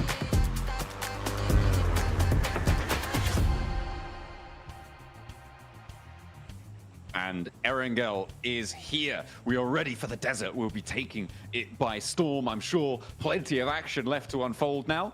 On the southeast side, the plane path will start. We're heading all the way up to La Cobreria on that plane to see ourselves in there. Erangel is over for today. Let's see what more our teams can do. Indeed. So a bit of a large amount to be playing around with. We've seen some teams have a big resurgence from yesterday. Kara in particular, ThunderTalk. Basically, I think after they reached 100 points, they pretty much just slowed things down in a big way. Matt Bull's able to bring a little bit more thunder to the table. So another one of our consistent teams over 2 of our days so far. Virtus Pro desperately trying to get some more points on the board though, and have been struggling to do so far. And I think that's a team that I will be looking at during this match. It will be necessary to keep up the pace around that 7th place bubble. It's starting to get a little bit less hodgepodge than it was before. Obviously, ThunderTalk having a bad, well, I say bad game. They're sort of due one, right, at some point. But not having the greatest of games did allow a couple of teams to add some significant points to their tallies. So the number of teams that are going to be more flexible towards that boundary gets fewer and fewer as time passes. Circle heads out to that northwest side. El Pozo, Montenuevo, the areas to the south of Crater Fields as well, are going to be a heavy feature now in this phase. I think probably my favorite circles on Miramar over towards this side of the map. I enjoy a lot of the high ground gameplay as well as some of the Montenuevo finishes, El Pozo finishes, and those are always really fun to watch. And there's some decent terrain to play around, and it's quite tactical in terms of the approach that you need to make of where you're rotating, because there is slightly less areas to cut yourself off from other squads other than this northern side of the map. But in the meantime, most teams did have to make a big west shift over towards on this circle. So it seems like DRX, Alpha Gaming, they can make these quick swings out towards the western side and probably get some good rotates off the back of that. Similarly for Mad Bulls on the north in La Cobreria to start with, and Alpha 7 should have a decent start from El Pozo, but again, only just barely making it into top 7 right now with 59 points. That is very much by the skin of their teeth, and tied with both DX Xavier and Alpha 7 on that 59 makes it all the more uncomfortable. The drop-offs not far to be comfy either. Alpha Gaming 33 points, still need a lot more from them. They have been playing mucky. They've not been playing great at all over certainly today and yesterday as well. Just a little bit wayward, nothing really standing out about them. They've had 1 or 2 moments from individuals, but they need to find that put-together attitude that ThunderTalk's certainly been exemplifying. Wolves quickly into Montenuevo here, John. I think Wolves is certainly a team that needs to pick up the pace a little bit, because although they are finding points here and there's been no real dominant games so far from Wolves. A lot of it's been very scrappy. DX Xavier, another team that I would like to see more out of. And again, it's frustrating because I think for DX Xavier, despite them going down to 2 a lot of times, they're still a force to be reckoned with. So why can't there be a force to be reckoned with 4 players instead? I think that if DX Xavier starts to get things rolling, we could really see a quick result in towards that top 7. But for now, I think if they consistently are losing players towards that mid game, that's going to be something that always holds them back. I mean, even saying that, currently in 8th place with 59 points, it's actually incredible that they are here in the leaderboard right now, John. I mean, yeah, especially when you consider the teams that sit behind them, not least of which Regnum Karya, right? They are currently now 14th place, 39 points, a very disappointing start. You said that, you know, they were looking to that first day maybe to try and speed things up, but they haven't really been able to keep pace at all today. The first half not going their way. Erangel now done. They've only got 2 matches to start to pick up that pace, and I don't think that you're going to be able to take 2 research days very often at all. And Regnum Karya certainly falling by the wayside. A disappointing showing. But on the flip side of that, you got Kara still representing the region and having a great time in 3rd place. Yeah, much better stuff from them. I mean, Ulf's also trying to get in towards that top 7 at 45 points. It's a little bit more of a journey for them. Again, I think the desk has talked about this at length about how Wolf, you know, really aren't displaying that same caliber of gameplay that we saw from their region in particular. And we'll have to wait and see how things pan out for them, because I do think Ulf is certainly a strong team, but it feels to me like they're very much an off and on team. Right, you know, it could be one set of 3 days are fantastic, the other set of 3 days pretty rough, and I hope that's not going to be the case. You need some consistency as a team. And again, it's so funny, like looking through the list of teams, because the conclusion you come to every time is that we know these guys can perform at a high level, but then again, you know, we can only have a top 7 team. I mean, yes, it's the sort of leeway that you're afforded by having that sort of legacy on the global stage, right? There's a little bit of room for breathing on some slightly unsavory days, we'll put it that way. Virtus Pro, though, it feels like Virtus Pro, I mean, you're talking about, you know, needing to step up that pace. Virtus Pro, it feels like they'd be doing much better than they've actually put the points up for, right? Like, I feel like I'm seeing them quite a lot in these late games, but they are having several catastrophic results. They're not having the floor level of their performance rise high enough to match where we're seeing them in the later parts of these games. I mean, early mid-game rotations, pretty damn good from Virtus Pro usually. It's those mid to late game that are actually like what is causing them such grief at the moment, where they'll go out around about 19, 18 minutes into the game, but because they haven't really got too many eliminations and placement points haven't kicked in yet, they just don't get a whole lot out of it. I think most of the points that we see Virtus Pro get were from yesterday and then some scrappy games here and there. So I do think they need to tighten up some of that gameplay towards the end game, because, you know, early to mid game doesn't look too bad for Virtus Pro at the moment. I think a lot of teams don't really play the same way they do, which is quite quick and loose a lot of times in those early moments, and because they're able to quickly adapt on the fly, they're able to do that, and there's not many other teams that quite fill that same category. It's been a difficult road for Virtus Pro. They've got a chicken dinner, though, on the first match of the tournament. Indeed, on Rondo. Able to get 11 eliminations there. Nice stuff to find. On the eastern side, looks like OG have found themselves a scrap with current lobby laggers, Geeke. They are very much behind everyone else by quite a margin now, as teams start to accelerate away from them. And in fact, OG are going to accelerate away from that position as well. They want to get a little bit closer, more stuck in, maybe over towards Thundertalk. Getting stuck in, though, is GS, as Alpha Gaming have 2 players on the hold. GS are going to take the opposite house. They're not going to go full crash on this. And actually, that's going to allow APT to regroup. Top maybe actually finding a shutdown. Yeah, it's not a bad shot. You also have DXavier chiming in at a distance over towards a DS. 3, and I think that you have DXavier maybe able to carve out a little bit of land there. Yeah, that's an awkward one. You really got to get 2 players up, and I think that the coordination has gone to pot here for GS just because of that outside sight line coming through from DXavier on this engagement.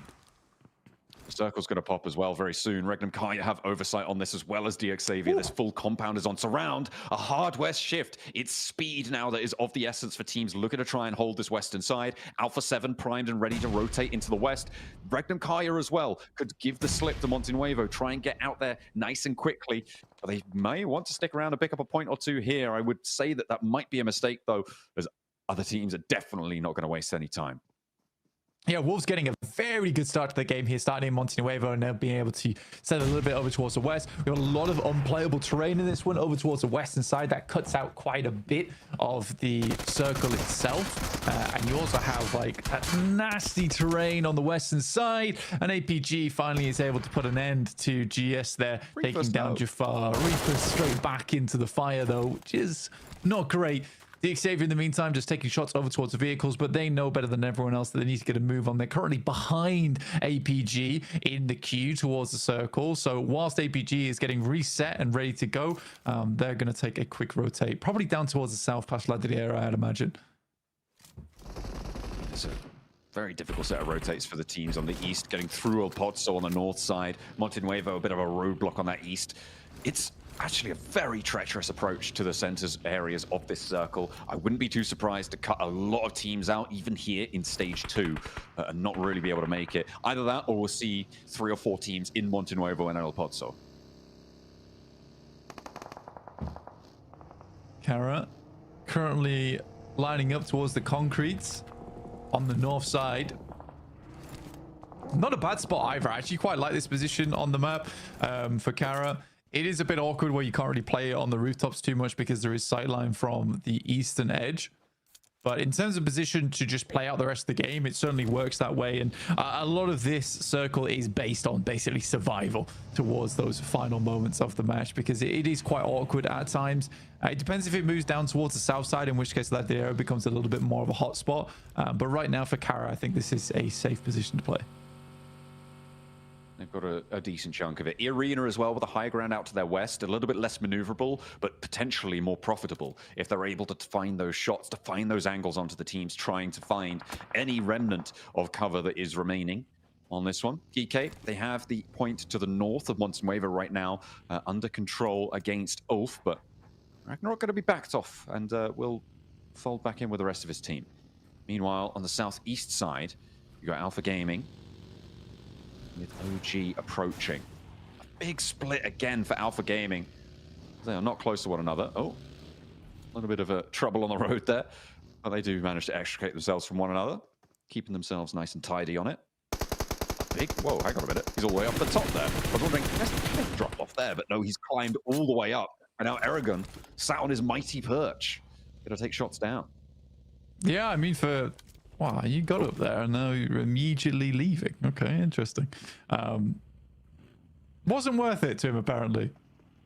Doesn't take too much fall damage, at least with this next circle moving away. Again, that spot would have been really good if this shifted hard over towards the western side. And I think Virtus Pro, you try and take the gambles where you can. In this case, they're already on the western side of the circle, so you may as well try and take high ground off the back of it. In the meantime, circle moves a little bit more comfortably towards the center here. There is really awkward ground over towards the western side of Regnum Kaya, which is dead center, by the way, which is very, very open. But I think the Regnum Kaya could get some decent results off the back of this game. I also like where the Xavier is currently playing on the high ground just on La Diera, watching as teams rotate in from that southeast edge. Yeah, it's going to be a real roadblock on that south side. You're right. It's going to force teams like OG, like Alpha Gaming to go through a city which is already starting to get pretty packed, or try and go over a ridgeline out in the open. Ulf have spotted a player from R8. Aaron able to find that shot, find that shutdown. R8, one by one almost, are leaving their buildings here. They flexed a player out now to try and combat on this high ground, but it's just not really too many easy positions to try and take against it. The arena, they descended from the mountaintops and then now up to the Mad Bulls to try and slow them down. Lemon under a lot of pressure here. The team sallies forth to go for the rescue. Kara chiming in too, and they're getting lit up for the arena. Yeah, Arena backed off that position, and Mad Bulls will take the advantage on that one. Nades have to keep pouring through from Arena to keep Mad Bulls at bay, but there are shots from up on high. That's from the Wolves already, finding good value off of this position. Kara did send out one outpost towards a longhouse on their south side, and because this fight is taking place, they might be able to get the rest of the team towards there, which is a little bit more central, a little bit more playable for them as well, as opposed to those concretes on the northwest. And there's about 5 teams in these crags and crenellations right now on the rocky outcrops here, trying to survive like insects in the desert sun. scuttling from one bit of shade to the next, seeing if they can weather the onslaught from Kara, from Regnum Kaya, if they get a look at as well. The Wolves up top, a little bit less worried, but still in danger. Circle will appear in 20 seconds. We'll know just where we're going. Who's going to have that advantage? North, south? Is it going to go out to the really horrible western part of this circle? We'll have to wait and see. You see here, there's this valley that cuts through the center of the circle. It's just really awkward to play. All finding one on the side of the map here. That's over towards R8, I believe. Enough engagement for R8, really stuck down the hillside here, and slowly but surely more and more damage pours through, and R8 will be going down. Ulf will live this one out, but still lose one player in the process. That's all the way on the northeast side of the map, so they've still got to cut through many teams here. But yeah, this circle being so central does cut a lot of teams out right now. OG able to find a position just underneath Ladriere in the longhouse, which should keep them safe for a while. I mean, leaving there is going to be slightly difficult as they push over towards Thunder Talk's position. But because it's so messy on this side of the map, OG might be able to find themselves a little position or a little route to get through. We'll wait and see how they want to play that one out, though. Alpha Gaming rolling, barrel rolling in towards Geeke and finding a knock to start things off. That was stylish. Okay. Looking for more as well. There's no re-knock found so far, but Yol and Top try to go in. Nah, it's under guard, under lock and key. You're not getting past them. Nerzed will be safe for now, but Reefus had more success on his angle, on his approach. APG down to just one player now. It is just Reefus alive for them on the roll-up. And will be able to get a house all to himself, and DK actually surviving as 3 here. Looking for the heals to come on through. Excellent work to hold that one down. Nerzed thought he was gonna, but no, he had a savior. Ragnarok, though, wants to try and force his team to save another person as he charges in on his own. Yeah, it's just another curious crash with really no setup whatsoever other than the barrel roll, I suppose you could call it. And I think APG is just trying to win out these fights. It's a lot of ego challenges from Alpha Gaming. I don't know how far that's going to take them. In this gauntlet, at least, not very. I am slightly confused by that one. Did not feel like an international level play.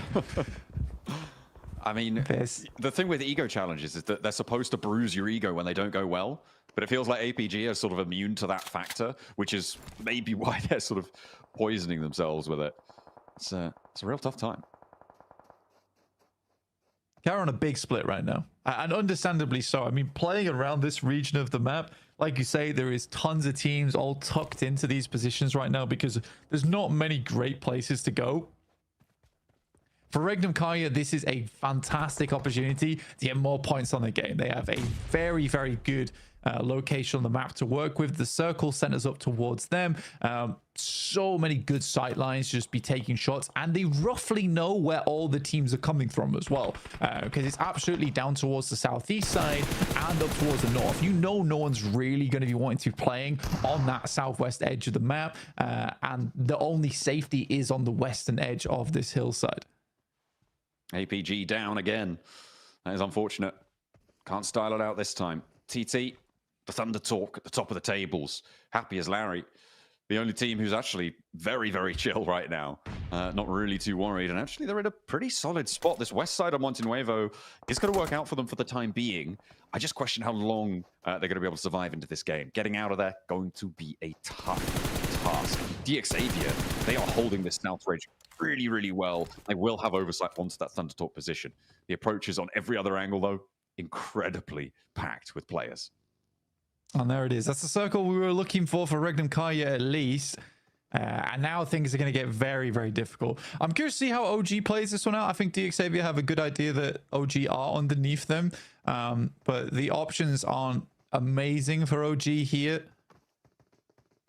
They could just brute force it through DX Xavier. Considering how split they are as well, there's a good chance for it. It's just a question of how well DX Xavier scouted out this position. And I remember saying that about R8 versus OG, and it's R8 who took the first knock there too. So again, I don't think OG's been slacking at all in terms of the information gathering down that side. Great nade from Revo over towards Doran, trying to take control of this high ground from the north side, but time is limited as the circle starts to squeeze them in.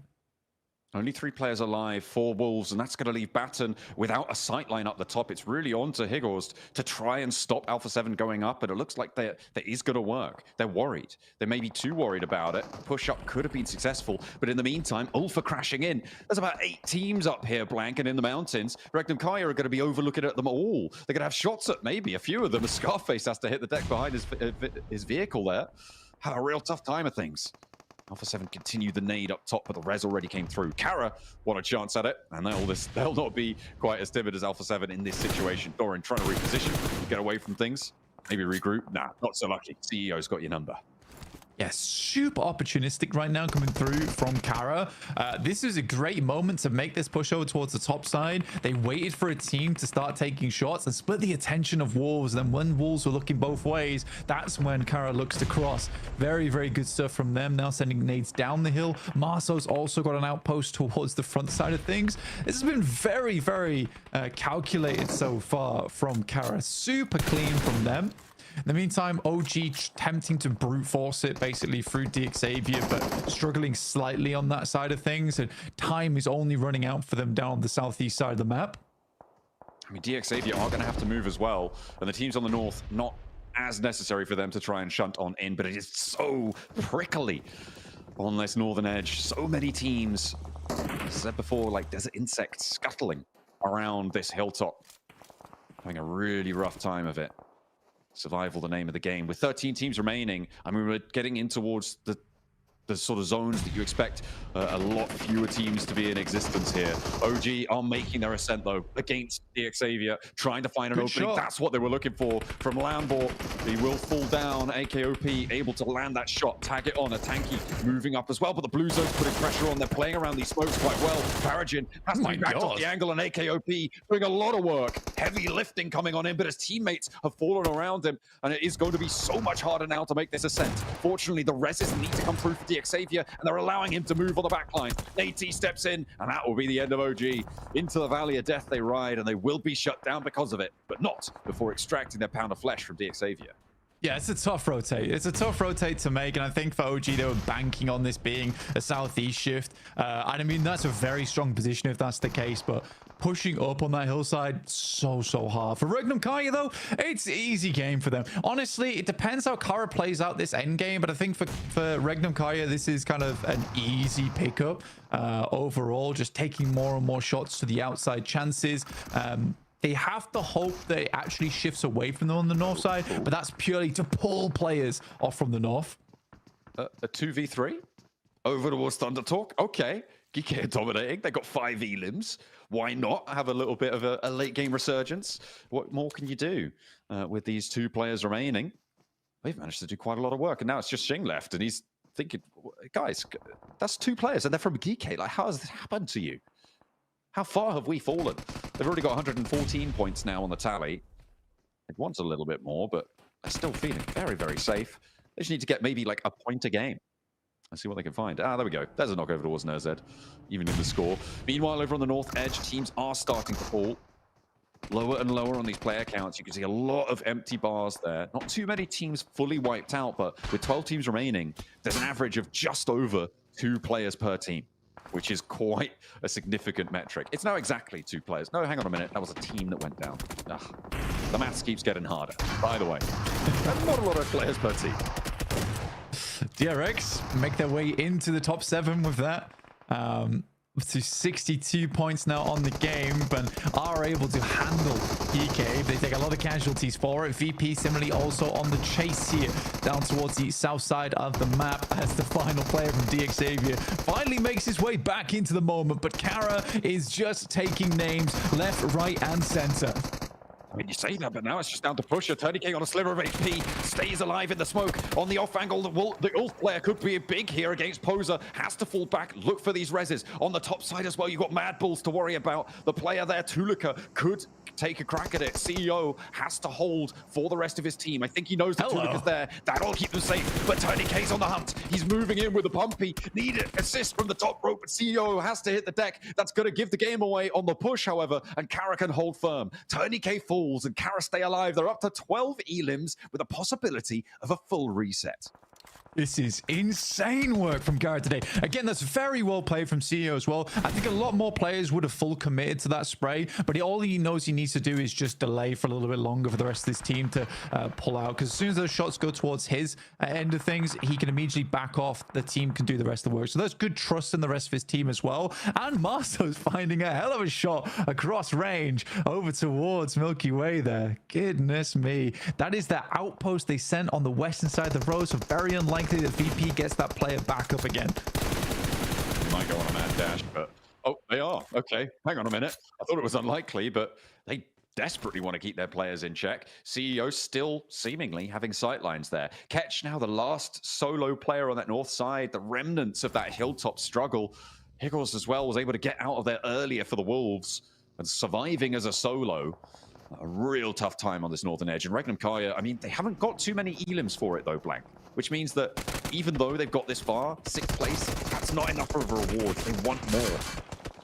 Yeah, they basically need to get first place from this position, and it is a first place position too. Nade over the top, quick bubble, underarm, easy peasy. 13 elims added to the tally now for Kata. A hard push ahead of them over towards Regnum Kaya though, but Marso doesn't seem to think so, as he immediately sends shots down range over towards Regnum, keeping them at bay for the time being, carrying them off this spot. Virtus Pro did get that res. They were allowed to get Milky Way back up, but they're leaving him out there for the time being anyway. Must have an exit strategy somehow. Boston moves up to the hills as well, gets a little bit more of a foothold in that direction. I'm wondering what DRX are going to have to say about that, because they're going to have to run out, and they may be able to spot.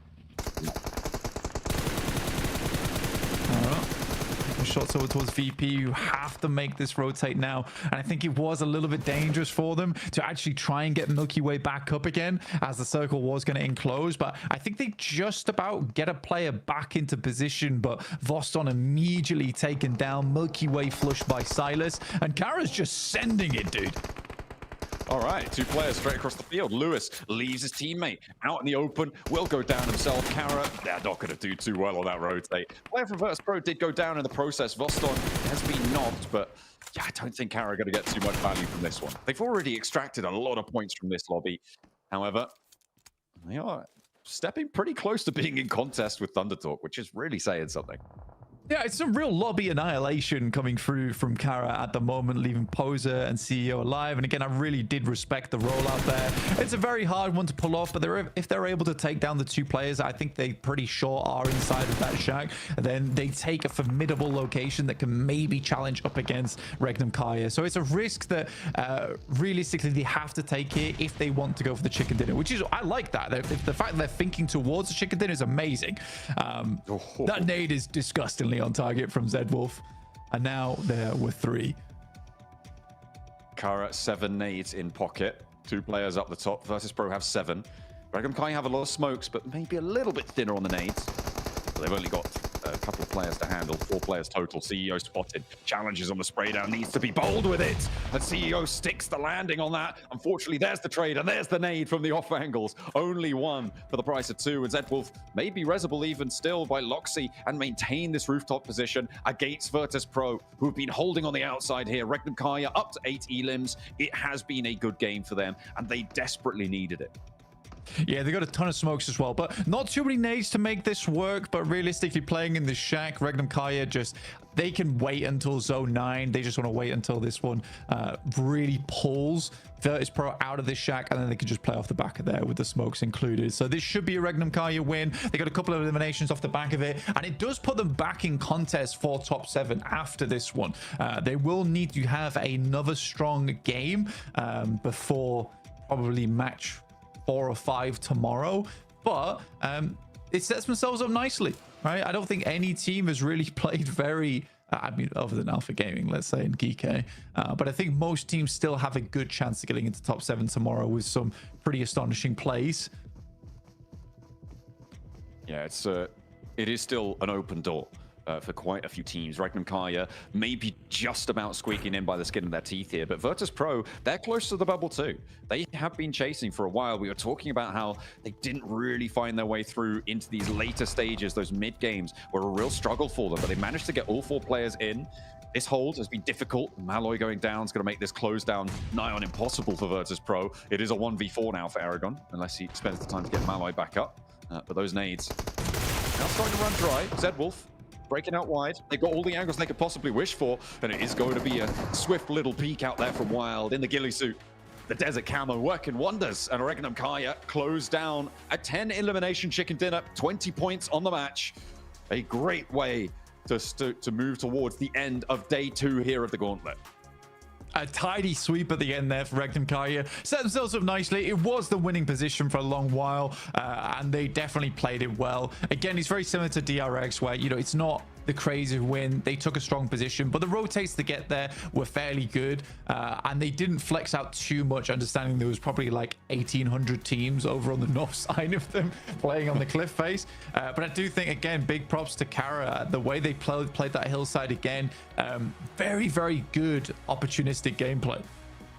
Absolutely. Brilliant stuff. It's good to see them getting a chicken dinner on board as well. Silas going to be happy with that performance. He'll be happy with the position that they were able to hold.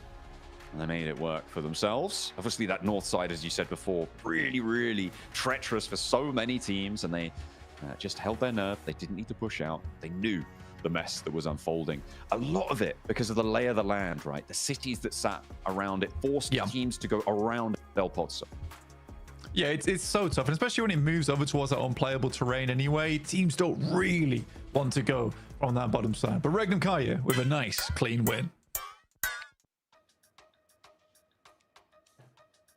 Regnum Kaya finally get their chicken dinner, and this one was hand wrapped and gifted to them right here. They got a beautiful circle, but the big difference, Max, man, between them and other teams that have been, you know, kind of gifted a zone, they do it and they get a bunch of eliminations to go home with it. So beautifully played for them, right? Yeah, I mean, they were like, 8 eliminations, it's not enough. We need more. They just send it on to Aragon and Malloy, try and wrap it up with a few more eliminations to reach those double digits. And I genuinely thought, Niptra, VP were going to deny them, try and nade themselves or molly themselves, because you said it also during that game, that's something VP typically tend to do, is deny points away. But here, they try to take the fight, maybe find an extra elimination here or there on solos of Regnum, but they can't even get it against that Groza shot from Wild. And Regnum coming out big here, finally, with their first chicken dinner of the Gauntlet stage. I mean, all I can say is it's about time, right? I mean, this team's given us a heart attack 1 or 2 times. Like, just guys, come on. We know you can do better than this. And they do end up grabbing the win. I do think maybe VP were going to try and do something about that, try and steal the win. Maybe they were counting maybe Regnum or going to maybe push 1 by 1, something like that. But nah, Regnum too good for that. They're going to go and make sure that they get that win because it's so desperately needed. I do want to ask, though, Niptra, is this the win we wanted to see from Regnum Kari? What do you think on that? No. Exactly, because I agree. Yeah, I would have preferred maybe the win coming from a play like Kara made, right? I think if they had come up, swept the north side, had that dominating effect, played it really well, and then go into the compound and then sweep out from there, something like that, I think that would have been a lot better because Kara played that very well, doing exactly what they do normally, and it worked out for them. Regnum could probably take a page out of their book. Exactly. I mean, looking at Regnum Kara, I'm not saying this was a bad game. This is just, you're gifted a circle and you use it really well. You get a bunch of eliminations, double digits, really happy about it. But it doesn't sell me yet on that potential comeback opportunity, Hodgix, right? I'm not like, oh, they'll make it top 7 this next game. For me, I still need to see a bit more for me to be sold on that potential comeback opportunity. Yeah, I mean, it wasn't like the crazy high school, like high skill chicken dinner, right? That we would love to see for Regnum Kara. I just think that, you know, it's one of those situations where, yeah, you know what? You got gifted a zone. It worked out for you. But sometimes, or you've seen this happen plenty of times, Max, man, right? That happens, you get that chicken dinner, and then you just start going crazy afterwards, right? Sometimes you just need that little luck to spark that intensity, right? Hopefully that is what we see from Regnum Kara. Need a spark to make the bomb explode here for Regnum Kara. Right. The Turkish will be going strong, hopefully. But yeah, hopefully that's going to give them a little bit more confidence and momentum moving forward, going into the next Miramar. And I said it, Miramar normally not a map that stands out for me as like the Regnum Kara map. You know what? Here they're able to get himself a double-digit chicken dinner. Very happy to see it. APG You can see they're depressed. Man. Hey, Aren't normally, we all? I know I should not do this, by the way, guys. Okay, Because the okay. moment I say this, they're going to start doing a comeback. But man, APG are washed right now. I'm sorry. What is going on, APG? He said it! Where are they? They're not playing the game. They're not even joining the lobby, I feel like. Come on. I mean, Yeah. it's not wrong. hard to It's not wrong, it's Duke. hard to go against it. I mean, what is going on with this team? I mean, honestly, for me, it was watching them in that air and go match where they could easily have just drove up to that ridge line. They would have had such secure position. Instead, they like do a crazy wild outside split push onto EA and then get picked apart. That really got me just like had question marks all over my head. And then, you know, seeing this performance as well, it doesn't give me the confidence that I think we need to see from a squad like APG. So I don't know. I think that if the Maxman reverse curse technique is going to work, might as well. Let's go for it. I kind of hope it works. Part of me's like, I hope I can use my powers for good. But That's right. I don't know. I can't quite control, unfortunately. All I know is that I can't curse Indian tournaments because Marzi's the one that has all the power over there. But Niptura, looking back at these rotational maps that are coming out for some of these teams, Virtus Pro hugging that western cliffside the entire time. Clearly trying to set up a big high ground position. Unfortunately, the circle does shift away eventually. But Virtus Pro were calm, but yet super methodical in how they were approaching every single one of these circle shifts. Yeah, I really like how they played this. They hugged the west side, as you said, but then they move over to this compound. They try and do a 2-2 split. Later on, you're about to see that now they're actually going to try and move out, spread out across the west side of zone as well, just trying to control as much of that zone as possible. And that's what I'm looking for in a team. For me, if a team is going to do well in finals, they have to have that zone control capability. And VP certainly gave it their best. I think just that zone being just what it was out in the fields made it very, very difficult. Man, look at these leaderboards. So Regnum Karya get 20 points. The big standout, though, for me this game, guys, right? It's gotta be Kara. And I was trying to think, what do I say about this team? And I'm gonna use what Maxman said while we were watching this game, right? And that is, what did Kara have for breakfast, right? Because these guys went nuts today. I mean, they had 27 points, right? Before the day started. What is this? 3 games in a row with double, or 3 games total, right? So far with double-digit points. These guys are just going nuts, Niptura. They really are. I love to see it. They've gone back to their original strategy, and it's working so well for them. This is what I wanted to see out of OG. This is what I expected to see out of APG.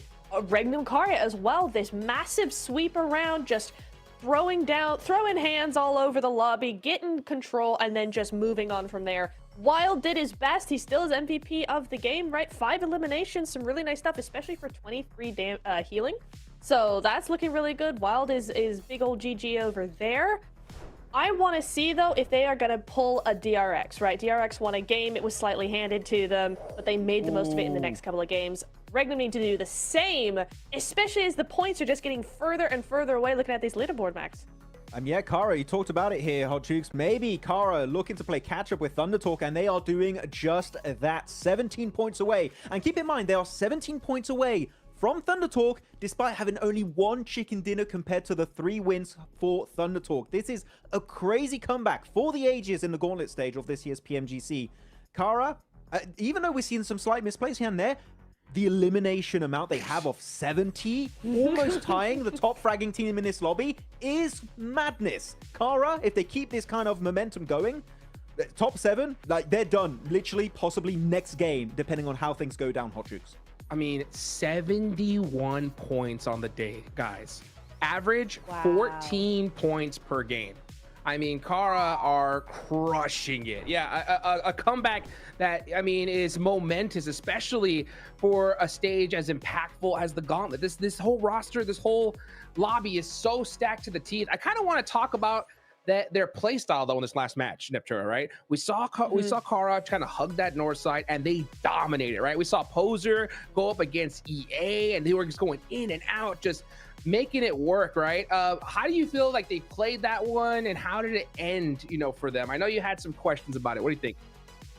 Well, first of all, I loved how CEO played the anchor point up on that cliff because he was practically unstoppable up there. No one could touch him. He had that strong of an angle. No one could go uphill towards him. So he was able to have full domination, full info, back up his team super, super effectively.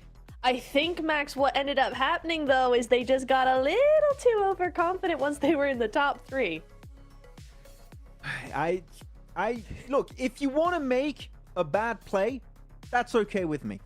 Just do it together. That's all I really want. I don't really care if Kara, if you want to make a bad decision of sending it out in the fields, you can do it, but just commit. And you know what? Because you have the numbers together, maybe you'll have a better chance of coming out on top. I think they try to do too many things all at once, and that did cost them the win. I think that if they just push onto Regnum Kara here for Kara, they do go home with a win because they then also win the safety of the compound versus Regnum.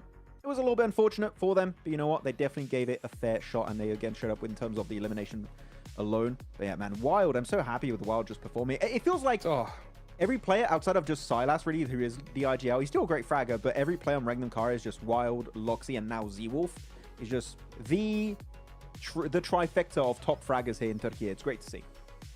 Beautiful, beautiful, man. I mean, I'll tell you one thing that isn't so great to see, though, and I want to talk about it. I've been kind of avoiding talking about them all day because I didn't want to curse them, right? It's got to be the Wolves, all right? Wolves have not been able to get it done today, Neptura, right? We saw earlier in this last match a crazy hard shift on the Monte Nuevo, right? That southwestern shift right on to the Wolves, and they weren't able to really make something of it, right? What do you think is going on? Like, what is going wrong with the squad, at least in your eyes? Unfortunately, I think the rest of the lobby has woken up and the Wolves were not prepared for it. I don't think they were. Yesterday, everybody, that first day vibe is like everybody's kind of tiptoeing around each other. Yes, you get aggressive, but you're still figuring out how the rest of the lobby plays. Day 2 is when you have that information now and you go, okay, this is how we're going to do it. And the Wolves, I think, have just lagged behind in that aspect. They've just not been able to follow the pace of the rest of the lobby, and they're just getting left behind in the dust. Max Man, you agree with that? Yeah. You think they're playing a little bit too split?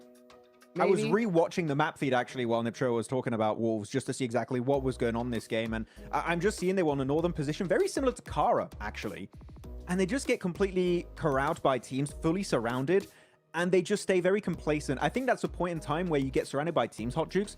Just send it on one team to try and at least create an exit point, and I feel like Wolves were just so hesitant for so long, they just got surrounded and completely demolished in the process.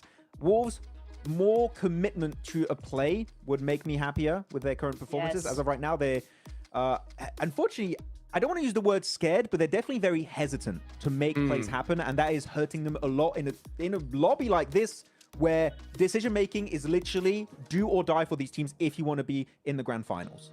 Yeah, I gotta agree. I mean, I've been looking at their play style very closely, and you know, there's something going on, right? They're definitely in their heads, at least from my opinion, right? You see them putting themselves into good spots, but when it comes time to fight, it doesn't seem like their decision making is all in unison, right? You see one player looking in this direction, the other one looking the other. We're not seeing that unified Wolves that we saw in the Americas, Neptura. So we got one more match left to go, okay? Looking at the leaderboards, who do you think needs to get a chicken dinner right here, right now?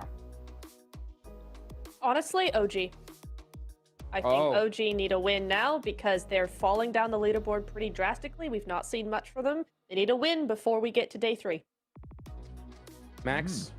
I mean, OG is, of course, an obvious one because they'd yet to have a win, and they're currently in 7th position. They could slip out of top 7 for the first time if this game doesn't go their way. But I'm going to say back-to-back Regnum Kara. It's happening. They're jumping up. It's top 7 o'clock here for them. It's going to go down. Let's see, was that the spark they needed to explode? One match left to go. One more day after this. Let's go ahead and take it on over to John Allen and Blank to wrap things up.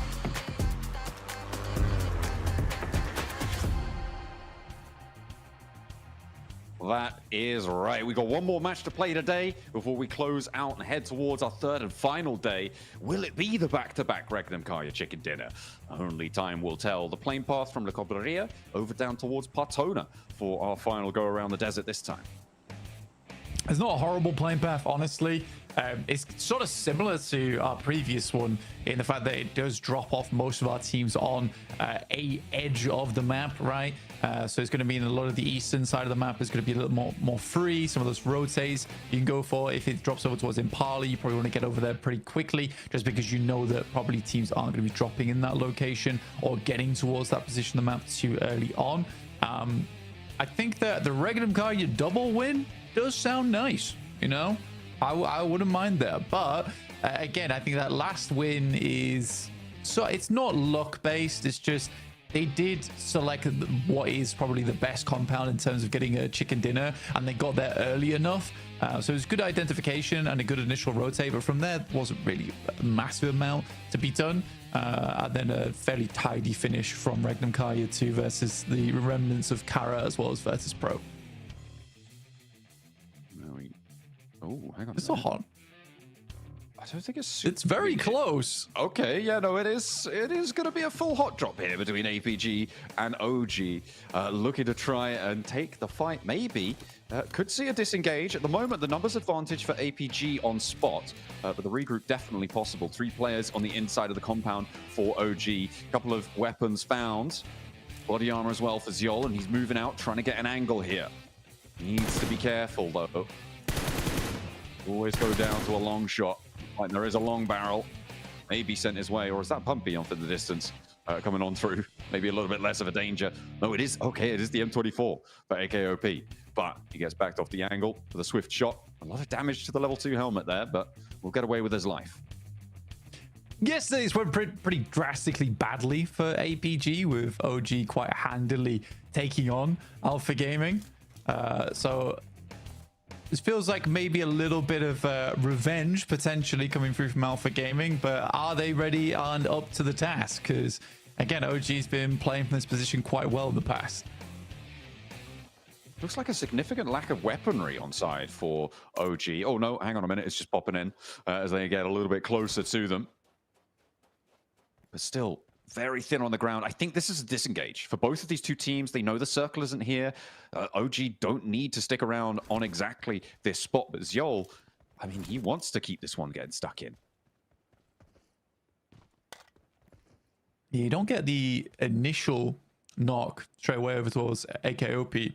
So it's a little bit harder to push this one down, knowing that you're in a 4v3 and you can just trade off. Top taking a heck of a long distance on this one with the MG3 as well. Not the greatest of long-range weaponry. Just trying to scout it out. I think he just about saw AKOP drop down there.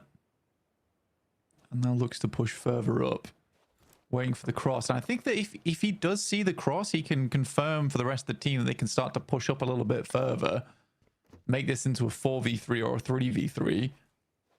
But AK is just looking for meds right now. That's the name of the game for him. Level 2 helmet, level 2 vest. It's decent. Yeah, he's swapping that one out. I mean, it's unfortunate he's not come across any yet. There's 5 bandages, so imagine that those might be wrapped around fairly soon. You'd hope, but still yet to start to apply them. I mean, in that apartment building, he should be able to find a lot more meds on site to be able to find a tastier health bar, a more appetizing result towards the end of it. You can see his health bar is ticking up, so he is using those bandages to keep himself safe. It's a bit of deadlock here in Tumasera. No team wants to pull the trigger on this one, not fully. I thought, like you were saying, we're top on the outside. Maybe they were more keen for it, but no, they're kind of stuck in the mud on this. Aru, actually the counter to that opposing situation. Maybe able to chime in with the SKS as well. Yeah, just looking for something on side. We do have an interview with VP coming up shortly. We'll be talking to Aragon with 7WG. We'll hope things don't pop off during that interview, though. But in the meantime, we're going to stick on board. Again, if OG loses this fight, it's pretty bad for them, right? Where there's an opportunity for DX, A7, Regnum Kaya, even Wolves in this case, to leapfrog them and push them out of the top 7. But yeah, they've been very careful about this. Aru sends away in the buggy. Top has eyes on this, though. They do know about it fully. He's shuffling around. He's not made any movements with vehicles here, so his position is not given away. Aru may very well not know about this completely. But where's he going? That's what I want to know. Maybe he's trying to move undetected, and you can't blame him.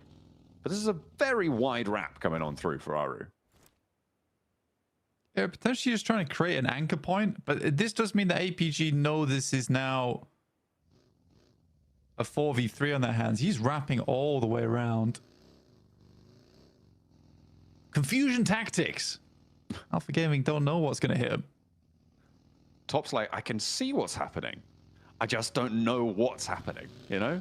It's coming back. It's pretty crazy stuff. Aru's now, yeah, on the backfield. Trying to actually, I don't know what he's trying to do, but I can only imagine he's hunting for the off angle, in which case Top's doing a great job to stay outside. It's like, you know, like when a cat's like finding the perfect place to sit. Oh, hang on a minute.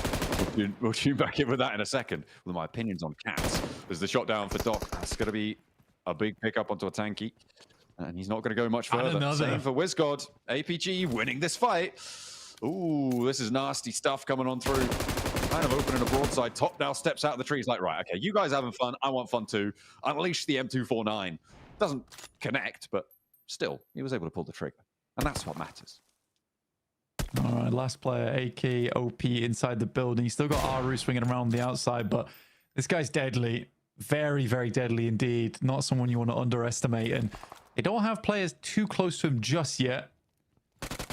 They're starting to swarm a little bit here. On the zip line, okay. Styling. Just getting some points in. Well, that was connected. Close. So close there on the shot for AKOP. He's the last player on the inside of this building to stand for them. That off angle. Yeah, Aru is leaving this one. AKOP now left a lone soldier here with the UMP, waiting for someone to step a little bit too close, get a little bit too bold. He's watching their corner.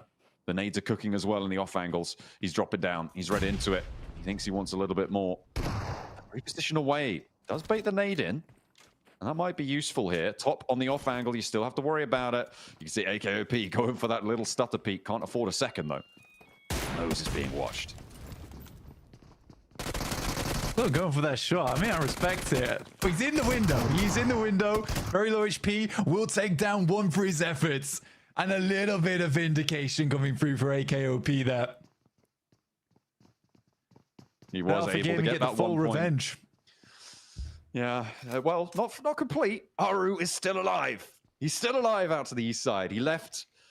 He was looking for an off angle, and off he goes for a completely different angle to the game. A solo result. Circle pop, Blank. Just kind of blitzed us up to the north side here, as it's going to be all the way up to water treatment as we send to the north of San Martin as well. It's going to be a difficult rotate again for our teams on Miramar. Yeah, not easy. Having around water treatment is really awkward as well because of the low ground that's available in this area. I mean, Mad Bulls take the right objective here. They go straight up towards the northern side of things, wrap back on themselves from La Cobreria. They already know this location is free and clear from where they dropped earlier, so they can just take high ground nice and early. You could play inside water treatment early on and keep things nice and simple. A lot of MG3s going on in this game. This is like Max's favorite game ever. Absolutely, you know.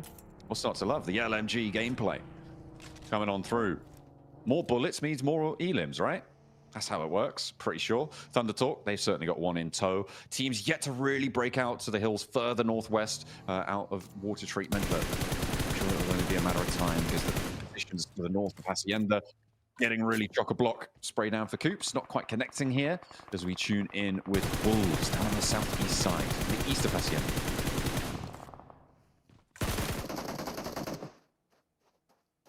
So as getting lit up here. I do love how the M249 sounds though. It just keeps going. It is pretty terrible with the 4X as displayed earlier. Onto Aru. Didn't quite work out. Yeah, it's not ideal. You have to really be very, very stable for that one to be able to connect at that sort of distance. DRX eliminated. All right, they end their day, 65 points. I mean, it's maybe close enough. We'll have to wait and see. They are in 6th place. You can see there's so many teams just beneath them, lurking below the surface of that 7th place bubble, desperately wanting to clamber a little bit further. That's the name of the game here. Stay out of danger. Get towards those 90 pointers at the end of the day. Yeah, it's a good place to see. I think Kara also in similar boat to Thunder Talk right now, where they've sort of done enough. Thunder Talk definitely wanted a little bit more points. I think coming 1st place in Gauntlet's nice for all things, you know, reputation, money, etc. So I think for Thunder Talk, they'd like to hold on to that. I don't think they expected much competition, but competition has certainly arrived in the form of Kara. They are fairly formidable today. Not really so much yesterday, but this is a brilliant turnaround for them. The next circle just about to come on through. Kara, you could see there, actually going to be, I mean, I would say favored by this, but that hill to the east of water treatment is really nasty to play around. They can hold their current position, though, and that might be a little bit stronger. All right, moving in just beneath them. They were certainly starting out very, very strong, but a little bit of a downturn just before. I don't mind this spot coming through from the Xavier. Trying to rotate on this northeast side. They do have competition E arena though. R8's been fairly quiet today, but taking fantastic shots over towards Regnum Kaya, finding a double on the crossing. Martha's just been a monster all day. Real Martian. Sorry. No, say it again. Oh, no. Oh, no. But yeah, either way, Regnum Kaya cut down in half. The back-to-back looking much less likely. However, they do get into water treatment and into a building, so they'll be able to survive for quite a while longer. They want to be jumping up towards 70 points here, which means 11-point game blank. And that's just got a whole lot less likely, given their position, given their lack of real presence here. OG aren't done. They chime in over towards Thunder Talk, maybe looking for another point here for Aru on the southeast side. No, I mean, every little point counts, to be honest, but did draw the ire of Thunder Talk by doing that. You'd imagine they're going to be turning around soon and taking shots his way. DRX getting knocked out is pretty good for OG's chances as well for tomorrow, just because having another team at 65 points dropping out early in this game means it's still interchangeable. It's close again. Close again. So OG is down. 7th place. So DXAV chasing, Wolves chasing, Alpha 7's chasing. Regnum Kaya, I don't see the double win coming through now. So both predictions are kaput.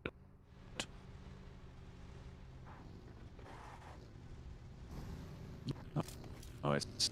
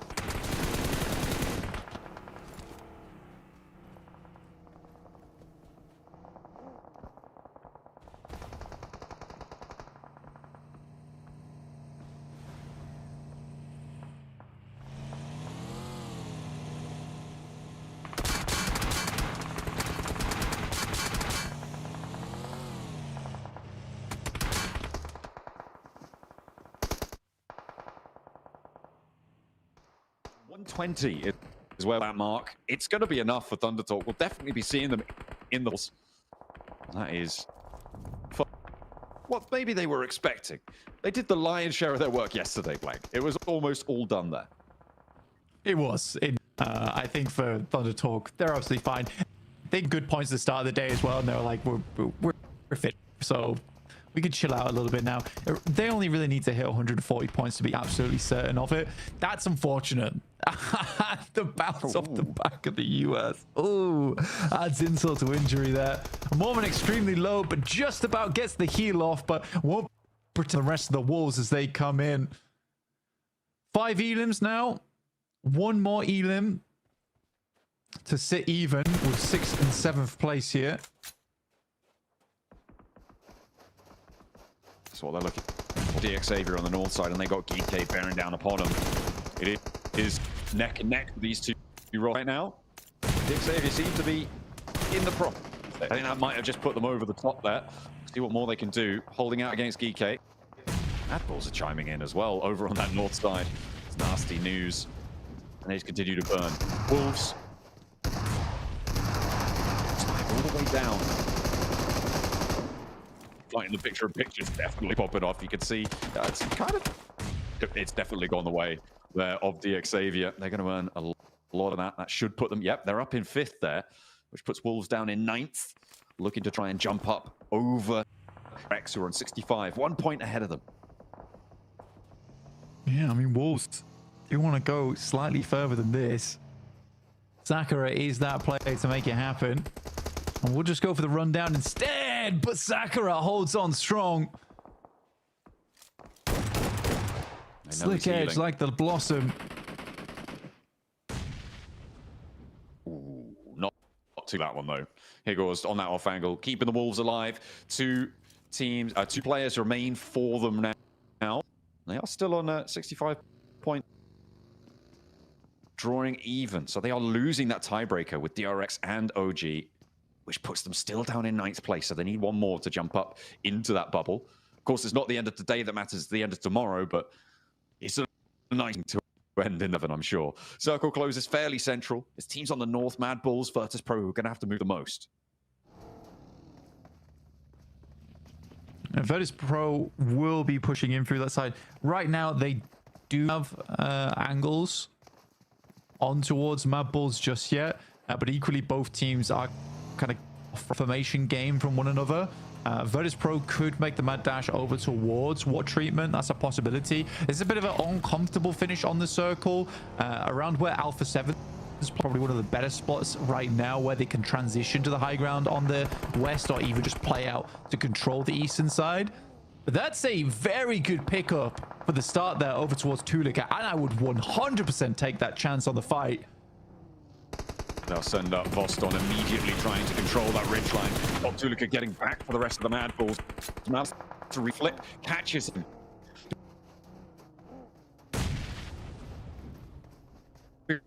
Hides of this one around because Malloy, the blue pushing, stage 5, you need to get him up if you want him to stay alive. I don't think they have to do it though. A really valuable pickup, and that is going to slow Virtus Pro all the way down on the approach.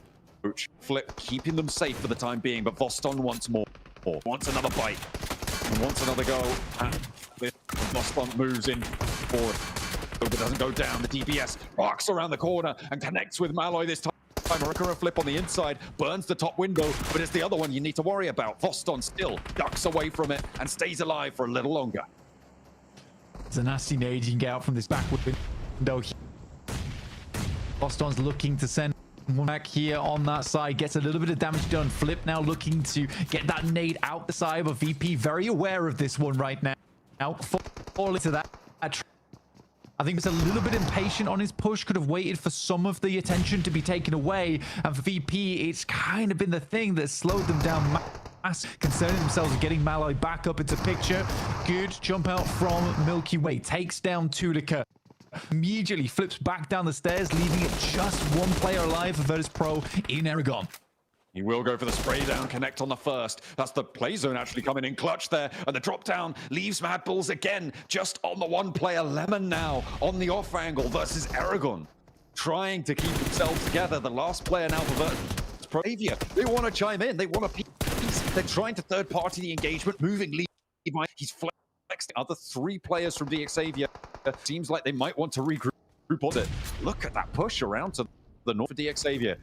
They get this fight as Virtus Pro falls. You're very well done to DXavier. They hear that fight. They move up. And if you can play off from this hillside and this ridge down towards the south, you actually have a very good chance in this game. But not only that, they've cleared out so many teams now on this northern side. It's 2 total, so they know a lot of the presence from this northern side of the map is gone, which is super helpful for their finish towards the end of this. Also, in other news, this is the first time in a while we see DXavier not with 2 players, not with 3 players, but with 4. I mean, you wouldn't look at their point on the north, though. They are split still 3-1. Paragen remaining that backstop. We'll see if they can figure it out. Play back as a 4. Send after Lemon from the Mad Bulls. Maybe look to move up. It's Alpha 7, though, the major threat within this circle, holding the buildings. It's going to be a difficult approach. Southside, Kara still in effect. We'll see what they can do for their players still, too. Eagles getting shut down on the southeast side. Baton being the last player alive for the Wolves. Not quite placement point range yet, but a 6-point game. Terrible for the Wolves right now, but they would like some more icon moves in and move teams down wild. Down to the Maestro himself in Loxy. Just as good. Able to shotgun, but the second peak for Icon is going to work out for them. Kaya eliminated. Definitely no back-to-back for them. 11th place and potentially lower could be on the cards. R8, they've heard the noise and they want to roll into water treatment. They want to sip themselves. Oh. This is a good chance for that. I thought I was down and out earlier when we saw them take down Regnum Kaya, but then have a tough time. That is a bad nade from ESO. Self-nade on the team is never pretty to see. Jafar around the corner, though, will take down 2. That leaves just Prestige up. Jafar. Nade cooking, looking to get those flushes on board. Jafar pressure back, able to confirm 1. Pops out the window, slick with it. Now, what is the outside player for R8? He's still picking up those points, and Jafar's being naughty here. Needs to be put on the set. Ida catches him jumping in, but doesn't connect. Jafar with another. Oh my goodness me. Looking to go for a 1v4. He's put himself into the 1v1 now against Prestige. Jafar, the last player for GS, looking to survive. Has the door frame. Prestige nearly got connect onto by the DBS shot there. 2 rounds left in the chamber. A first aid now being popped. Prestige can't quite find the nerve to step in through the door frame, and I don't blame him. He's taken down everybody else. Looks for another. Has to reload now. Steps out just too wide of Prestige. He puts an end to the naughty business there for Jafar, but he did damage. I have never seen such bold behavior like that. The way he was jumping windows, it was humiliation right there for R8, to be quite honest with you. The amount of times that he jumped through the windows, R8, I don't blame them very much, to be honest with you, because it's case, who in the right mind jumps through those windows like that? It's such a bold strategy and one that works hardly any of the time. But he was just taking advantage of the fact that no one does that sort of thing. Almost a 1v4. What incredible from Jafar there. And I mean, he has stepped up multiple times in the past, but Sam, what a barn burner that play was. I mean, he had that performance against APG very early on in the tournament. It's really a clip to add to his show reel, I'm sure. Looks like look at the final players of R8 out. Certainly a disturbing situation for them to try and find their way out of. DXavier, them with the top here, and the good news for the Woolwell on the opposite side is that placement points have kicked in, which means that they will get up towards the top 7, unless Alpha 7 is able to get a big game on today and push them all the way down. But even then, I'm not so sure that they can. I kind of get what DXavier were trying to do here with Paragen on the eastern side, trying to provide an anchor point just in case the circle does head east. But usually when that happens, you don't try and take 3v4s. That's like not ideal. And that's exactly what DXavier for. Finally, Paragen does regroup with the rest of the team. So they're down to 3 now, but they're starting to get buffed up, right? Every time they lose a member on DXavier, they seem to get stronger somehow. Yeah, it's way of things, it seems. 3 players at the top of the mountain. Nate, the casualty for them. Prestige still alive. He kept it together. in those final moments. Let's see if he can continue to do so. Wolf taking pressure. The heavy hits coming on through from DX Xavier. Got Barragin, gets the sideline they need. Shots down towards Wolf right now behind the Luke, trying to keep things pretty for the time being, but starting to look uglier and uglier. Time goes on. Takes a shot from Obscure at distance. It is not the player that I expected to be saying the name of so many times from Alpha 7. I'm glad it is. He is really showing his weight in gold here for Alpha 7 throughout these. They've not had the best one of it, but he is certainly keeping them in the running. He's pushing up, looks for Landlaw, not going to connect in response either, has to fade away. Prestige has a little bit more to give. Paragin is both pushing over now, and you've got to wonder what can he do. Answer is nothing. They will fall. That is going to be DX Xavier able to shut that one down. They're up to 7 elims here, Blank, R8 as well, getting a hefty tally, but they will draw short on the approach to DX Xavier. I mean, DX Xavier almost felt like R8 was channeling Jafar in that moment. Right, he may have been Jafar, but the spirit was near with R8 for Prestige. DX Xavier able to hold on though. Evan starting to branch out just slightly, and lo and behold, Kara once again in a top 4 scenario. They are determined to catch up to Thunder Talk today. I mean, they're 17 points behind. They've got 5 elims, so it would need, I mean, 5 and 7 is, that would be a 22-point game. So 12 elims and the chicken dinner total. I mean, for Kara, that's doable, right? That's easy. That's easy work. That's light loads. It is. It is light work for them. Just a warm up. Well, I don't know. The warm around has gone. They've added too much weight to the tables. Xavier is able to find at least one over their way, but should be short order before that's picked up again. But it does give a small chance for DX Xavier to. They're taking a 2v4. Of course they are. I don't know why I thought they would be trying to do anything different. Okay, he's pulled out the side. No style points on the roll up there. We saw it a couple of times yesterday, and Kara learned their lesson from the other times. And they've seen it before. They'll put it to sleep. And that's a res. It's like DX Xavier has no limits. They just have no limits. Like, we're going to go for a 2v4, sure, and I'm going to drive in and do a flyby. Don't worry about it. Yeah, makes no sense. Anyway, Kara, Alpha 7 going head to head, but Revo already being down. They need it badly. Able to tag on Tommaso. You'd hope he was laid very still on the deck. And then knock as well. Alpha 7 finally stopping Kara where nobody else could. There's a nade, there's a follow-up. The spray downs are good, but now 2 players to 2v3. Kara wanted to try and answer. He's out actually fairly isolated here. The next circle does close center. Worried. CEO spots Obscure on the off angle. There's not a really forced presence from Alpha 7 towards CEO, and they're right on the edge of the blue zone. That's what they needed. Obscure on the Mini 14 at distance. Give him Lewis next, see what he could do. It's a good swing out from him to finish off our day today. Lewis behind the loot crate, but the only loot here is going to be the chicken dinner for Alpha 7 when Obscure will finish this off.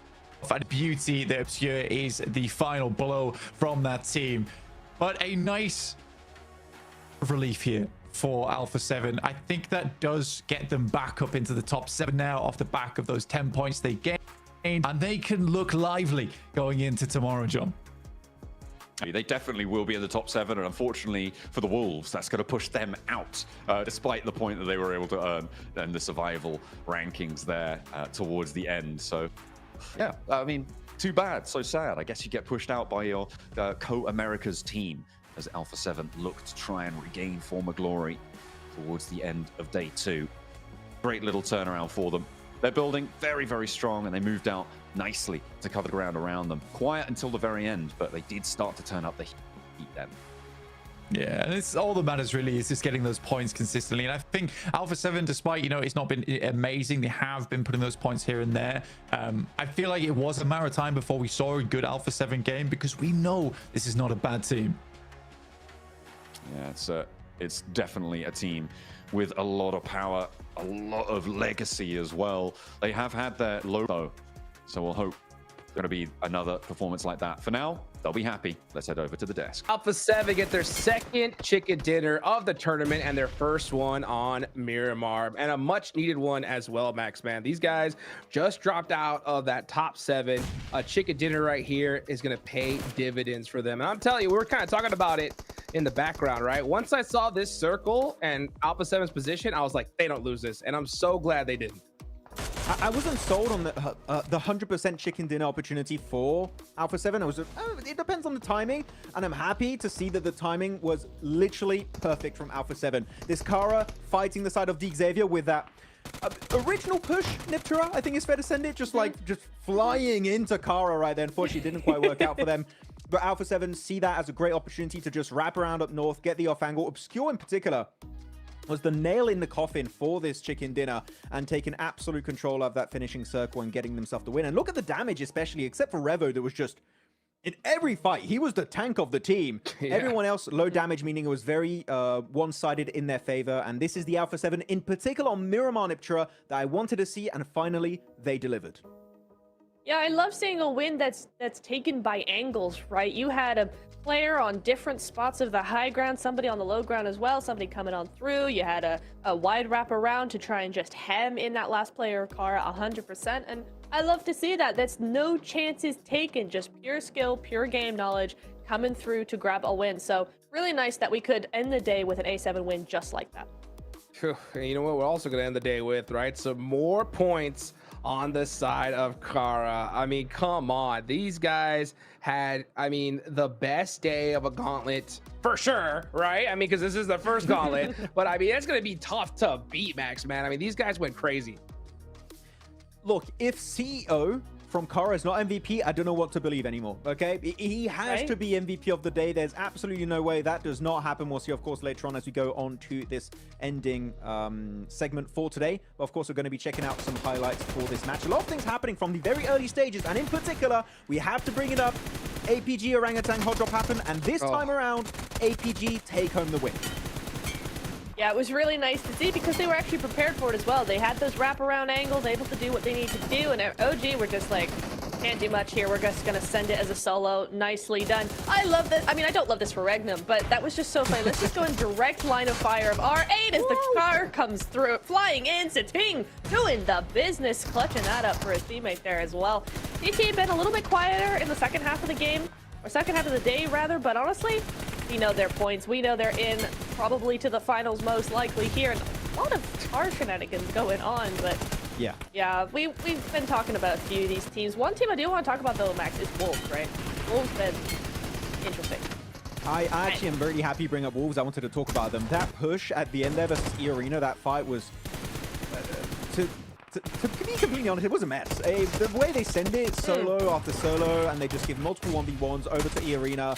Not happy about it. I feel like this is a team that now is struggling to kind of keep up with the massive improvements we're witnessing from the entirety of this lobby for the Gauntlet stage. And right now, they're falling behind and at pretty rapid pace too. Hot Jukes, I know you're a big fan of this team, but as of right now, Wolves, yeah, they are definitely falling behind.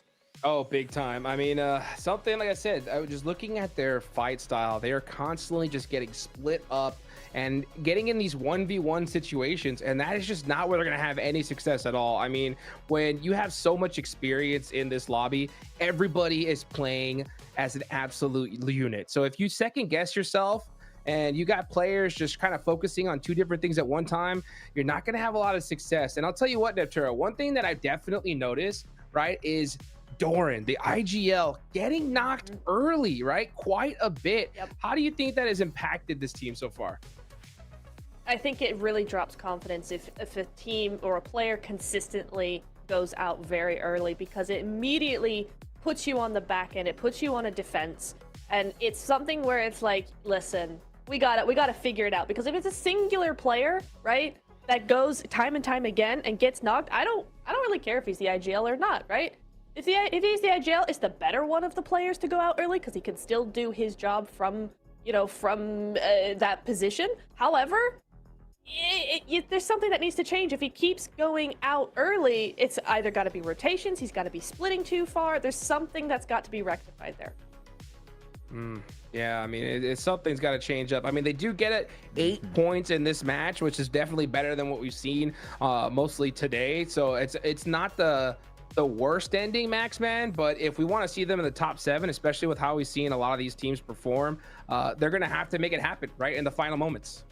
Yeah, 8 points in PMGC, unfortunately, can only take you so far. But as of right now, it is not enough to remain comfortably in the top 7. Though we did see on the first page of these match rankings, Ulf, I think there was only 1 elimination for 5 placement points. I still want to see more. I know I've been saying this a lot today, Niptura, for Ulf, but they're just getting these literally god-tier positions in these games. We saw on Rondo earlier today, a few times on Erangel, and this game in particular really stands out to me as you're gifted a great spot, and yet they don't do anything with such a good position. Unlike, for example, Carrillo, that had a central compound, and these guys were blasting. Almost 600 damage. Right. These guys were on fire, doing what I wanted to see Ulf do, but no, Alpha 7 were the one to stand out the most in the center of this circle.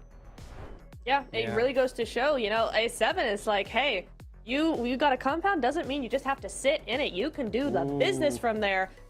Thundertalk still top of the leaderboard. Kara, even with that big last game, not able to surpass them just yet, but they're pretty darn close. And I think it's safe to say, guys, that they are in top 7 pretty comfortably. Yeah, I mean, I'm looking at Alpha 7 here in particular, Hodrix. The Americas, they have a team up here. It's Alpha 7 from Brazil. They're popping off. And the 2 wins will finally push them up here in 5th position, followed up by then Xavier. VP dropping down slowly but surely despite a very hot start in the Gauntlet. And we're seeing then DRX dropping down Orangutan for the first time here outside of top 7. And not just by a little bit, overtaken by 3 or 4 teams, if I'm not mistaken. So Orangutan, we said we needed to see a win. We didn't see it today. There's still time tomorrow. But again, the time is ticking. You need to get a win eventually if you want to be in the grand finals. That's right. 6 more matches tomorrow. That is it, right? And you've got to get a top 7. Otherwise, you're going to the group stage. We can take a look at the daily MVP, Neptura, and of course, it's CEO. Of course it is. We knew from the beginning that's who it was going to be. He had the nades. He had the Overwatch angle. He had the damage. 3.5k damage just from him alone. Nearly 20 eliminations is, I feel, unheard of, Max. This is a crazy performance from CEO. Of course, the eliminations, damage, and everything stands out, but I'm going to go a little bit further here.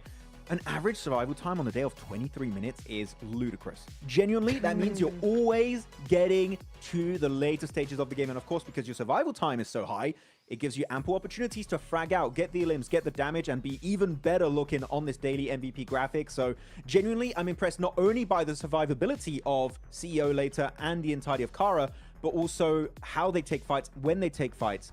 And so far, this is the team that I would say throughout the entirety of the Gauntlet has impressed me the most, even more than Thundertalk, that currently are still in first place.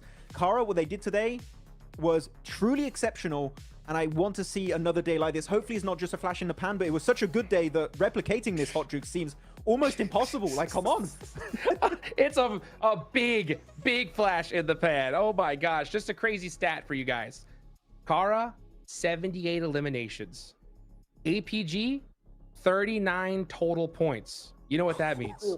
They did double the amount of points than APG did in eliminations alone. But let's go ahead and take it on over to the stage to 7WG for the last interview.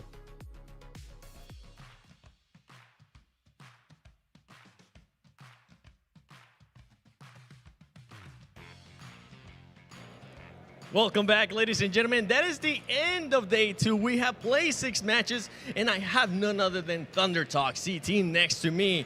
A team that's currently been performing so well, finishing in first place once again. But I want to ask you, I want to go back a little bit more, because between PMWC and PMGC, what has been the biggest adjustments you guys have made to make sure you can win at the global stage?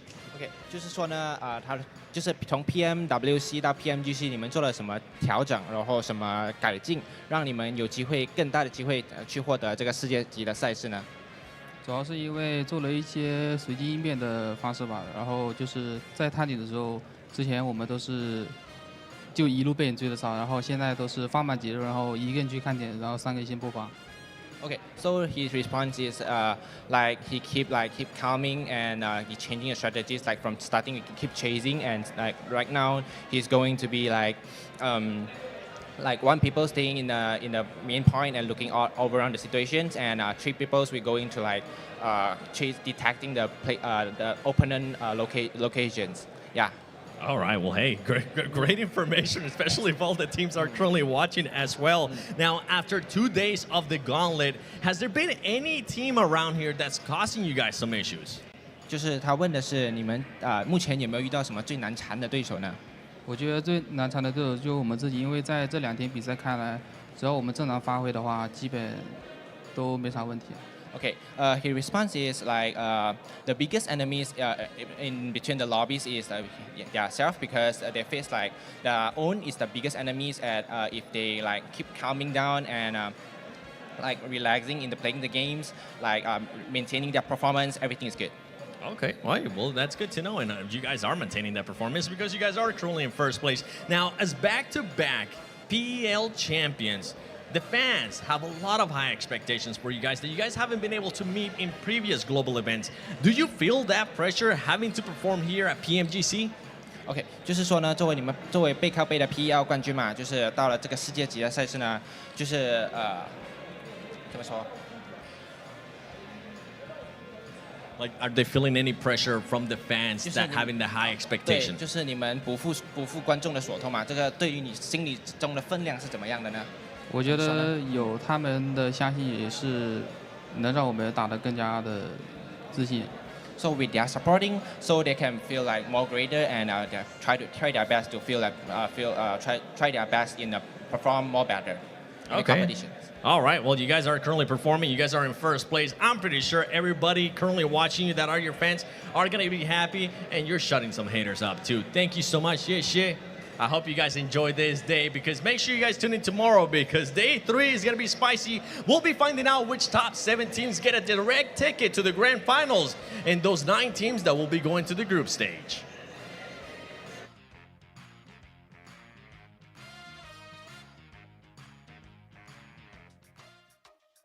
Well, I can tell you one of them, right? And that's Thunder Talk, right? They're going to the finals. They have crushed it so far today. I think Kara did as well, right, Max, man? Let's be real. Okay, we got 6 more matches left tomorrow.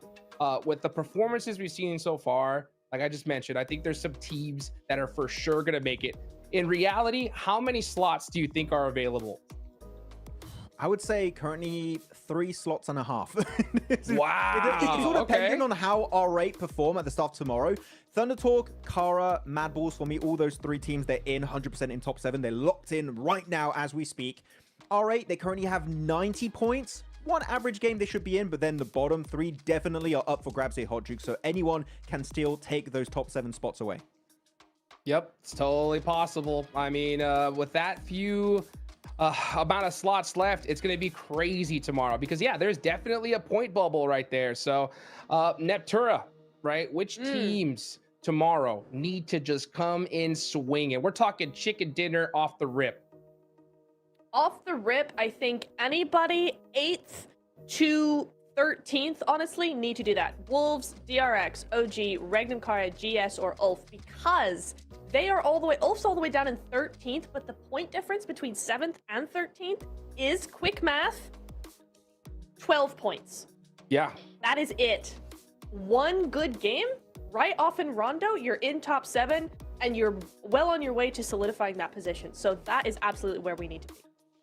Well, that's it. One more day left in the gauntlets, right? 7 slots available. Mark your calendars. Make sure you're there. We're going to be there for sure. I hope you guys enjoyed it so far. We will see you guys tomorrow.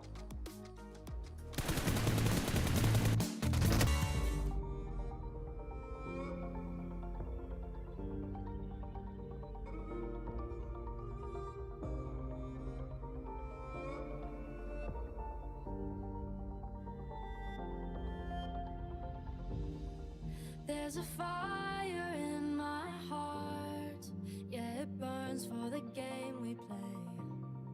Now I rise and take my turn to be born again for this day. I know the weight